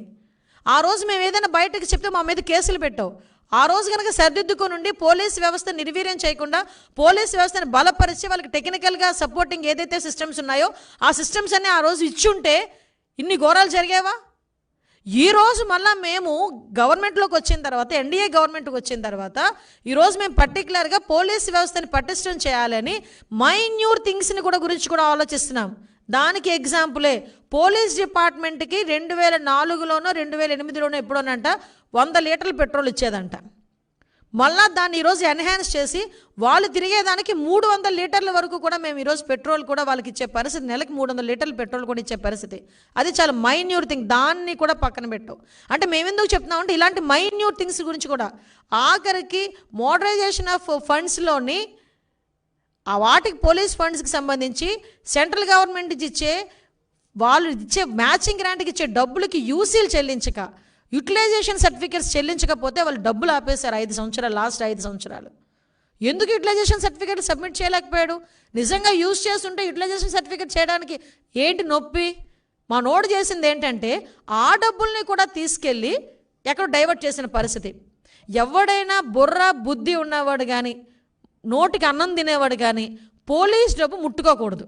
ఎందుకు అంటే పోలీస్ అన్నది 24/7 వర్క్ చేసే డిపార్ట్మెంట్. ఆ డిపార్ట్మెంట్లో ఏ డబ్బులు వచ్చినా వాళ్ళకి ఎలాగ మనం ఇంప్లిమెంట్ చేయాలి, వాళ్ళకి ఎలాగ చేయాలి అన్న దాని మీద ఆలోచన చేసుకోవాలి. అది మానేసి ఆ డబ్బులను కూడా డైవర్ట్ చేసేస్తే ఎందుకు సెంట్రల్ గవర్నమెంట్ డబ్బులు ఇచ్చింది? ఈరోజు ఆ మ్యాచింగ్ గ్రాంట్ 60 కోట్ల రూపాయలు కూడా మొన్న మేము ఇచ్చాం. ఈరోజు తిరిగి కేంద్ర ప్రభుత్వం నుంచి డబ్బులు తెచ్చుకోవడానికి ఈరోజు మేము సిద్ధపడ్డాం. ఎక్కడ కానీ ఈ ఫింగర్ ప్రింట్ అథెంటికేషన్ దానికి కూడా 10 కోట్ల రూపాయలు ఇచ్చాం. సీసీ కెమెరాస్ మళ్ళీ మొత్తం అన్ని పని చేయాలని సాక్షాత్తు ముఖ్యమంత్రి గారే కూర్చొని రివ్యూ చేసి మొత్తం ఎక్కడైతే ఎక్యూజ్ నిందితుడు అన్నవాడు తప్పించుకోవడానికి వీలు లేదు, మనం సీసీ కెమెరాస్ ఉపయోగిస్తామా, డ్రోన్స్ ఉపయోగిస్తామా, వాళ్ళ ఫోన్ ట్రాకింగే చేస్తామా, వాట్ ఎవర్ ఇట్ మేబీ ఏమి జరిగినా నిందితుడు అన్నవాడు ఎట్టి పరిస్థితి తప్పించుకోవడానికి వీలు లేదు అని చెప్పి స్ట్రిక్ట్ ఆర్డర్లు ఇస్తే ఈ 4 నెలల కాలంలో జరిగిన ఏ సంఘటనలోనైనా వితిన్ 24 గంటల్లో 48 గంటల్లో నిందితులను పట్టుకొని రిమాండ్కి పంపించే పరిస్థితి ఈరోజు కనిపిస్తూ ఉంది. నెలల తరబడి పట్టేది లాస్ట్ 5 ఇయర్స్లో. మేము వితిన్ 24 అవర్స్ అయితే 48 అవర్స్లో నిందితులు పట్టుకుని రిమాండ్కి పంపించే పరిస్థితి. ఆ రిమాండ్కి వెళ్ళిన నిందితులు కూడా అతి త్వరగా వాళ్ళకి శిక్ష పడాలని చెప్పి స్పెషల్ కోర్టులు ఏర్పాటు చేయమని హైకోర్టులో మేము లెటర్లు పెట్టిన పరిస్థితి. ఇవన్నీ కూడా స్పెషల్ కోర్టులు ఇచ్చే ఇనిషియేషన్ మేము తీసుకుంటున్నాం. నువ్వు ఈరోజు మాట్లాడుతున్నావు అంటే 5 సంవత్సరాల తాలూకా నీ పాపం ఈరోజు శాపమై కూర్చుంది. దీన్ని తిరిగి రీస్టోర్ చేయడానికి మేము బ్రిక్ బై బ్రిక్ మేము పెడతా ఉంటే ఈరోజు తిరిగి మా మీద బురద జల్లే పరిస్థితి కనిపిస్తూ ఉంది. అరే ఈరోజు మాట్లాడితే నిన్న ఎవరో మాట్లాడతారు, బాలకృష్ణ గారి గురించి, చంద్రబాబు నాయుడు గారి గురించి మాట్లాడతారు. బాలకృష్ణ గారు షూటింగ్లు చేసుకోవచ్చు కదా, రాజకీయాలు ఎందుకు అనేది ఎక్కడో చదివాను నేను. మరి లాస్ట్ 5 సంవత్సరాలు మనం చేసిన పని ఏంటి? ఏదో షో చేసేవారు కదా, ఏదో షోలు చేసేవారు రోజు అయిన. అఫ్కోర్స్ వాట్ ఎవర్ ఇట్, నేనేమంటానంటే ఎక్కడ మేము మా డిపార్ట్మెంట్కి సంబంధించి కానీ మా గవర్నమెంట్లో కానీ ఎక్కడ ఏమి జరిగినా ఇమీడియట్గా యాక్షన్ తీసుకుంటున్నారు కాబట్టి ఈరోజు ఒక భయం అనేది క్రియేట్ అవుతుంది. ఈరోజు మీకు చెప్తున్నా, ఇమ్మీడియట్గా ఎందుకు 24 గంటలు పట్టుకోగలుగుతున్నారు పోలీసులు ఈరోజు? ఈ సిస్టమ్స్ అన్నీ లేకపోయినప్పటికీ కూడా, ఇదే సిస్టమ్స్ అన్నీ ఉండుంటే ఇంకా పోలీసులు ఎలా పనిచేసేవారు? లాస్ట్ 5 సంవత్సరాల్లో దయచేసి తమరు గమనించాలి మిస్టర్ పులివెందుల ఎమ్మెల్యే గారు. లాస్ట్ 5 సంవత్సరాలు పోలీసులు మీరు ఇన్వెస్టిగేషన్కో లేకపోతే క్రైమ్ ఎక్కడ జరిగిందో అక్కడికి పంపేలా. తెలుగుదేశం పార్టీ నాయకులు ఎక్కడున్నారు, జనసేన పార్టీ నాయకులు ఎక్కడున్నారు, వాళ్ళు ఏం చేస్తున్నారు, వాళ్ళు బయటకు వచ్చారా, వాళ్ళు తిన్నారా, వాళ్ళు బొజ్జున్నారా, వీటి మీద ఆలోచించి పోలీసులు కాపలా పెట్టావు తప్పించి ఏ రోజైనా బయటకు వచ్చి అయ్యో అమ్మాయి మీద హత్య జరిగింది, అక్కడ ఎందుకు జరిగింది, వాటి మీద ఏ రోజైనా మీరు కాన్సన్ట్రేట్ చేశారా? చేసుంటే ఇప్పటికి ఇన్ని జరుగుతుండేవా? మేము ఈరోజు ఆఖరికి మీకు విషయం చెప్తున్నాను. ఒక చిత్తశుద్ధ కలిగిన నాయకుడు తాలూకా పరిపాలన ఎలా ఉంటుందని చెప్పడానికి చంద్రబాబు నాయుడు గారి పరిపాలన ఉదాహరణగా తీసుకోవాలి. ఈరోజు రౌడీ షీటర్స్ ఎవరైతే ఉన్నారో, గంజాయి బ్యాచ్ ఎవరైతే ఉన్నారో వాళ్ళని ఎక్స్పోజ్ చేయండి. వాళ్ళు ఎవరైతే ఉన్నారో వాళ్ళు ప్రజలకి తెలియాలి. ఒక చిన్న మన పోలీస్ స్టేషన్స్లోనూ, రైల్వే స్టేషన్స్లోనూ, బస్ కాంప్లెక్స్లోనూ మనం చూస్తాం, దొంగలు ఉన్నారు జాగ్రత్త అని కొన్ని ఫొటోస్ డిస్ప్లే చేస్తారు. మరి ఇలా సమాజంలో ఉన్న ఆడపిల్లల మీద తెగబడి వెళ్ళే వాళ్ళని, రౌడీ షీటర్లని, గంజాయి బ్యాచ్ల్ని ఎందుకు ఎక్స్పోజ్ చేయకూడదు అని ఒక ముఖ్యమంత్రి స్థాయి వ్యక్తి మాట్లాడారంటే ఆ చిత్తశుద్ధి కనిపించట్లేదా నీకు? ఈరోజు మళ్ళా తిరిగి camera systems, CC camera system అన్నింటినీ కూడా మళ్ళీ పునరుద్ధరించడమే కాకుండా వాటికి డబ్బులు ఇచ్చి ఎక్కడ ఏమి జరిగినా కూడా ఇన్ఫర్మేషన్ క్లియర్గా రావాలి. హిందూపూర్లో ఈ సంఘటన జరిగిన తర్వాత మీకు తెలుసా, అక్కడ సీసీ కెమెరాలు కూడా పగలగొట్టినా కూడా టెక్నాలజీని బేస్ చేసుకొని అక్కడ సీసీటీవీ ఫుటేజ్తోనే ఆ నేరస్తుని అతి ఈజీగా పట్టుకునే పరిస్థితి కనిపించింది. అంటే సీసీటీవీ అంత ఈరోజు నిన్న తెనాల్లో జరిగిన సంఘటనలో కూడా ఇందాక ఎస్పీ గారితో మాట్లాడితే సీసీటీవీలో వాళ్ళని పట్టించినాయండి, నిందితుడిని పట్టించినాయండి అని చెప్పారు. అలాంటి ఇంపార్టెంట్ రోల్ ప్లే చేసే సీసీటీవీలే నిర్వీర్యం చేసి మూలబడేసినోడు జగన్మోహన్ రెడ్డి ఈరోజు బయటకు వచ్చి నేరాల గురించి వాటి గురించి మాట్లాడుతున్నాడు. ఈ మధ్యన కొత్తగా వెళ్తాడంట, అక్కడికి వెళ్తాడంట. మరి నాగమ్మ ఇంటికి ఎందుకు వెళ్ళలేదు? పులివెందుల్లో చంపేశారు కదా, అప్పుడు ముఖ్యమంత్రిగా ఉన్నావు కదా. అప్పుడు నాగమ్మ నీ సొంత నియోజకవర్గం, వాళ్ళ ఇంటికి ఎప్పుడైనా వెళ్ళావా? కనీసం వాళ్ళ ఇల్లు ఎక్కడుందో కూడా తెలుసా జగన్మోహన్ రెడ్డి నీకు? నాగమ్మ ఇల్లు కనీసం వాళ్ళకి న్యాయం జరిగిందా? ఎవడైతే చంపాడో వాడికి శిక్ష పడిందా? దాని గురించి ఎప్పుడైనా ఆలోచించావా? మరి రమ్య, నువ్వు తాడేపల్లి నుంచి గుంటూరు ఎంత దూరం? మరి ఆ రోజు ఎందుకు పోలే నువ్వు రమ్య దగ్గరికి, రమ్యాల ఇంటికి? అప్పుడు ముఖ్యమంత్రివి కదా. ఈరోజు అంటే 11 సీట్లు సంపాదించుకున్న ఒక పులివెందుల ఎమ్మెల్యేవి, ఈరోజు వెళ్తానంటివి. మరి ఆ రోజు ముఖ్యమంత్రి హోదాలో ఉండి చట్టాన్ని సంరక్షించుకొని నీ చేతుల్లోని పవర్ఫుల్గా ఉండే టైంలో ఎందుకు రమ్య హత్య చేసినప్పుడు వెళ్ళలేదు? అనూషాన్ని హత్య చేసినప్పుడు ఎందుకు వెళ్ళలేకపోయావు? స్నేహలతని హత్య చేసినప్పుడు ఎందుకు వెళ్ళలేకపోయావు? అంటే చాలామంది ఇంకా శ్రీలక్ష్మిని హత్య చేసినప్పుడు ఎందుకు వెళ్ళలేకపోయావు? డ్రగ్స్తో ఇంతమంది ఇబ్బందులు పడుతున్నారని చెప్పినప్పుడు ఎందుకు దాని గురించి ఒక రివ్యూ కూడా పెట్టలేకపోయావు?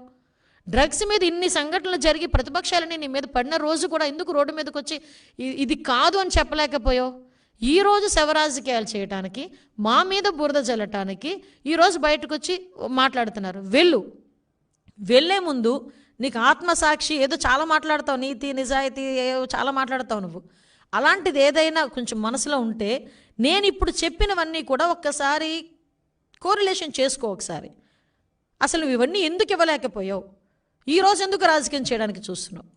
అంటే ఇది కేవలం రాజకీయంగా మా మీద బురద చల్లడానికి మాత్రమే నువ్వు చేస్తున్నావని చెప్పడానికి ఇది క్లియర్ కట్ నిదర్శనం. ఆ రోజు ఇన్ని అమ్మాయిలు మిస్ అయిపోతున్నారని పవన్ కళ్యాణ్ గారు రోడ్ల మీదకి వచ్చి మాట్లాడితే పవన్ కళ్యాణ్ గారిని ఆపి ఆయన మీద కేసులు పెట్టడానికి ప్రయత్నం చేసావు. రమ్యాన్ అమ్మాయిని చంపేసిన తర్వాత చంపిన నిందితుని పట్టుకోండి అని మేము వెళ్తే నా మీద, లోకేష్ గారి మీద కూడా ఆ రోజు కేసులు నాతో పాటు చాలామంది మీద కేసులు పెట్టిన పరిస్థితి. మేము ఎక్కడికైనా వెళ్తామంటే మమ్మల్ని ముందుగానే హౌస్ అరెస్టులు చేసిన పరిస్థితి. మేము ఏం హౌస్ అరెస్టులు చేయలేదే. ఈ రోజు వరకు మీరు అబ్జర్వ్ చేయండి, ఈ 4 నెలల కాలంలో నువ్వు అనుకున్నట్టుగానే మేము ఉంటే కనుక ఈ 4 నెలల కాలంలో ఒక్క హౌస్ అరెస్ట్ చూపించు. ఒక్కసారి ఒక్క హౌస్ అరెస్ట్. నువ్వు జైలుకి వెళ్ళి ఎవరిని పరామర్శిస్తాను, నిందితుని పరామర్శిస్తాను, నేరస్తుని పరామర్శిస్తానన్నా మేము పర్మిషన్ ఇచ్చారు గవర్నమెంట్. ఈరోజు ఎక్కడికైనా వెళ్తానన్నా మేము పర్మిషన్లు ఇస్తున్నాం, మేమేం ఆపట్ల. కానీ ఒకటేంటంటే కేవలం ఇది ప్రజలకు నేను వినవించుకునే పరిస్థితి. ఈరోజు వ్యవస్థలని నిర్వీర్యమైపోయి ఖజానాలో డబ్బులు లేవు. మొత్తం ఏ డిపార్ట్మెంట్ చూసినా ఆ డిపార్ట్మెంట్లో ఉన్న ప్రతి అమౌంట్ని కూడా డైవర్ట్ చేసి వాళ్ళ స్వార్థ రాజకీయాల గురించి ఉపయోగించుకునే పరిస్థితి. ఇటువంటి పరిస్థితుల్లో ఈ 100 రోజుల పరిపాలనలో గౌరవ చంద్రబాబు నాయుడు గారు తన చెప్పినట్టుగా చేయాలనే ఉద్దేశంతో పెన్షన్ల దగ్గర నుంచి, అన్నా క్యాంటీన్ల దగ్గర నుంచి, ల్యాండ్ టైటిలింగ్ యాక్ట్ రద్దు దగ్గర నుంచి ప్రతి ఒక్కటి కూడా చేసుకుంటూ వెళ్తూ ఈరోజు నేరాలు నరికట్టాలి, ఎట్టి పరిస్థితుల్లో నేను కూడా లా అండ్ ఆర్డర్ ఇబ్బంది రాకూడదు అని పోలీస్ వ్యవస్థలతోని పదే రివ్యూలు చేసుకొని మళ్ళా తిరిగి పోలీస్ వ్యవస్థల్ని కట్టుదిట్టంగా పునరుద్ధరించాలి అని చెప్పి డబ్బులు లేకపోయినా కూడా ఆ కొన్ని డబ్బులను తీసుకొచ్చి పోలీస్ వ్యవస్థకి ఇచ్చి ఈరోజు పోలీస్ వ్యవస్థని పటిష్టం చేసి గౌరవంగా పోలీస్ అనేవాడు తలెత్తుకొని తిరిగేటట్టుగా చేస్తున్నారు. ఇది ప్రజలందరూ కూడా గమనించాలి. ఈరోజు జరుగుతున్న ఏ సంఘటన జరిగినా కూడా కంపల్సరిగా వాళ్ళకి ఇమీడియట్గా శిక్ష పడే విధంగా, వాళ్ళలోని ఏదో బెయిల్ వస్తుంది మేము బయట తిరిగేస్తాము అన్నది కాకుండా వాళ్ళకి అతి తొందరగా శిక్ష పడి ప్రతి ఒక్కరు భయపడే విధంగా, నేరస్తుడు అనేవాడు పట్టుకోవడానికి, నేరస్తులను తప్పించుకోవడానికి కూడా భయపడేటట్టుగా ఈరోజు సిస్టమ్ని అంతటిని ఎస్టాబ్లిష్ చేస్తున్నారు. ఈరోజు ప్రతిపక్షాల వాళ్ళు మాట్లాడే మాటలకి తిరిగి సమాధానం చెప్పాల్సిన బాధ్యత మాకు మీకు కూడా కంపల్సరీగా ఉందని చెప్పి నేను అప్పీల్ పెడుతున్నా. ఎందుకనంటే ఈరోజు ప్రతి ఒక్క సీసీటీవీ కెమెరాస్ని మళ్ళీ పునరుద్ధరిస్తున్నాం. మళ్ళీ అన్ని ఫింగర్ ప్రింట్ అథెంటికేషన్ దగ్గర నుంచి, పామ్ అథెంటికేషన్ దగ్గర నుంచి, hawk vehicles, everything, forensic kit అన్నీ ఇస్తున్నాం. మీకు ఒక చిన్న ఎగ్జాంపుల్ చెప్తానండి, మర్చిపోయాను, మళ్ళీ ఇప్పుడే గుర్తొచ్చింది. ఫోరెన్సిక్ ల్యాబొరేటరీకి అమరావతిలో సుమారుగా 200 కోట్ల రూపాయలు సెంట్రల్ గవర్నమెంట్ ఫండ్ ఇస్తే అది ఇమీడియట్గా కట్టాలని చెప్పి చంద్రబాబు నాయుడు గారు ఫౌండేషన్ స్టోన్ వేసి సగం వరకు కన్స్ట్రక్షన్ స్టార్ట్ చేసి అయిపోయిన తర్వాత ఇతగాడు వచ్చాడు, మా పులివెందుల ఎమ్మెల్యే సీఎం అయ్యాడు. అప్పుడు 2019 నుంచి 24 వరకు నమ్ముతారా, అది కేవలం అమరావతి రాజధానిలో ఉన్నది అని ఒకే ఒక కారణంతో ఒక చిన్న ఇటుక ముక్క కూడా వేయలేదండి. ఈరోజు మళ్ళీ మేము వచ్చిన తర్వాత దాని కన్స్ట్రక్షన్కి మేము రెడీ చేస్తున్నాం. ఎలాగ దర్యాప్తులు జరిగిపోతాయి?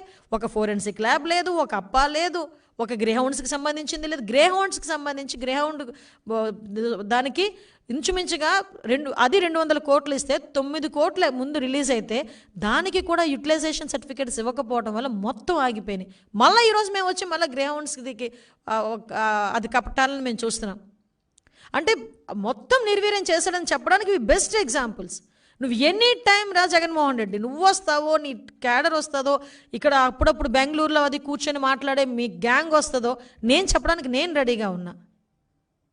అరే చంద్రబాబు నాయుడు గారిని పార్ట్ టైం పాలిటీషియన్ అన్నాను, నీకు నోరెలా వచ్చిందో నాకు అర్థం కాలే. విజయవాడ వరదలు వస్తే 20 నిమిషాలు ఉన్నాడు, మొత్తం 20 రోజుల వరదల్లో జనాలందరూ ఉండిపోతే 20 నిమిషాలు ఉండి అలా సడన్ బెంగళూరుకి ఫ్లైట్ ఎక్కేసేవాడివి. ఈ రోజుకి కూడా నువ్వు ఎక్కడికైనా రావాలంటే బెంగళూరు నుంచి రావాలి. బెంగళూరు నుంచి వచ్చి ఆ 2 రోజులు ఉండి మళ్ళీ చక్కగా బెంగళూరు వెళ్ళిపోయి కొంచెం రెస్ట్ తీసుకుంటున్నాడు జగన్మోహన్ రెడ్డి. అతగాడి గురించి మాట్లాడబోయి వీళ్ళేమో చంద్రబాబు నాయుడు గారి గురించి, లోకేష్ గారి గురించి, పవన్ కళ్యాణ్ గారి గురించి మాట్లాడుతున్నారు.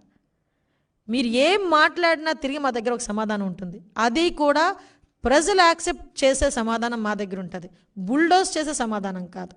మేము చేస్తున్నాం, దానికి ప్రజలు చూస్తున్నారు, ఇంకా మేము చేస్తాం. చంద్రబాబు నాయుడు గారు చేయగలరని నమ్మకం ప్రజలకు ఉంది. కాబట్టి ప్రజలు కూడా ఈ విషయాలన్నింటినీ కూడా గ్రహించాల్సిందిగా మనస్ఫూర్తిగా కోరుకుంటూ సెలవు తీసుకుంటున్నాను.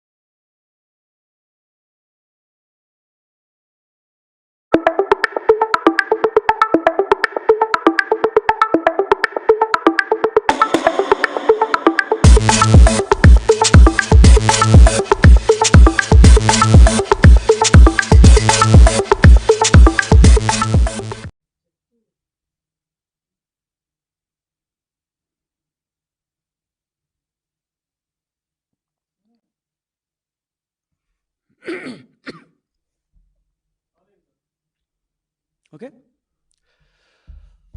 అందరికీ నమస్కారం అండి. సాక్షి పేపర్ గురించి మేము ఎందుకు మాట్లాడుతున్నామంటే, సాక్షి ఎప్పుడు 2 విషయాలు వస్తుంది. ఒకటి చంద్రబాబు గురించి, రెండోది తెలుగుదేశం పార్టీ గురించి, అప్పుడప్పుడు హెరిటేజ్ గురించి. ఈ 3 తప్ప వాళ్ళకి తిట్టడానికి ఇంకేం ఉండదు. ఇష్టం ఉన్నా, ఇష్టం లేకపోయినా, అవసరం ఉన్నా, అవసరం లేకపోయినా, వాన వచ్చినా, వరద వచ్చినా, ఎండ వచ్చినా చంద్రబాబు గారిని, తెలుగుదేశం పార్టీని, హెరిటేజ్ని, ఈ 3 తిట్టడమే సాక్షి పని.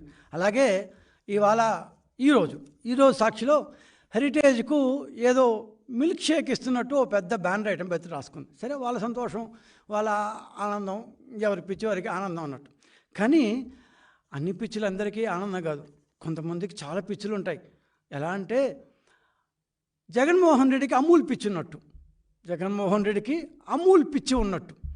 ఇది పిచ్చా లేకపోతే ప్రేమ అంటే, ప్రేమనే పిచ్చి. జగన్మోహన్ రెడ్డి ప్రతి ఒక్కరికి మనం చాలా ప్రేమ కథలు చూసుంటాం.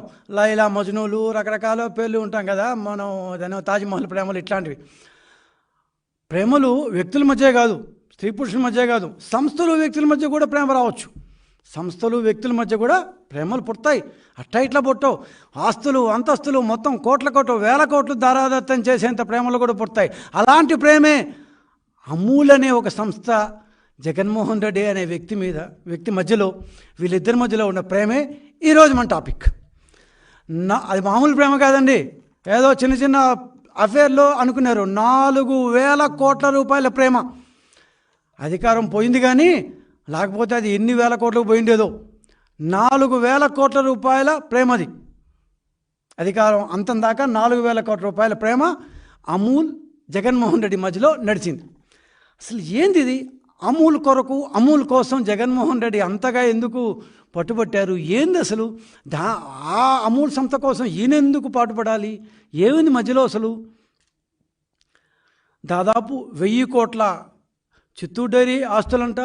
మొత్తం మీద Eluru, Ongole, Madanapalle, AP dairy development corporation, సచివాలయంలోని అసిస్టెంట్లు, వాళ్ళ యొక్క రిసోర్సెస్ అన్నీ పెట్టి ఈ అమూల్ అనే ఒక సంస్థని పైకి లేపాలి, జాకీలేసి లాగడం అంటుంటాం కదా, ఆ టైప్లో జాకీలేసి 2020 నవంబర్ డిసెంబర్ నుంచి అనుకుంటా అండి, అప్పటి నుంచి పాపం లాగి ఏం ప్రేమ ఉందో మనకు అర్థం కాల. సరే, అంత లవ్ ఎందుకంటే మనకు కూడా తెలియదు, ఏముందో అర్థం కాలేదన్నమాట. అమూల్ మీద ప్రేమో, లేక అమూల్ని ఉపయోగించి రాష్ట్రంలోని కోఆపరేటివ్ డైరీలు, కొన్ని ప్రైవేట్ డైరీలు, వీళ్ళ వ్యాపారాలన్నింటినీ తొక్కేసి మనమే న్యూమరో అయిపోదాం అనుకున్నాడు. అమూల్ని వాడుకొని వీళ్ళందరినీ తొక్కేద్దాం అనుకున్నాడు. వీళ్ళ వ్యాపార సంస్థలు మూసేద్దాం అనుకున్నాడు.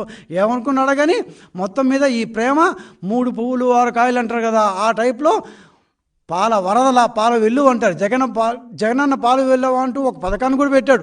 సో ఆ టైప్లో ఈ జగన్ అమూల్ యొక్క ప్రేమ వెల్లువ పొంగి పొర్లిందనమాట. సో ప్రజా ఆస్తులు అమూల్ అనే ఒక సంస్థకు నామమాత్రం దీనికి ఇచ్చేశాడు.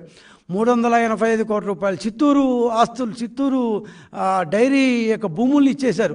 650 కోట్ల రూపాయల అంటారు మిషనరీని మొత్తం, చిత్తూరు డైరీ మిషనరీ మొత్తం ఇచ్చేశారు. వాళ్ళు ఏమంటే మేము 385 crores పెట్టుబడి పెడతాము, 150 కోట్ల ఐస్ క్రీమ్ కోసం పెడతారు అని రకరకాలుగా చెప్పాడు అమూల్ గురించి. ₹1 వస్తే ఒట్టు, ₹1 అమూల్ నుంచి ఒట్టు. 4 ఏళ్ల తర్వాత కూడా 1,40,00,000 లీటర్ల పాలు సేకరిస్తుంది. ఆరంభంలోనే 10 లక్షల లీటర్లో పాలు సేకరించేస్తుంది అంటూ డప్పాలు కొట్టారు. పీక్ లెవెల్ అంటే అత్యంత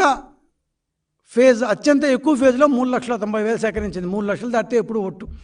ఈరోజు ఎన్నికలు అయిపోయిన 4 నెలల తర్వాత ఇవాళ సాక్షి పేపర్ ప్రకారమే రాష్ట్రంలో 20,000 లీటర్ల పాలు కూడా సేకరించలేని స్థితిలో అమూల్ అనే సంస్థ ఉంది. మరి అలాంటి సంస్థకి 4,000 కోట్ల రూపాయల పైచిలుకు విలువైన గవర్నమెంట్ ఆస్తులు, గవర్నమెంట్ ఆదాయాన్ని ఎందుకు కట్టబెట్టారు? 19 జిల్లాలుంటే అత్యంత ఆడంబరంగా వీళ్ళు తీసుకొస్తే 4 జిల్లాల్లో కష్టంగా వ్యాపారం మొదలుపెట్టగలిగారు. అంతకంటే వ్యాపారం మొదలుపెట్టే స్థితే వీళ్ళకి కనపడలేదు. సో అట్లాంటిది మనకు గొప్ప పశుసంవర్ధక శాఖ మంత్రి ఉండేవాళ్ళు, సీదిరి అప్పలరాజు అని. ఆయన జగన్మోహన్ రెడ్డి గారికి ఒక ఐడియా ఇచ్చారంట. సార్, రాష్ట్రంలో రోజు పాల ఉత్పత్తి దాదాపు 4 కోట్ల లీటర్లు, 4 కోట్ల లీటర్లు, దానిలో సగం గృహ అవసరాలకు పోతే మిగతా సగంలో 26 లక్షలు ఆర్గనైజింగ్ సెక్టార్కి పోతాయి. మరో 1,40,00,000 లీటర్ల పాలు పాడి రైతులు అసంఘటిత రంగంలో అమ్మేస్తున్నారు సార్. వీళ్ళందరినీ మనం కానీ మార్చి మన వైపుకు లాగి మనం కనుక అమూల్కి ఇస్తే మొత్తాన్ని అందరినీ స్మాష్ చేయవచ్చు, మనం ఎక్కడికో వెళ్ళిపోవస్తారని అంట. అసలే సీదిలి అప్పలరాజు గారు అప్పట్లో అసలు 4-5 చక్రాలు కలిపి తిప్పారు. ఆయన పశుసంవర్ధక శాఖ మంత్రి కూడా. ఆయన ఐడియా బాగుందా, ఆయన ఐడియా వచ్చిందో ఈయనకే ఆయన లవ్వు ముందు నుంచి ఉందో మనకు తెలియదు. కానీ ఎంతైనా ప్రభుత్వ లెక్కలు కదా, అమూల్ వాళ్ళు కూడా నమ్మారేమో. బహుశా ఇంత పెద్ద అవకాశం ఉన్నప్పుడు మనం కర్ణాటకలో, తమిళనాడులో మనకు చాలా కష్టంగా ఉంది, ఆంధ్రాలో సీఎం మనకు ఫుల్ లవ్ అఫేర్ నడుస్తుంది మన వైపు అని వాళ్ళు కూడా వచ్చారు. అమూల్ వాళ్ళు కూడా ఆంధ్రాలో అడుగు పెట్టేస్తారు. సార్, మేము ఒట్టి పాలైతే మా కష్టం ఉంటే మీకెందుకు, చాలా డైరీలు ఉన్నాయి, వాళ్ళ దగ్గర నుంచి మేము ఇచ్చేస్తాం మీకు అని చెప్పారు. సరే, వాళ్ళు కూడా దాదాపు 4 ఏళ్ల క్రితం డిసెంబర్ 2020 నాటికి వాళ్ళు కూడా ఆంధ్రాలోకి రావడం జరిగింది. అప్పటి నుంచి మొదలైంది ఈ అమూల్ జగన్మోహన్ రెడ్డి మధ్యలో ఉండే లవ్ అఫేర్. అంటే ఇదేమీ చెడ్డపదం కాదండి. మీరు మళ్ళా దీని ఏదో లవ్ అఫేర్ అంటే మీరేదో దాన్ని వేరేగా తీసుకోవద్దండి.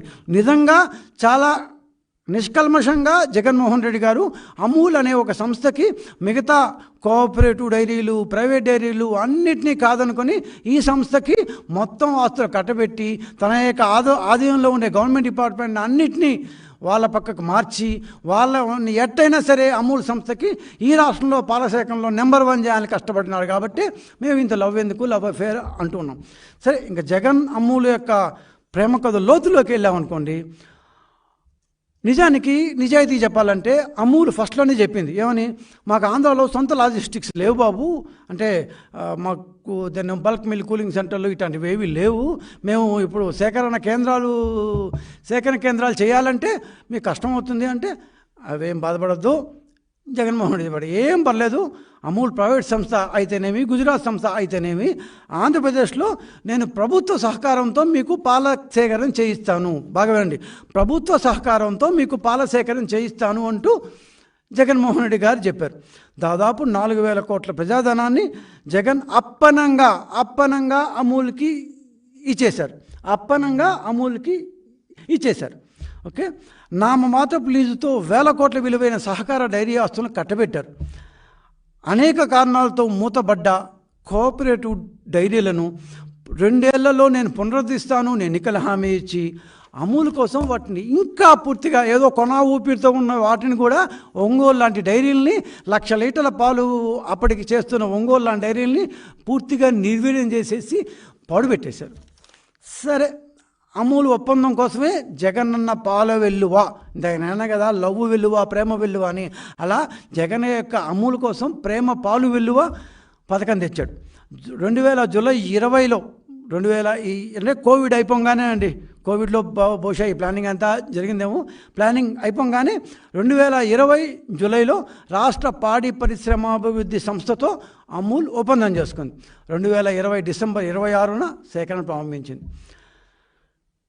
అమూల్ కోసం జగన్ ఏదో పాత సినిమా ఉంది, నాకు హీరో గుర్తురావట్లేదు కానీ, ప్రేమంటే ఇదేరా అని, ఎగ్జాక్ట్లీ ప్రేమంటే ఇదేరా అన్నట్టుగా అమూల్ కోసం జగన్ కోసం అమూల్ అన్నట్టుగా ఈ మధ్య ఏదో శ్రీకాకుళంలో ఇద్దరు ఏదో మనం దాన్ని వైకాపా మాజీ ఎమ్మెల్సీ మనం ఒక లవ్ అఫేర్ గురించి వింటున్నాం కదా, ఆ టైప్లో అమూల్ కోసం జగన్ కోసం అమూల్ అంటూ వాళ్ళిద్దరుగా ఏముంటే టీవీలో ప్రోగ్రామ్ కలిసి ఇస్తున్నట్టుగా వీళ్ళిద్దరు కూడా బయటకు వచ్చారు. ఒక్కొక్కటి చెప్తాను, అన్నీ చెప్పాలని చాలా టైం పడుతుంది. ఒక 4-5 ఎగ్జాంపుల్ చెప్తా ఏమేమి ఇచ్చాడు జగన్మోహన్ రెడ్డి అమూల్కి అని. చిత్తూరు డైరీకి చెందిన దాదాపు 33 ఎకరాల భూమిని అమూల్కి లీజుకి ఇచ్చేశారు. 1, 2, 3, 4 సంవత్సరాలకు కాదు, 99 సంవత్సరాలకు లీజుకి ఇచ్చాడు జగన్మోహన్ రెడ్డి. అంతదాకా ఆయన ఉండడు, నేను ఉండను, మీరు ఉండరు, మందేం పోయా ముందు ఇచ్చేద్దాం. 99 సంవత్సరాలకు లీజు ఇచ్చారు. అంటే 1 శతాబ్దం పాటు అమూల్కి చిత్తూరు డైరీ 33 ఎకరాలు లీజుకి ఇచ్చేశారు. 33 ఎకరాలని. జర్మనీ, జపాన్ నుంచి చిత్తూరు డైరీ తెప్పించుకున్న విలువైన సామగ్రితో పాటు దాదాపు 650 కోట్ల విలువైన చిత్తూరు యంత్రాలను 33 ఏళ్ళకి లీజుకి ఇచ్చేశారు. యంత్రాలు అంతకంటే ఉండవు కాబట్టి బహుశా వాళ్ళు 33 ఏళ్ళకి తీసుకుంటున్నారు. భూమిని 99 ఏళ్ళకి ఇచ్చాడు. యంత్రాలు 650 కోట్ల విలువ చేసే యంత్రాలను 33 ఏళ్ళకి లీజుకి ఇచ్చారు. లీజుకి ఇస్తే అమూల్ ఇచ్చే డబ్బని తెలుసా? నెలకు ₹1 ఇస్తుంది. సంవత్సరానికి ₹1 ఇస్తుంది. సంవత్సరానికి ₹1 వంతున దాదాపు 33 ఎకరాలు చిత్తూరు నడిబొడ్డులో, చిత్తూరు పట్టణంలో ఒకప్పుడు ఊరు పెట్టినది ఇప్పుడు నడిబొడ్డులో ఉంది. దాదాపు 33 ఎకరాలను 650 కోట్ల విలువ చేసే యంత్ర పరికరాలను ఇచ్చేశాడు. పనిలోపనిగా చిత్తూరు డైరీకి ₹182 కోట్ల అప్పు ఉంది. అమూల్ ఏం చెప్పింది? అప్పులు ఉంటే నేను తీసుకొని అబ్బో భలే ఉందో, నువ్వు వాళ్ళ అప్పులు పెట్టి నేను ఎక్కడ కట్టి నువ్వే అసలు కంగారేం పడద్దు, మొత్తం చిత్తూరుకి ఏమి అప్పులు ఉన్నాయో తీర్చేసి జీరో అప్పుతో, జీరో డెఫిసిట్తో, ఏం లేకుండా 0 అప్పులు ప్లస్ ఏమి లేకుండా మొత్తం బేబాకీ చేసేసి నీకు ఇస్తాను. మంది ప్రేమ ఇదే మామూలు అనుకున్నామని చెప్పి ₹182 కోట్ల అప్పు ఉంటే ఏ మాట చెప్పాలి పాపం. గవర్నమెంట్ డబ్బులైనా సరే అప్పుడే ఇదే తీర్చాడు. అమూలు కదా మరి ఉంటారు, ఫుల్ అవు కదా. ₹182 కోట్ల అప్పు తీర్చి కూడా ఇచ్చాడు. అమూల్ కష్టం రాకుండా చిత్తూరుని జీరో డెఫిసిట్గా చేయని ప్రయత్నించాడు. ఏలూరు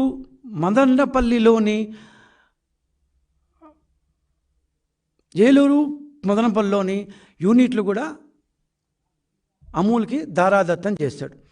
దాదాపు 21 BMCలను కూడా 33 ఏళ్ల పాటు లీజ్ ఇచ్చారు. బల్క్ మిల్లింగ్ చిల్లింగ్ సెంటర్లు అంటున్నారు, వాటిని కూడా 33 ఏళ్ల పాటు లీజింగ్ ఇచ్చేశాడు.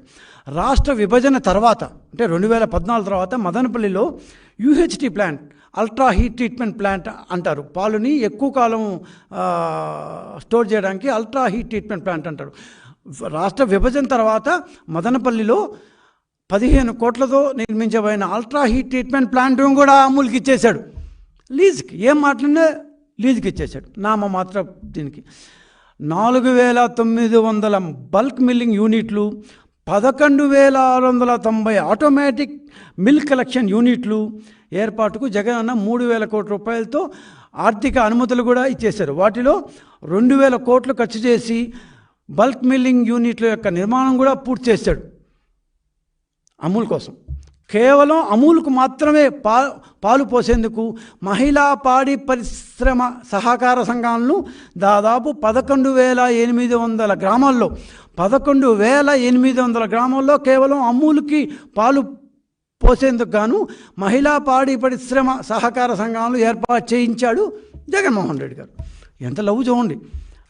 ప్రతి గ్రామానికి అంటే ఈ 11,800 గ్రామాలకి ఎక్కడైతే మహిళా పాడి పరిశ్రమ అభివృద్ధి సంఘాలను ఏర్పాటు చేశారు, ప్రతి గ్రామ సంఘానికి 1,50,000 ఖర్చుతో యంత్రాలు కొన్నారు.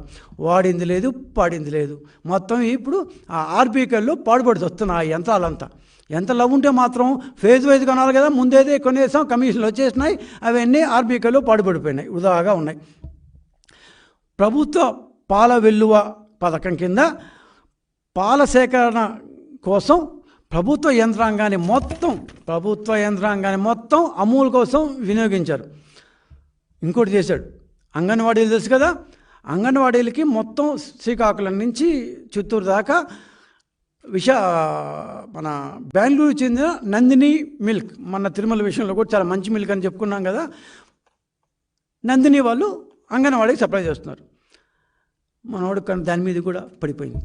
ఖమాన్ అని చెప్పి వాళ్ళు దాదాపు 60 లక్షల పాలు ఇస్తుంటే వీళ్లకు కొంతన్నా మీరు డైవర్ట్ చేయండి అని డైరీ డెవలప్మెంట్ వాళ్ళకి చెప్పారు. అంగన్వాడీ దాని శిశు సంక్షేమ శాఖకు చెప్పారు. వాళ్ళు నందినికి ఇస్తున్న ఆటను కట్ చేసి నందిని వాళ్ళు 1 లీటర్ మిల్క్ని ₹57.35 ఇచ్చేవాళ్ళు. 20 లక్షల లీటర్లను డైవర్ట్ చేశారంటే వాళ్ళకి ఇస్తున్న కాంట్రాక్ట్లో, నందికి ఇస్తున్న కాంట్రాక్ట్లో 20 లక్షల లీటర్లు కట్ చేసి అమూల్కి ఆ 20 లక్షల లీటర్లను కేటాయించారు. సో 20 లక్షల లీటర్లు ఎంతకి ఇవ్వాలి? నందిని వాళ్ళు ఎంతకి ఇస్తే అంత రేటుకే ఇవ్వాలి. కాదు రూపాయి పావులా ఎక్కువ పడుతుంది అన్నారు. సార్ రూపాయి పావులాయే కదా ఎక్కువ పడితే ఓకే, డజన్ మ్యాచ్ చిన్న తేడాలు ఉంటాయి అనుకున్నాం. రూపాయి పావులాయే కదా అని. సో 58 రూపాయల 50 పైసలకి ఇస్తామన్నారు వీళ్ళు. సరేలే అనుకున్నా. ఎవరు ఏం దాని గురించి ఏం ఇచ్చేయాలి. సరే 20 లక్షలు ఒకే సంస్థ కాకుండా రెండు సంస్థకు ఉంటే కూడా మంచిదే అనుకున్నాం అందరం కూడా. కానీ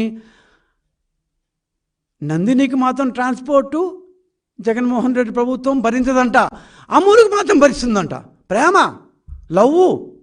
అమూల్కి మాత్రం ఎంత ట్రాన్స్పోర్ట్ అవుతుందో ఆ ట్రాన్స్పోర్ట్ అంతా గవర్నమెంట్ భరిస్తుందంట. జిఎస్టీ నందినికి మాత్రం జిఎస్టీ నందిని మిల్క్ వాళ్ళే కట్టుకోవాలి, అమూల్కి మాత్రం గవర్నమెంట్ జిఎస్టీ కడుతుందంట. అమూల్ సంస్థకి వీళ్ళు జిఎస్టీ కట్టడం ఏంటి?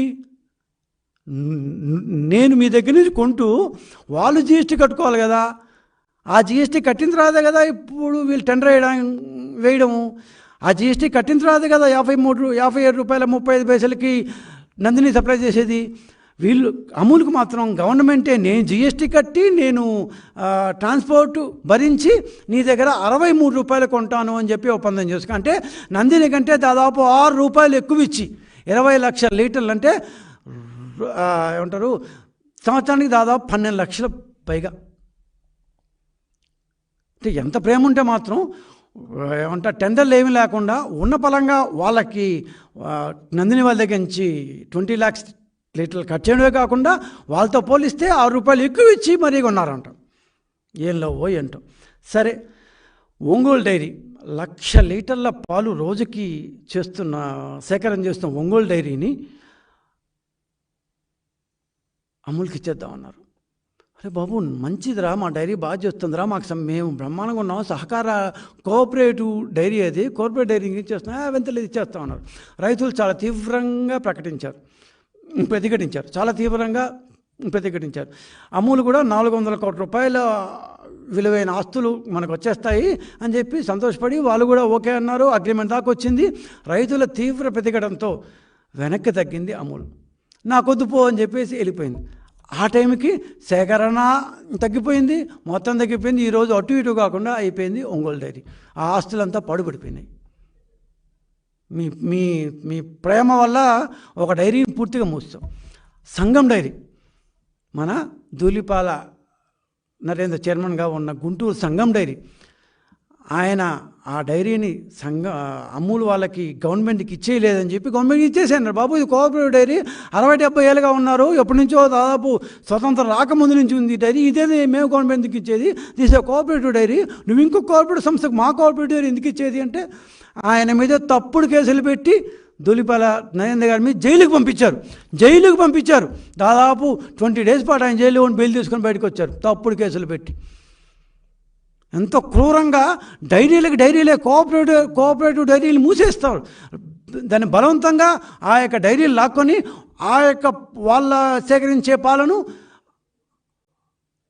అమూల్ యొక్క లెక్కలో చూపించుకోవాలని. ఇది ఇంత రాక్షస ప్రేమ ఏంటి? What is this? ఇంత రాక్షస ప్రేమ ఎందుకు వచ్చింది మీకు? ఇది ఏం ప్రేమ ఇది? పక్కన వాళ్ళు జైలుకి పంపించి పాడుపెట్టేసి చేయూత ఆసరా ఈ పథకాల పేర్లు ఉంటారు కదా మీరు జగన్మోహన్ రెడ్డి గారి జమానాలో. చేయూత ఆసరా పథకాల కింద వచ్చిన సొమ్ముతో గేదెలు ఆవులు కొనుగోలు చేసి దానికోసం లోన్లు ఇచ్చి ఆ యొక్క గేదెల ద్వారా ఉత్పత్తి చేయబడిన పాలను కేవలం అంగన్వాడీలకు సప్లై చేయాలి. ఆ సరఫరా చేసిన మిల్క్ అమూల్కే ఇవ్వాలి అనే కండిషన్ పెట్టి లోన్లు ఇచ్చారు. దాదాపు 4,60,000 మందికి అమూల్ కోసం ఇట్లాంటి చేయూత ఆసరా కింద లోన్లు ఇప్పించాడు. గవర్నమెంట్ మంది ఏమైనా చేస్తాం. ఇందాక నేను చెప్పేట్టు మదనపల్లిలో అల్ట్రా హై టెంపరేచర్ మిల్క్ ప్లాంట్ను అమూల్కి అప్పగించేశారు. నంద్యాల డైరీని కూడా అప్పగించాలని ట్రై చేశారు. బాగా నంద్యాల డైరీని కూడా అప్పగించాలని తెగ ట్రై చేశారు. అది వీలు కాల. సంఘం డైరీ గురించి చెప్పాను ఇందాక నేను. ఈ 4 ఏళ్లలో సహకార డైరీలైన సంఘం, కృష్ణ, ఒంగోలు డైరీలను తెగ ఇబ్బంది పెట్టారు. కానీ ఒక్క డైరీని మాత్రం ఏం పట్టించుకోలేదండి. ఒకే ఒక్క డైరీని జగన్మోహన్ రెడ్డి జోలికి పోలేదు. అది కూడా సహకార సంఘమే. ఏది తెలుసా? విశాఖ డైరీ. ఎవరు విశాఖ డైరీ చైర్మను? మన పార్టీ వాడు, మన వైసీపీ వాడు, ఆనంద్ గారు, అడారి ఆనంద్ గారు. మన ఎంపీగా పోటీ చేసి ఓడిపోయిన అభ్యర్థి మనోడు కదా, అందుకని ఉత్తరాంధ్రలో అతిపెద్ద డైరీ అయిన విశాఖ డైరీ జోలికి మాత్రం జగన్మోహన్ రెడ్డి మిగతా రాష్ట్రంలోని అన్ని సహకార డైరీలను తెగ ఏడిపించారు. 5 ఏళ్ళ పాటు వాళ్ళని చావు చంపారు, చితగ్గొట్టారు పాపం. మనల్ని రైతులను ఏడిపించు తిన్నారు. అబద్ధం అయితే చెప్పండి. పాత పేపర్లో ఒకసారి మీ సాక్షి పేపర్ని ఒకసారి తిరగేసుకోండి ఎంతమంది జైలుకు పంపించారు. కానీ విశాఖ డైరీ జోలికి మాత్రం పోలేదు. సో ఇది కాకుండా అండి, రాష్ట్ర వ్యాప్తంగా పాడి పరిశ్రమ అభివృద్ధి సంస్థ పరిధిలో వివిధ డైరీలకు 3,000 కోట్ల రూపాయలుగా విలువైన ఆస్తులున్నాయి. 3,000 కోట్ల రూపాయలు విలువైన ఆస్తులున్నాయి. 700 ఎకరాలకు పైగా ఏపీ డిడిసిఎఫ్ అంటే Andhra Pradesh dairy development corporation, Andhra Pradesh రాష్ట్ర పాడి పరిశ్రమ అభివృద్ధి సంస్థకి 700 ఎకరాల భూములు ఉన్నాయి. 3,000 కోట్ల రూపాయల ఆస్తులున్నాయి. రాజమహేంద్రవరం, కొత్తపల్లి, కంకిపాడు, ఒంగోలు, అనంతపూరు, పులివెందులతో సహా పాడి పరిశ్రమ అభివృద్ధి సంస్థకు ఆస్తులున్నాయి. కాలక్రమేణా ప్రతి ఆస్తిని అమూల్కి ఇస్తే ఎలా ఉంటుంది అనే ఆలోచన ప్రేమలో పాటుగా ఎక్కువైంది జగన్మోహన్ రెడ్డి గారికి. రాష్ట్రంలోని సహకార డైరీలో ఇప్పుడు నేను చెప్పాడు ఏపీ డిడిసిఎఫ్ వాళ్ళ దగ్గర 141 బల్క్ మిల్లింగ్ కూలింగ్ సెంటర్స్ ఉన్నాయి, 8 ప్రాసెసింగ్ యూనిట్లు ఉన్నాయి, 2 బల్క్ మిల్లింగ్ చిల్లింగ్ సెంటర్స్ ఉన్నాయి.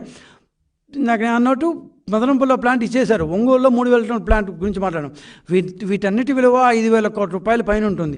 కేవలం 3.38 కోట్లతో అమూల్కి లీజుకి ఇవ్వడానికి శతవిధాలా ప్రయత్నించారు. 3.38 కోట్ల విలువతో లీజుకి తెగ ట్రై చేశారు. ఎంత 2020 డిసెంబర్ నుంచి మొన్న ఆయన ఓడిపోయేదాకా జరిగిన కాలక్రమేణా జరిగిన వరుస ఇది. కానీ ఇంత చేసిన జగన్మోహన్ రెడ్డి ఆయన ఎన్నికల హామీలో 4 రూపాయలు బోనస్ ఇస్తానని చెప్పాడు. మిగతా వాళ్ళందరికంటే నేను రాగా 4 రూపాయలు బోనస్ ఇస్తాను, కిన్లే వాటర్ బాటిల్ 23 రూపాయలు అమ్మడం ఏంటి, పాలు 23 రూపాయలు అమ్మడం ఏంటి, దాని ఏందో మాట్లాడారు. ఆయన హామీల సంగతి తెలిసిందే కదా. 1 రూపాయి ఇస్తే ఒట్టు. అసలు ఈయన ఎవరు పెంచడానికి? అది మార్కెట్ ఫోర్సెస్ దాని ప్రకారం ఉంటుంది. సరే, ఇప్పుడు ఎన్నికలు అయిపోయినాయి, ఓడిపోయారు. అమూల్కి పాలు రావటం లేదంట. 3,90,000 పీక్ లెవెల్లో ఉన్నప్పుడు మ్యాక్సిమం 3,90,000 పీక్ వచ్చింది. ఎప్పుడు 3 లక్షలకి అటు ఇటుగా అమూల్ చేస్తుంది. ఈ 3 లక్షల పాలతో రాష్ట్రంలో ఉన్న పాల సేకరణ వాళ్ళందరినీ డామినేట్ చేసేయాలి, వాళ్ళందరినీ చేసి ఏందో కళ్ళగొన్నారు. అది విఫల ప్రేమో ఫెయిల్యూర్ లవ్ స్టోరీనో మనకైతే తెలియదు, కానీ లవ్ స్టోరీ వచ్చింది. ఎన్నికలు అయిపోయినాయి. ఎన్నికల దాకా సచివాలయ పరిధిలో ఉన్న వెటర్నరీ అసిస్టెంట్స్ అంతా అమూల్ కోసం పనిచేశారు. ఆంధ్రప్రదేశ్ పాడి పరిశ్రమ అభివృద్ధి శాఖలో ఉన్న వాళ్ళంతా వారాల తరబడి అమూల్కి పాలు పోయాలని చెప్పి మీటింగ్లు పెట్టించారు. ఆంధ్రప్రదేశ్ పశుసంవర్ధక శాఖలో ఉన్న చాలామంది అధికారులను దీంట్లో ఇన్వాల్వ్ చేశారు. మొత్తం ప్రభుత్వంలో పాడి పరిశ్రమ వ్యవసాయము పాడికి సంబంధించిన కార్పొరేషన్లు, గవర్నమెంట్ డిపార్ట్మెంట్లు, గ్రామ సచివాలయాలు, ఎవరు అంగన్వాడీలు ఎవరు ఉంటే వాళ్ళందరినీ అమూల్ కోసం వినియోగించారు. జగన్మోహన్ రెడ్డి గారు ఇవాళ సాక్షిలో ఆయన రాసింది ఏంటంటే వాళ్ళందరినీ వినియోగించడం మానేసిందంటే ఇప్పుడు వచ్చిన గవర్నమెంట్. అరే, గుజరాత్కి చెందిన సంస్థకి ఇంత ఆస్తులు ఇచ్చేసినావు, అది తప్పురా బాబు అంటుంటే మీరు పట్టించుకోకుండా వాళ్ళందరినీ గవర్నమెంట్ అందరినీ అమూల్ కోసం వినియోగించట్లేదంట. అదేదో మహాపాపమైనట్టు ఆయన వాళ్ళు తెగవాపోయారు. సాక్షిలో కొత్త ఎడిటర్ ఎవరో వచ్చారు కదా, పాపం ఏమైందో ఆయనకి అసలు తెలుసో లేదో, ఆయన ఎవరో ఐ థింక్ ధనుంజయ రెడ్డి, ఆయన ఛార్జ్ చేసుకున్నారో లేదో మనకు తెలియదు, కానీ తెగవాపోయారు. వై షుడ్ ఆ company cooperative company it's not a cooperative. అన్నీ ఇప్పుడు కోఆపరేటివ్ కంపెనీలే, ఎవ్రీథింగ్. ఇప్పుడు పాల సేకరణ ఇవాళ సాక్షిలో హెరిటేజ్ నిత్తు రాసి ఇందాక నేను అన్నట్టు హెరిటేజ్ ఎంతంటే వాళ్ళకి అది రోజువారీ అంటే అది ఒక ప్రాసెస్ వాళ్ళకి. కానీ ఈ రాష్ట్రంలో హెరిటేజ్ ఒక్కటే కాదు కదా, పాల సేకరణ చేసేది హెరిటేజ్ చేస్తుంది, దొడ్ల డైరీ చేస్తుంది, జెర్సీ చేస్తుంది, వల్లభ చేస్తుంది, శివశక్తి చేస్తుంది, ఆరోగ్య చేస్తుంది. ఇట్లాంటి పలు 100 కొద్ది ప్రైవేట్ కంపెనీలు ఉన్నాయి. కోఆపరేటివ్లో చూస్తే విజయ చేస్తుంది, చాలా పెద్దది, బ్రహ్మాండంగా చేస్తుంది. ఈ వరదల్లో ఏమంటారు వాటర్ వచ్చి పాడైపోతే వితిన్ 1 monthలో they have recovered and they started procuring. దాదాపు 1,50,000 పాడి రైతులతో విజయలోనే ఉంది, సంఘం ఉంది, గుంటూరు సంఘం డైరీ ఉంది, విజయ విశాఖ ఉంది. సరే ఎవరి చేతిలో ఉందో వేరే విషయం, బట్ వాళ్ళు కూడా ఉత్తరాంధ్ర పెద్ద కోఆపరేటివ్ డైరీ. దాన్ని ఏమో తెలంగాణలో ఉంది, కానీ మన దీంట్లోకి వచ్చేస్తారు. ముల్కనూరు, కరీంనగరు, తెలంగాణ విజయ రాష్ట్రం 2 బైఫర్కేషన్ చేసిన తర్వాత తెలంగాణ విజయ కూడా ఇక్కడ ప్రొక్యూర్మెంట్ చేస్తుంది, మనం అక్కడ ప్రొక్యూర్మెంట్ చేస్తున్నాము. అమూల్ కూడా వచ్చింది లాస్ట్కి. ఒక్క అమూల్కి మాత్రమే అంట ఈ కోఆపరేటివ్లు అన్నీ పడుచుకోకూడదంట. అమూల్కి మాత్రమే గవర్నమెంట్ మిషనరీ అంతా సహాయం చేయాలంట. సహాయం చేయలేదు కాబట్టి మా తప్పంట. ఎవరు చెప్పారా నీకు? అసలు ఏం మాట్లాడతావు? కనీసం ఆ సాక్షులు రాసేటప్పుడు బుర్రా బుద్ధి కాస్త వాడవా? Who is that editor? అమూలకి సహాయం చేయలేదన్నా పెద్ద నేరం. What is that? అదేమన్నా మా ఏమంటారు ఆంధ్రప్రదేశ్ గవర్నమెంట్గా ఏమన్నా ఇస్తుందా? పాల సేకరణే జరగకపోతే ఇవాళ సాక్ష్యం రాశారు, అమూల్ సేకరణ 20,000 లీటర్లకు పడిపోయింది. 3 లక్షలు చేసిందే 3 లక్షలు, ఇప్పుడు 20,000 లీటర్స్ పడిపోయిందంట. మరి 99 సంవత్సరాలకు తీసుకున్న లీజు భూముల సంగతి ఏంటి? ప్లాంట్ల సంగతి ఏంటి? వాళ్ళ మీద ఖర్చు పెట్టిన డబ్బుల సంగతి ఏంటి? ఇవన్నీ వెనక్కి తీసుకోవాలి కదా. నీకు వాళ్ళ మీద అమూల్ మీద అంత లవ్ ఉంటే ఉండొచ్చు. ఆంధ్రప్రదేశ్ రాష్ట్రంలోని అన్ని సహకార డైరీలే అందరి కొడుకుల మీద ఉండగా ఒక్కొక్కడికి మేము మాత్రం ఇంత ప్రేమ ఎందుకు? అది కూడా గుజరాత్ చెందిన వాళ్ళతో ఏం లవ్ ఉంది మీకు? ఇందాక నేను చెప్పినట్టు ఈ విజయ విశాఖ, సంఘం, ముల్కనూరు, కరీంనగరు, విజయ, అమూల్ ఇవన్నీ కూడా కోఆపరేటివ్లే కదా. ఈ కోఆపరేటివ్ మీద అంతా లేకుండా ఆ అమూల్ మీద కోఆపరేటివ్ మీద ఎందుకు లవ్ నీకు? అంతంత ఆస్తులు ఎందుకు కట్టబెట్టా వాళ్ళకి? పోనీ వాళ్ళు ఏమన్నా ఎక్కువ ఇచ్చారా? ఏమి లేదే. పైగా లాస్ట్ థింగ్, 500 కోట్ల రూపాయల పైగా చిత్తూరు డైరీలో పెట్టుబడి పెడతా అన్నారు. 385 కోట్ల రూపాయలు పెట్టుబడి చెప్పారు. 150 కోట్ల రూపాయలతో ఐస్ క్రీమ్ ప్లాంట్ పెడతా ఉన్నారు. ఐస్ క్రీమ్ లేదు, క్రీము లేదు, మొత్తం ఐస్, మొత్తం వాటర్ అయిపోయింది, ఏమీ లేదు అక్కడ. వీళ్ళు ఈ ప్రకటన చేసిన తర్వాత తెలంగాణ గవర్నమెంటు విజయ ఇంకా అక్కడ ఈ గవర్నమెంట్ సెక్టర్లో ఉంది కాబట్టి వాళ్ళు 150 కోట్లతో ఐస్ క్రీమ్ స్టార్ట్ చేశారు. దాదాపు పూర్తయిపోవచ్చింది. తెలంగాణ గవర్నమెంటు విజయాలో 150 కోట్ల రూపాయలు పెట్టి what Jaganmohan Reddy was not able to do in spite of announcing in with Amul. Telangana government 150 కోట్లతో విజయాలో ఐస్ క్రీమ్ ప్లాంట్ పెట్టింది. రేపు జనవరిలో ఓపెనింగ్ కూడా చేస్తుంది. అమూల్ ఆంధ్రాలో పెడతా అని చెప్పింది. ఏమైంది? 385 కోట్ల రూపాయలు పోయా, 150 కోట్ల రూపాయలు ఐస్ క్రీమ్ లేదు, నోట్లో ఐస్ క్రీమ్ పుల్ల మాత్రమే మిగిలింది. ప్రజల ఆస్తుల్ని తమ సొంత ఆస్తులుగా ఎలా దానం చేస్తావు? ఎలా కట్టబెట్టావు? మీ నాయన మా నాయన సంపాదించింది కాదు కదా అది. మా నాన్న సంపాదించలేదు, మీ నాన్న సంపాదించలేదు, ఎవరు నాన్న సంపాదించలేదు, ప్రజల ఆస్తుంది. How can you simply donate just because your the chief minister? You can't just donate. Amul పెడతాను అన్న పెట్టుబడిలో 5% కూడా ఇప్పటిదాకా పెట్టలేదు. నువ్వేం చేసావు? 3 నెలల కింద దాకా నువ్వే ఉన్నావు కదా, ఎందుకు వాళ్ళ దగ్గర పెట్టుబడి పెట్టించలేకపోయినావు? ఈ నేపథ్యంలో అమూల్కి జగన్మోహన్ రెడ్డి గారు కట్టబెట్టిన ఆస్తుల మీద పునఃసమీక్ష చేయాలి అని పార్టీ తరఫున కోరుతున్నాం. ఎందుకు పునఃసమీక్ష చేయాలంటే ప్రభుత్వ ఆస్తులను జగన్ తన సొంత ఆస్తులుగా ఇచ్చేశాడు. పరిశ్రమ పెడతాను అంటే ఆ మేరకు భూమి ఇవ్వడం మనం చూస్తున్నాం, కరెక్టే. కానీ పాల సేకరణ కోసం భూములు, ఆస్తులు, ప్లాంట్లు 1,000 కోట్ల రూపాయలు ఇవ్వడం అనేది ఫస్ట్ టైం చూస్తున్నాం. అది ఎక్కడో ఒక ప్రైవేట్ సంస్థకి. వివిధ డైరీల ఆస్తులు అసలు ఎందుకు ఇచ్చారు? ఇచ్చే ఉందా? రైతులకు ఏమైనా లాభం వచ్చిందా? పోనీ భవిష్యత్తులో ఏమైనా లాభం జరుగుతుందా? ఏమీ లేదు కదా. ఏమీ లేనప్పుడు ఆ ఆస్తులు వెనక్కి తీసుకోవాలి కదా.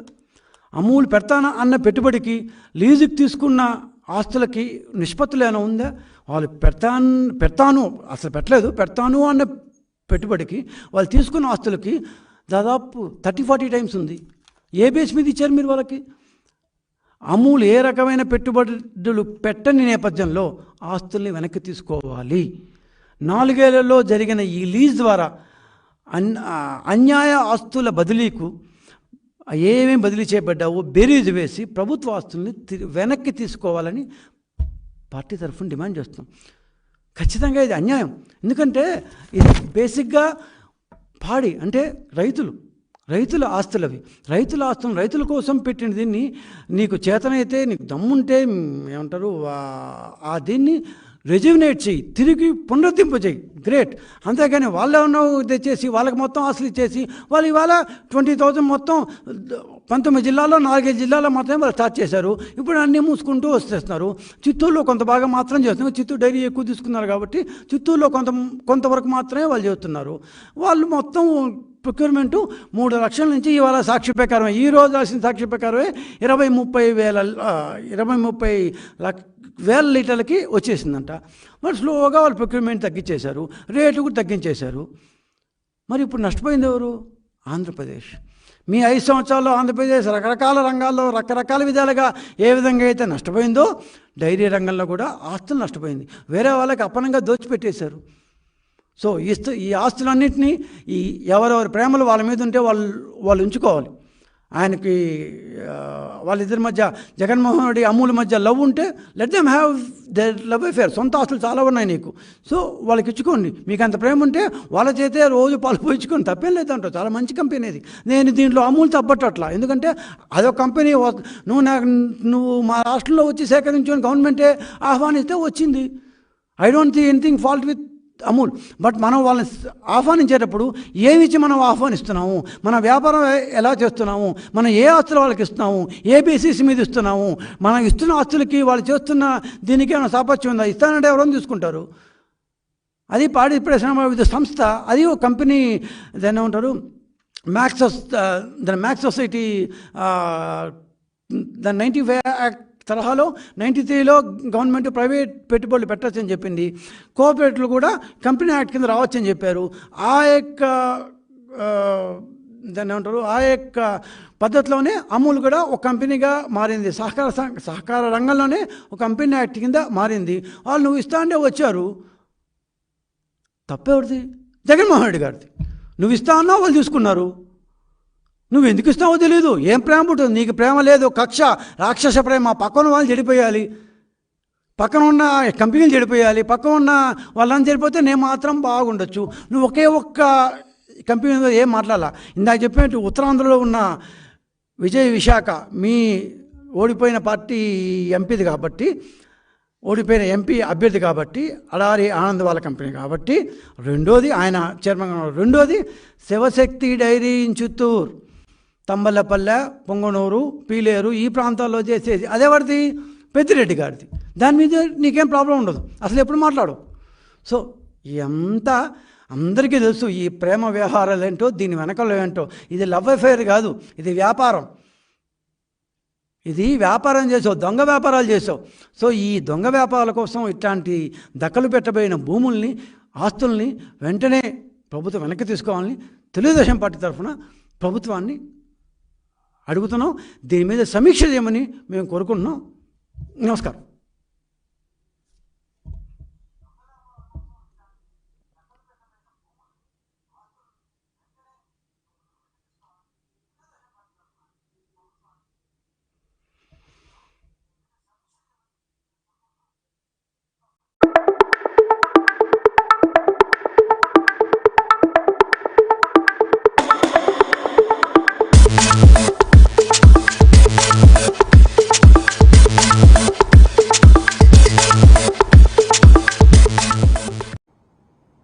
ప్రస్తుత కూటమి పాలనలో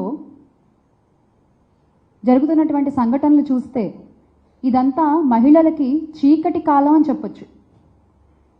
ప్రతిరోజు ఏదో ఒక చోట, ఏదో ఒక మూల మహిళలపై అఘాయిత్యాలు జరుగుతూనే ఉన్నాయి.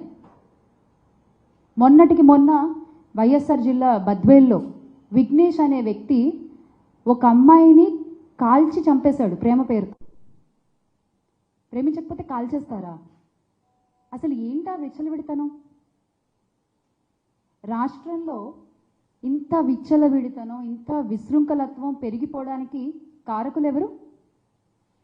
నేరస్తులకి ఇంత ధైర్యం ఎక్కడి నుంచి వస్తుంది? మొదట్లోనే ఇలాంటి అఘాయిత్యాలు జరుగుతున్నప్పుడే ప్రభుత్వం గనక గట్టిగా వ్యవహరించి ఉంటే అసలు ఇన్ని అన్యాయాలు జరిగేవా?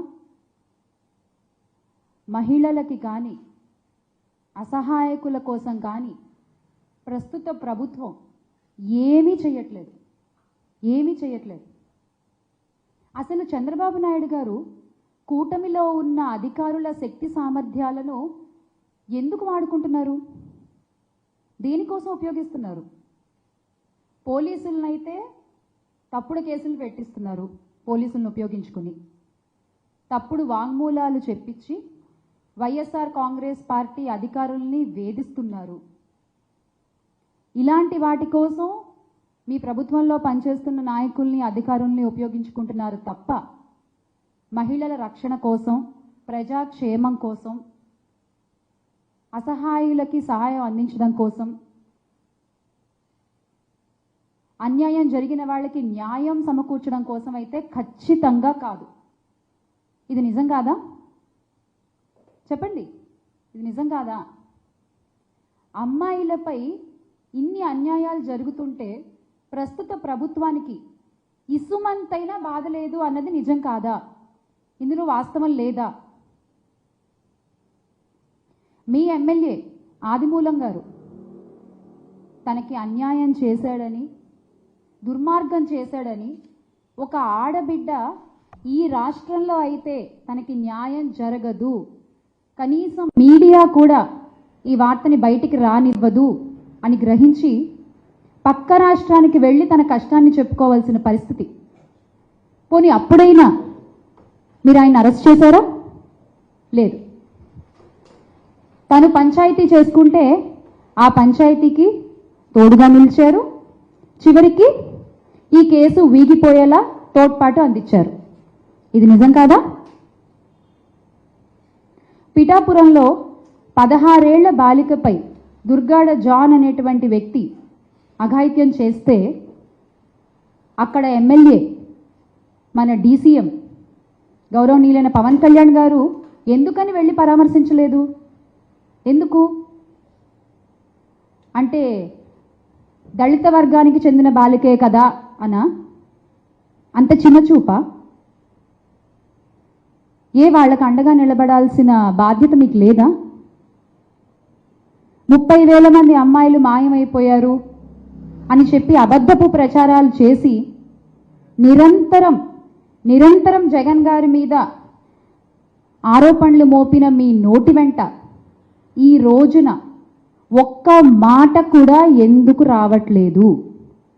ఒక్క మాట కూడా మీరు ఎందుకు మాట్లాడట్లేదు? ఇక హిందూపూర్లో అత్తాకోడళ్లపై అంత దారుణంగా గ్యాంగ్ రేప్ జరిగితే అక్కడ ఎమ్మెల్యేకి ఆ రెస్పాన్సిబిలిటీ లేదా అండి? ఆ బాధ్యత లేదా? ఒక్కసారన్నా వెళ్ళారా? పరామర్శించారా? సామాజిక బాధ్యత లేని మీరు ఇక ప్రజలకు ఏం రక్షణ కల్పిస్తారు? మా ప్రభుత్వం వస్తే మాత్రం ఆడపిల్లలు కంటి మీద హాయిగా అసలు ఎటువంటి టెన్షన్ లేకుండా నిద్రపోవచ్చు అని ప్రచారాలు చేసుకున్న మీరు ఈ రోజున బిక్కుమంటూ మహిళలందరూ బతకాల్సిన పరిస్థితిని తీసుకొచ్చారు. బాలికలు, ఆడపిల్లలు, మహిళలు సమిధలైపోతున్నారు. దీనికి మీరు ఏం సమాధానం చెప్తారు?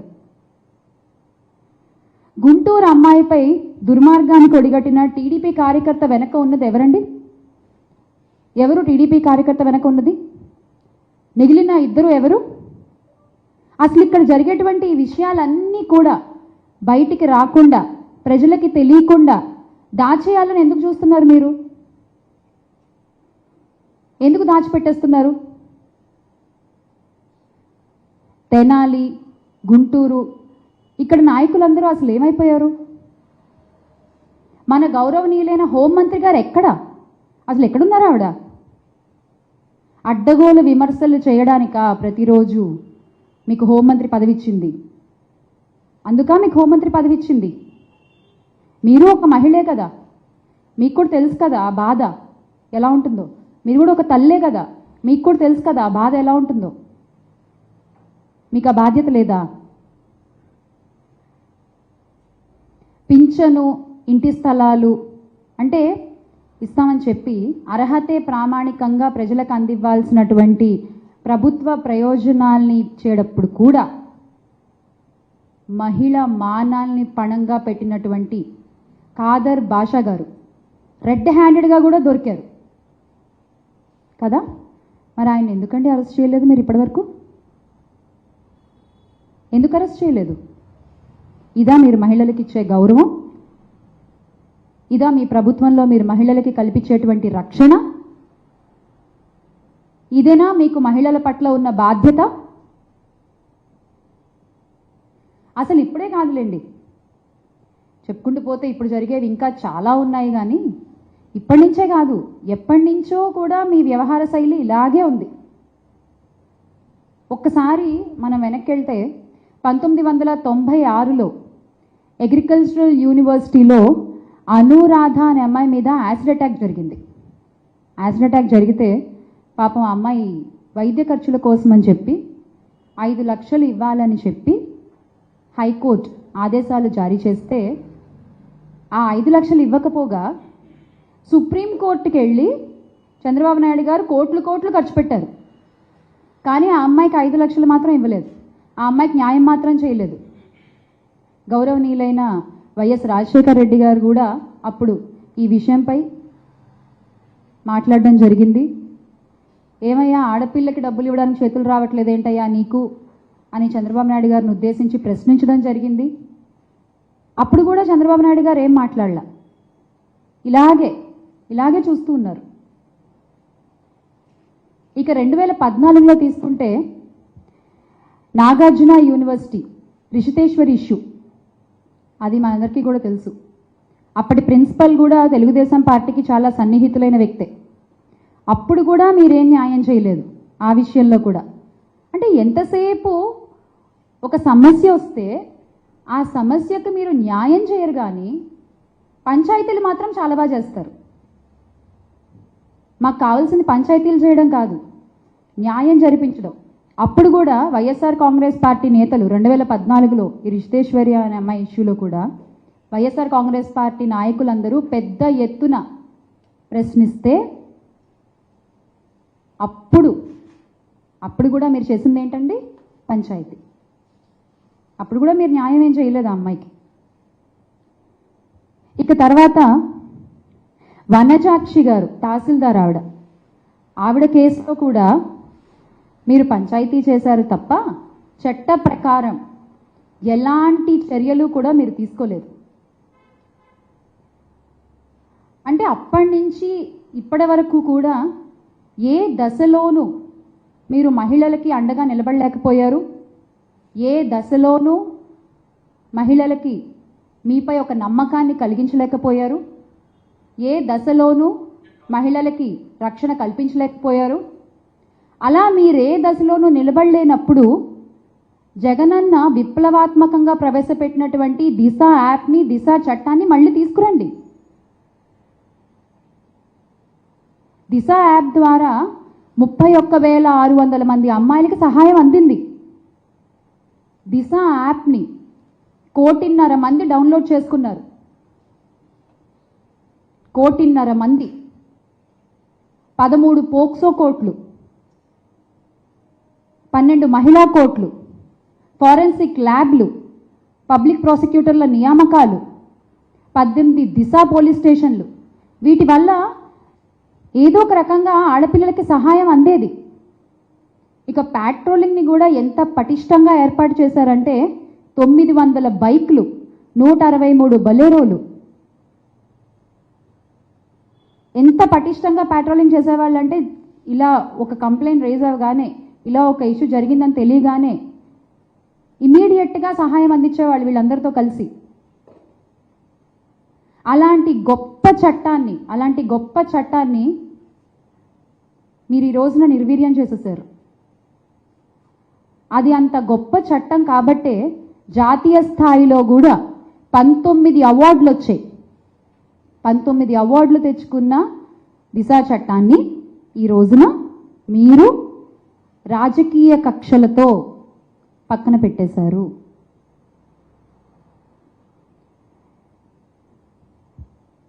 మహిళల కోసం, చిన్నారుల కోసం ఇండియన్ పీనల్ కోడ్లో అదనంగా 354E 354F అనేటువంటి ముసాయిదా బిల్ని జగనన్న క్యాబినెట్ ఇమ్మీడియట్గా గ్రీన్ సిగ్నల్ ఇచ్చి ఆమోదించింది. మహిళల కోసం అంతగా తాపత్రయపడేటువంటి ప్రభుత్వం జగనన్న ప్రభుత్వం. కానీ మీరు ఈ రోజున అంత గొప్ప చట్టమైనటువంటి దిశ చట్టాన్ని పక్కన పెట్టేశారు. ఎందుకు? ఎక్కడ జగనన్నకి మంచి పేరు వచ్చేస్తుందో అని. అంతే కదా? నేను మాట్లాడిన దాంట్లో వాస్తవం లేదంటారా? అసలు దిశ చట్టం, ఆ దిశ కార్యక్రమం మొదలు కాగానే ఇక్కడ నేను చూపిస్తాను, దాని మీద బురద జల్లడం మొదలుపెట్టారు మీరు. ప్రస్తుత ముఖ్యమంత్రి గారి కొడుకు, ప్రస్తుత హోంమంత్రి ఎలా ఆ దిశ పత్రాలను తగలబెడుతున్నారో చూడండి. ఇక్కడ మీ కళ్ళతో మీరే చూడండి.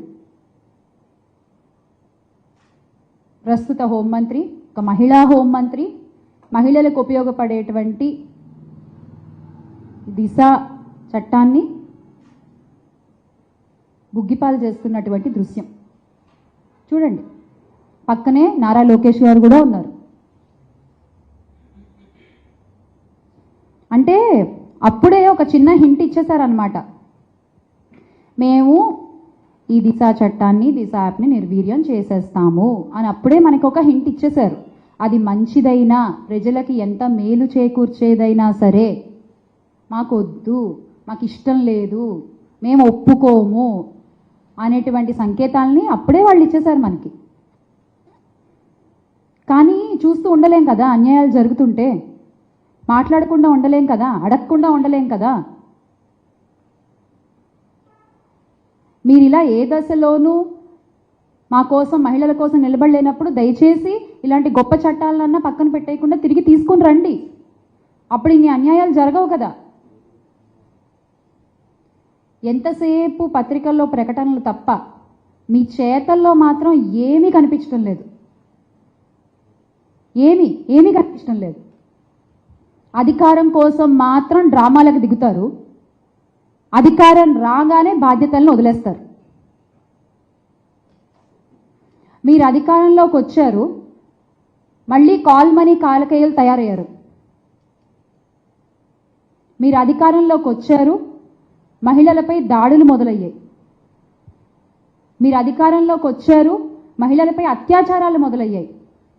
74 మంది మహిళలపై అత్యాచారాలు జరిగాయండి మీరు అధికారంలోకి వచ్చాక. 6 మంది మహిళల్ని అఘాయిత్యం చేసి చంపేశారు, హత్యకు గురి చేశారు మీరు అధికారంలోకి వచ్చాకే. మీరు అధికారంలోకి వచ్చాక 200 మంది మహిళలపై దాడులు జరిగాయి. ఏంటి మీరు మహిళల కోసం నిలబడ్డది? ఏంటి మీరు మహిళల కోసం చేసింది? మీరు అధికారంలోకి వచ్చాక ప్రాణాలు కోల్పోతున్నారు ఆడపిల్లలు. మీరు అధికారంలోకి వచ్చిన తర్వాత అసలు మాఫియాల గురించి మాట్లాడుకుంటే, ఇసుక మాఫియా, లిక్కర్ మాఫియా ఎలా జరుగుతుందో దందా అందరికీ తెలుసు. మీరు అధికారంలోకి వచ్చాక మంచి చదువు దూరమైంది చదువుకునే పిల్లలకి. మీరు అధికారంలోకి వచ్చాక మంచి భోజనం దూరమైంది. మీరు అధికారంలోకి వచ్చాక అంతెందుకండి, మంచి నీళ్లు కూడా లేక డయేరియాతో చచ్చిపోతున్నారు జనాలు.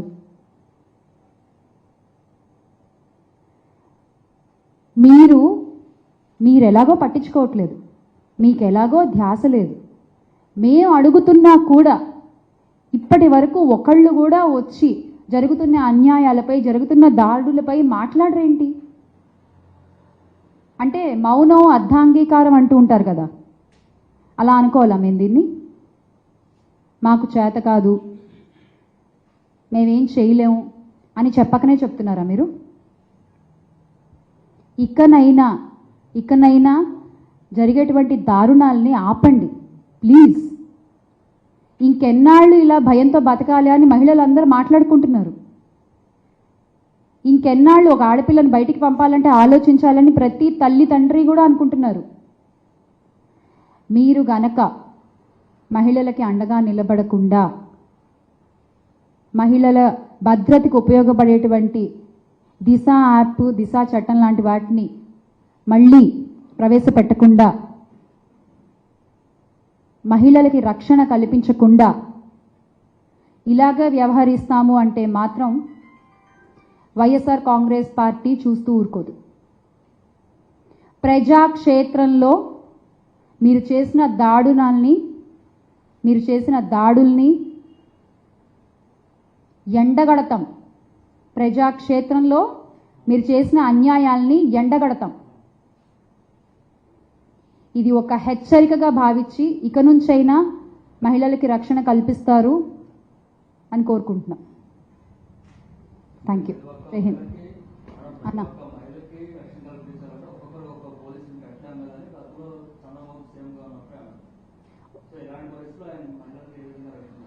ఒక్కొక్కళ్ళకి ఒక్కొక్క పోలీస్ పెట్టమని నేను చెప్పట్లేదన్నా. కనీసం అంటే ఇప్పుడు ఇంత జరుగుతున్నప్పుడు ఆయన బయటకు వచ్చి మీరు కంగారు పడకండి, మీరు అధైర్యపడకండి, నేను చూసుకుంటాను అంటే ఒక గౌరవనీయమైన ముఖ్యమంత్రి స్థానంలో ఉన్నారు కాబట్టి ఆయన ఒక మాట చెప్తే ధైర్యంగా ఉంటుందా ఉండదా ప్రజలకి? జగనన్న ప్రవేశపెట్టినటువంటి దిశ చట్టాలని, యాప్లని ఎలాగో పక్కన పెట్టేస్తున్నారు. అవి తీసుకుని వస్తే అందరికీ ఉపయోగపడుతుంది కదా, ఎందుకు తీసుకురావట్లేదు? అది జగనన్న ప్రవేశపెట్టారు, ఆయనకు మంచి పేరు వచ్చేస్తుందన్న భయం, బాధ.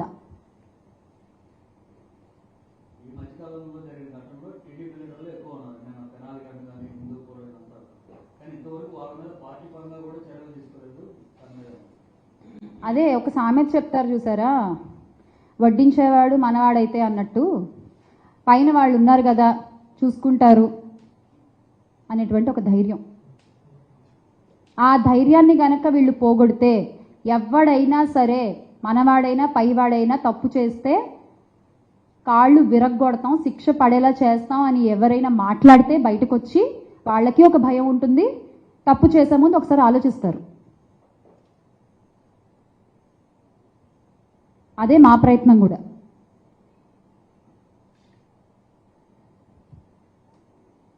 థ్యాంక్ యూ అన్న.